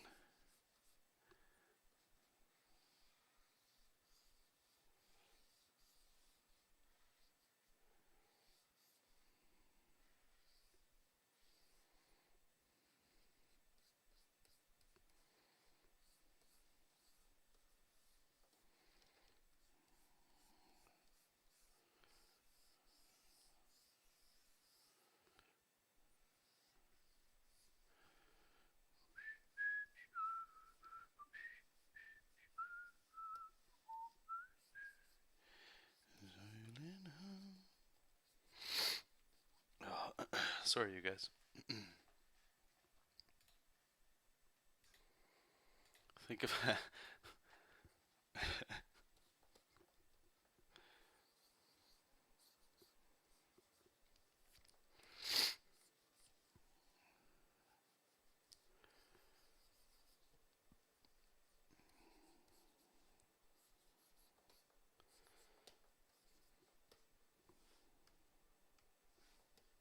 All right. Let's draw his fun little face here.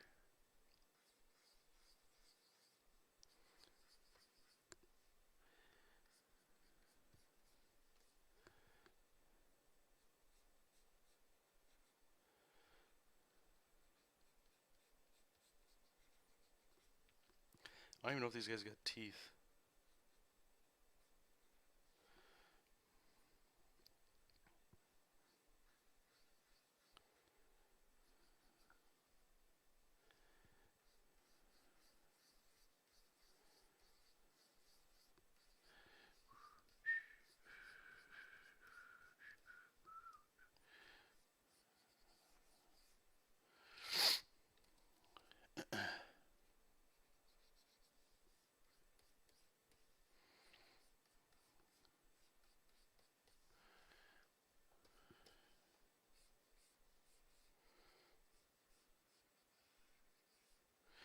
You know, it'd be cool. We could put little like snowflakes around this guy too. That'd be kind of cool. Just to get like, because we're not using like we don't show their powers too much in any of these drawings.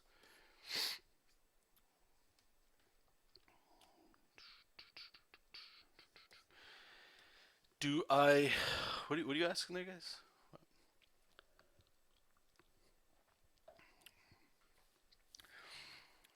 Do you sketch people at Walmart like life sketching? Oh, sorry. Jeez, I thought you meant like no. Uh, no, not really.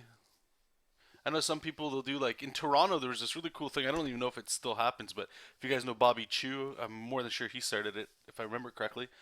It was like subway sketching where you and a bunch of artists, you just buy a ticket, hop on the subway, and any artists that'll be along the way, they kind of join in, and you can leave whenever you want.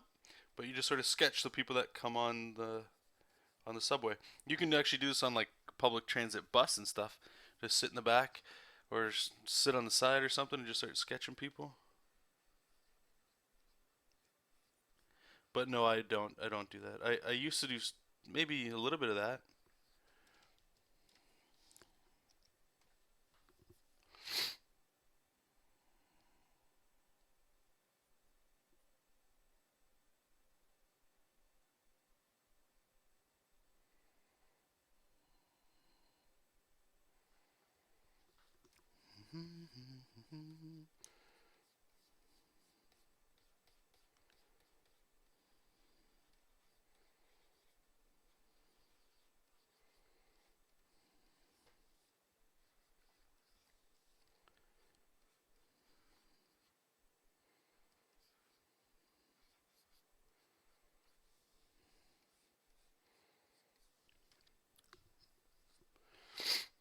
So I think he's pretty much done as well. And okay. And I'm gonna put little like snowflake things around him just so I don't forget.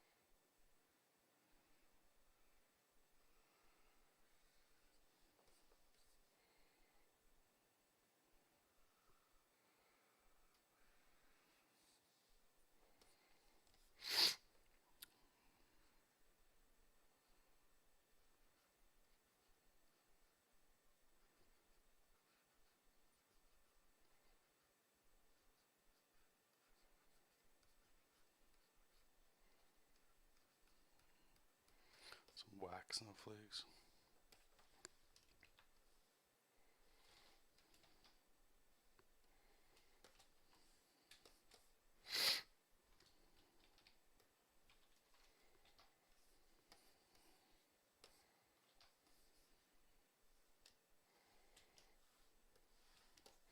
Alright, let's see, Gutsman. Alright, cool.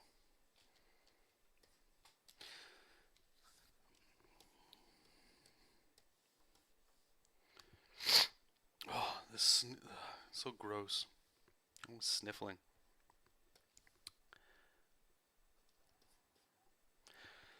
Alright, save this up here and let's start piecing this together because we're pretty much done. Like I said, if there's little like areas we need to redraw over, I'll add like a little darker halo and stuff around characters. Just make sure they pop. Alright, so let's turn them all the layers on. Alright, so Bomberman gotta be on top. So you see right away, right? Like it looks like he's kneeing right in the face. That's funny. So we can start moving some of this stuff around.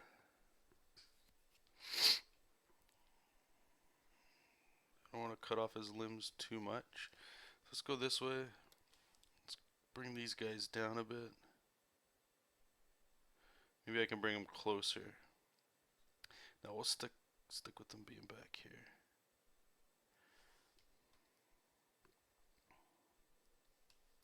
Fireman is in front of Bomberman.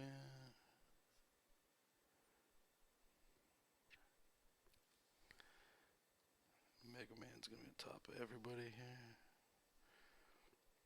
Who do we got left? Electric Man. So you can tell like they're already getting way closer than we wanted before. It's okay. As long as it helps the composition or just makes the image look better altogether, then we're good, right? And I think the last one was Cut Man, right? Yep. And he's behind Electric Man.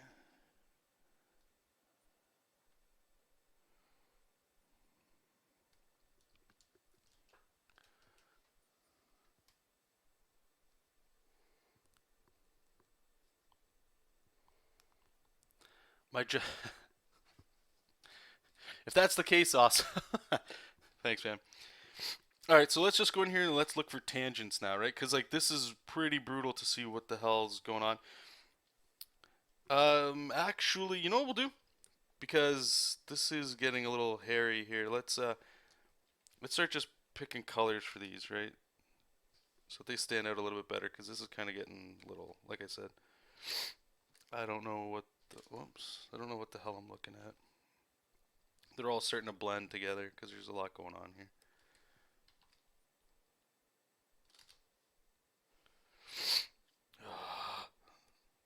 Stop, nose. Stop. What you pain in your pleasure.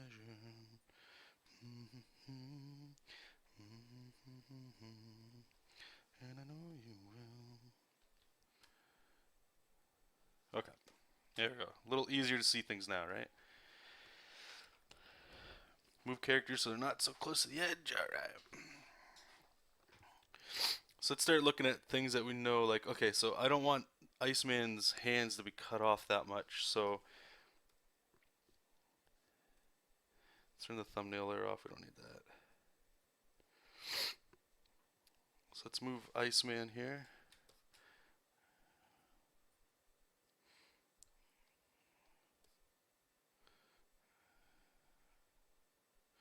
Maybe we can go here a little bit.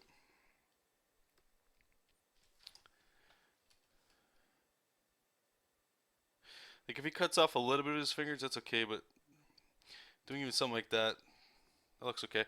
There might be some tangent areas coming in here with like the roundness of his back. What's that?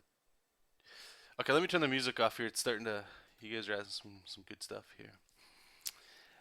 Do you think that Mega Man should be larger and facing them? Well, he's supposed to be facing them, and it's a little concern. Like I understand why it might look like, or that it's like, well, he's not facing them. They're all kind of behind him, which might be okay. Like he's turning around. I don't know. Um, I did talk a little bit earlier about adding a little like his little lemons that he shoots. So I might be able to have the line going here so it goes behind the characters so that it might sell the illusion that they're in front of him. So we'll see. We'll see if we can kind of put this together. If not, I mean, I don't know. I don't think it's that bad, but that's just me. You guys are the ones with the fresh eyes, and if you guys think something's really standing out, yeah, go ahead, let me know there. Do I have an action for Phil? Yep, I do. But what I'm doing right now, if you're asking, there's this tool right here, this lasso.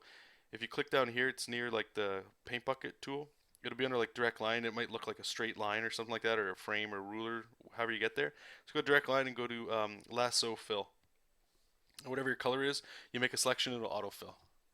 But yes, I do have an action as well for that in case, like when I get to inking and stuff, when I need that, I use the wand tool, select it, or just paint bucket tool, whatever you got there. Do you use any Android application reference anatomy like ArtPose? I did buy ArtPose. I was using it for a little bit, but I don't use it anymore.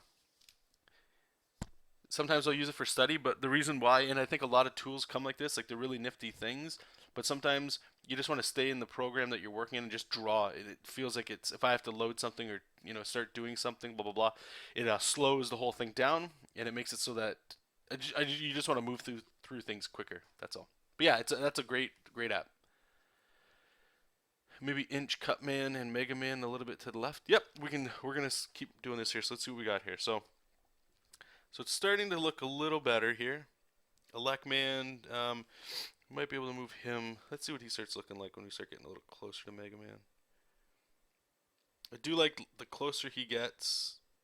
I don't want him to be too much, but we get to see more guts, man. Like if it's up here, it looks more like the initial thumbnail we were doing. Everything's clustered, but I do like kind of. If we were going like maybe like this, perhaps, like it's breaking the silhouette down, so like Mega Man's not as clear. Like you see how, here I'll show you. Let's get Fireman out of the way. You see how clear Mega Man is here, right? Like we can see a silhouette, everything is nice. But when you start doing things like bringing this in here so that we can show like that depth, that is really cool. But it starts to break down the silhouetted shape of each character. Now, unfortunately, we have a lot of that going on because of all the bad guys up here. So you sort of have to go back and forth and see what we like. Like I like that impending, pressure that it's about to happen. Like the fight's about to kind of go down. I don't mind it there. Let's see if we get Fireman. If we bring him, maybe. If we rotate him a bit. So I think maybe we'll do that with this one. And with the Lek Man, we'll actually bring him back a little bit more. Because things are starting to get a little crazy here. So let's select Gutsman, Iceman, and Cutman. Yeah, and I'm going to rotate them a bit.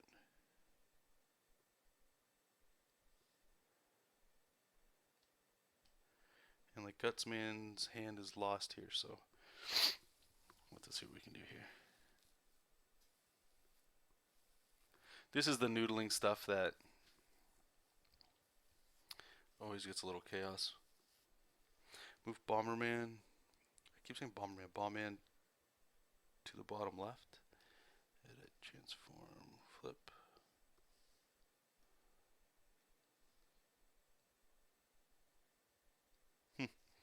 That might actually work. The only thing I don't like, and the reason why I have him back here is because it makes him look bigger, but I'm not necessarily sure if that's the right spot for him. You would think a lot of this is already figured out as as we've been going, you know?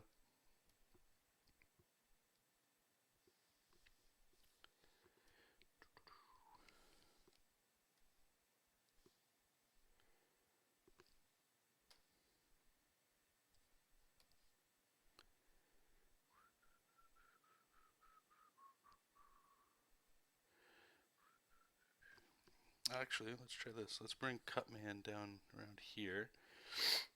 Put a Lekman up here. See how that looks.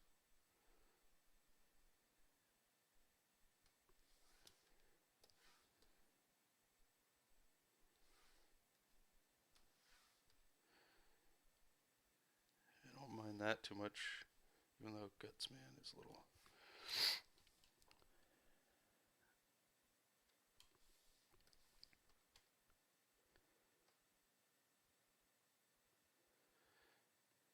Yeah, kind of like that. Maybe we can. Okay, let's have a Lekman way up here pointing down. We can bring these guys possibly down this way. Iceman's getting lost though. We gotta be careful here.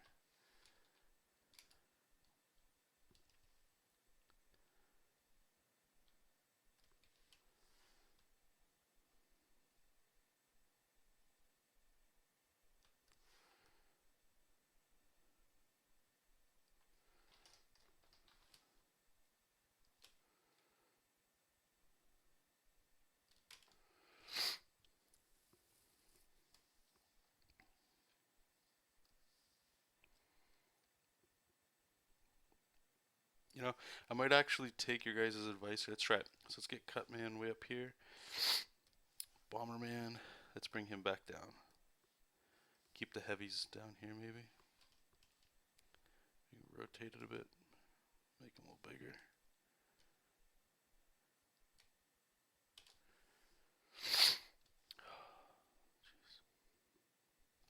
Let me save this. You start moving all these layers around, it starts getting kind of hairy. Cutman, we're going to have to rotate him, shrink him a bit.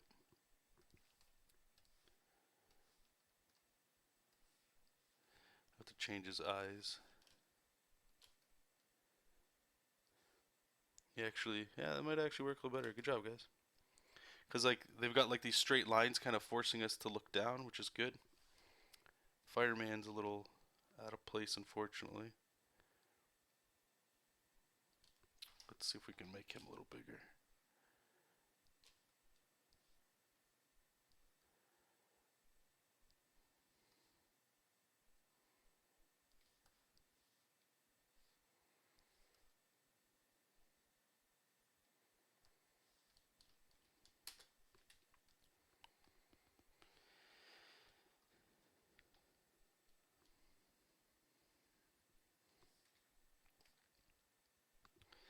I want to make sure that we have like a nice frame around here for Mega Man because there's still going to be some ground that he's on, right? I don't want him getting too pushed out of the frame here. So if we rotate it, how does... Now we got some tangents going on.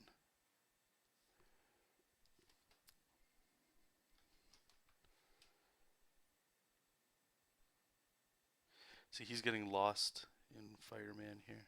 Damn it.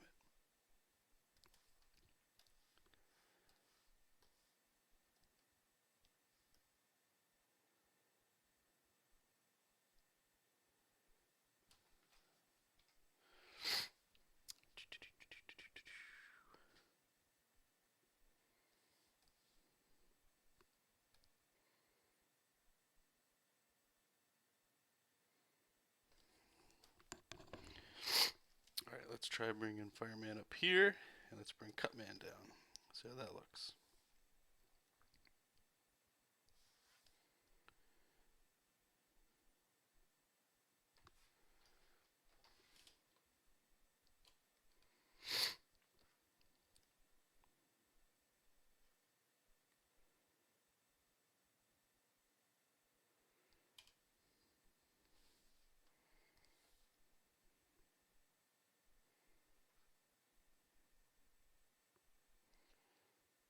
I'm going to leave them here just for now. Bear with me, guys. This is, again, so we already did thumbnails, right? We already sort of figured out what's going on. This right here is the gross work. This is like, for me, sometimes composition isn't smooth. Sometimes it just, the more you keep working with something, the more it just, unfortunately, as you start adding steps to your workflow, like building up the forms and stuff like that, things just get busy, and you have to find creative ways of fixing them.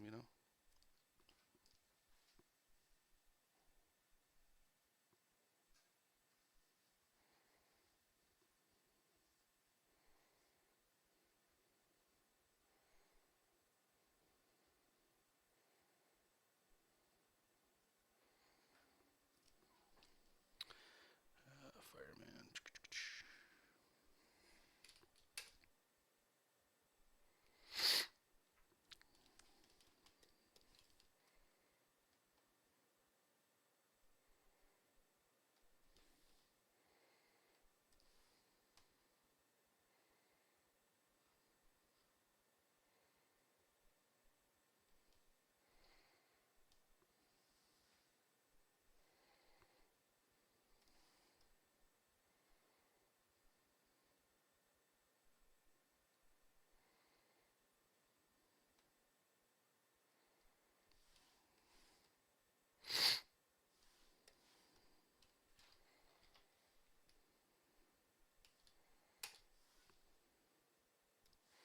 I feel like we're getting a rhythm here now. Now it's starting to piece together. I think we got it now.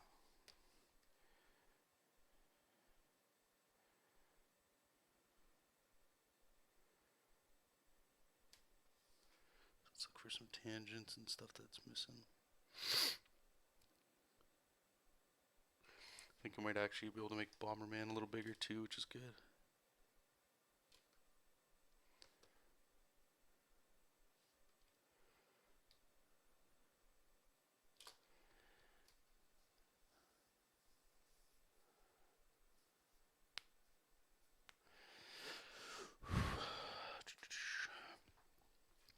See, so Mega Man here, we can still even bring him in further, like right here. Now the pressure's really on him here. I dig that.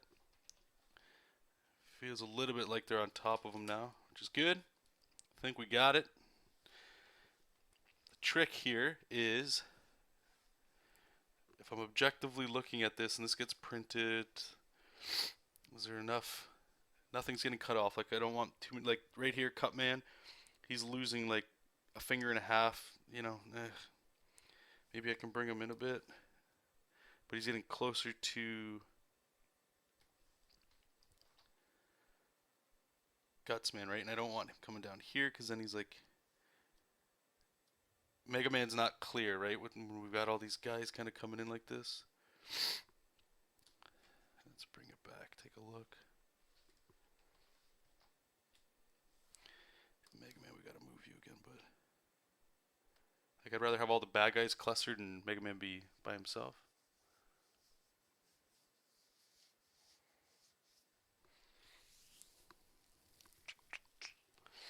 So what I'm gonna do actually, I'm gonna say I'm just gonna put some more color on this. I'll put some like a quick background silhouette in here, and I'm gonna walk away because I'm not doing the like actual finished artwork or anything like that today on this.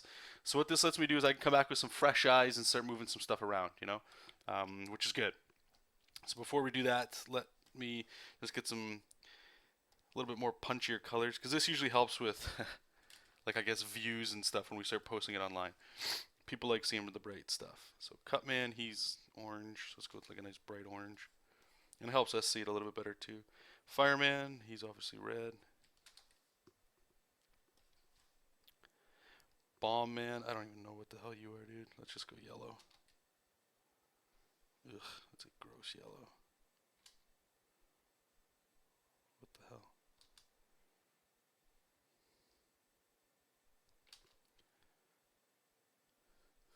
I think it's my Cintiq. I can't see the full range of color here. It's that's funny. Okay, so we got that. Elecman, I think he's yellow too. Maybe we'll just go with like I don't know, like a dark gray. How does that look?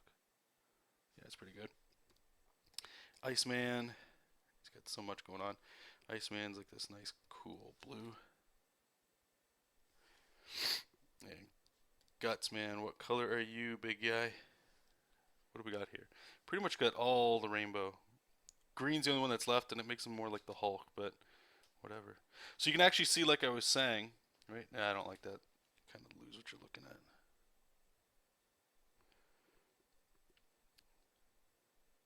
We'll go into like the purples or something.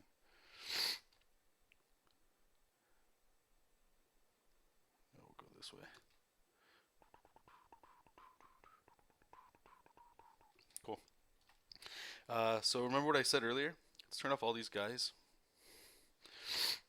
What I was telling you about right here, right? Is okay now. Now that I kind of know where composition might be going. Again, like I said, I'm going to come at this another day, but we get more room to show information that probably wasn't there when we were deciding what we were going to do. So just fill that back in. Cool. And the very last thing we'll do, besides the background, is I'm going to select this. Now this should work. If you click up here, border effect, and we're going to pick black. Let's see how this works. Edge thickness. Oh, I think it's because it's locked.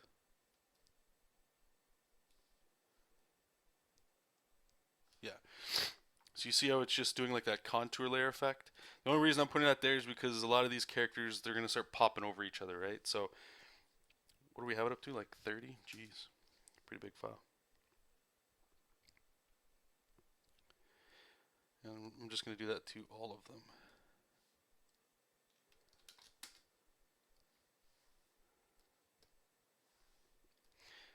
Makes it look cooler, but like I say, when you start getting with these really complicated shots, it's a very simple thing to do. If you're using Photoshop, you can just use a blending mode for a stroke.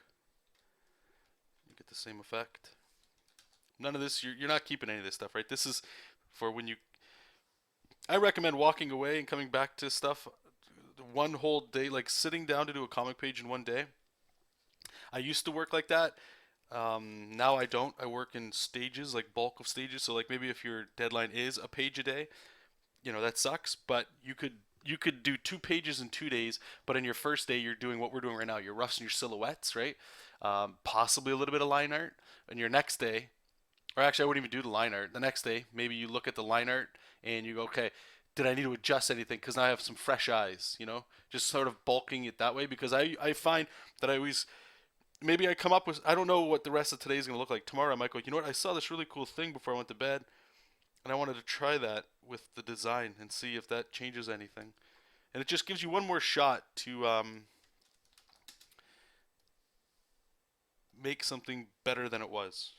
You know, like Gutsman, I might start like I don't know what the hell's going on here with his leg. I kind of don't like that already. So when I come in tomorrow, I'll make a little note actually that to sort of like fix that. I'm gonna have to change his silhouette a little bit. And normally with the silhouettes are done a little bit better, I suppose, or a little bit more clear, or if I follow them a little better, uh, that sort of stuff sort of gets like fixed up. So we don't need that note anymore. Let's make another one. Color. Go big fat red here. What was my note? Oh yeah. Fix guts legs. Neg space. All right. So let's make a quick layer here for background.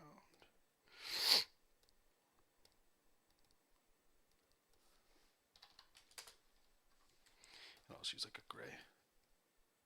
And we already did something like this a little earlier. Oh man. Alright, so we can kind of help the composition, right? So if our ground's looking like this or something, we can start to fill up a lot of the negative space too. With whatever the background's going to look like, right?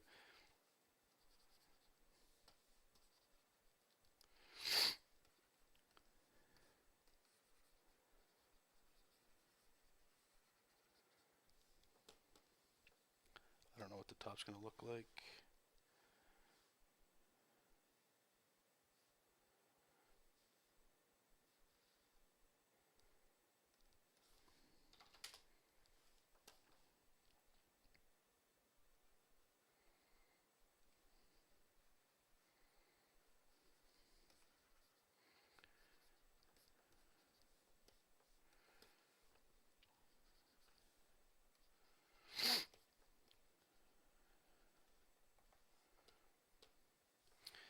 And I suppose the very last thing, there's always something, right?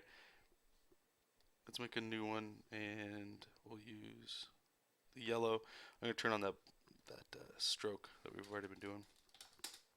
Change it to black. And let's see how this sort of looks. Remember I told you about the bullets we were going to do? Let's do a straight line. Let's follow the line. And this kind of gets us from the top left and all that cool stuff.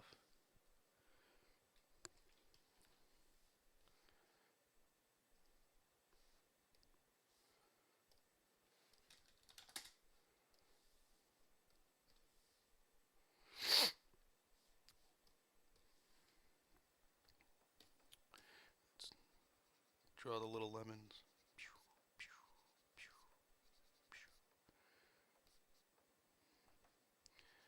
Change the spacing so it doesn't cross his face.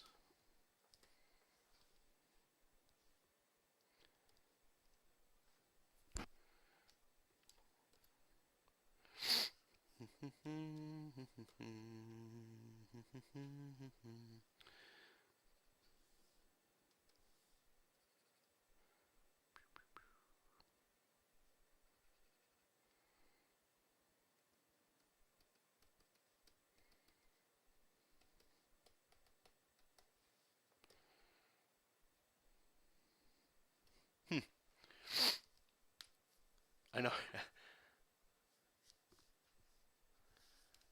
Guts versus Megaman, that'd be Guts would win, big time. Are you kidding me? Well, let's save it. So thank you guys, appreciate it. I will post this online, so you guys can check it. I'll just take a quick Instagram picture, or whatever. What a long day today. 5 hours. Wow. So for further questions, this doesn't normally take 5 hours to do at all. This usually, I would say all of this, now that I've done the whole thing, probably 3 hours, maybe, yeah, three sounds about safe because of all the line art and all that stuff like that. And when you get some music going or like something to listen to, kind of jam through it, goes a little faster. But yeah, the recorded version of this will be up. What did I say? Monday, around there. Monday, I think.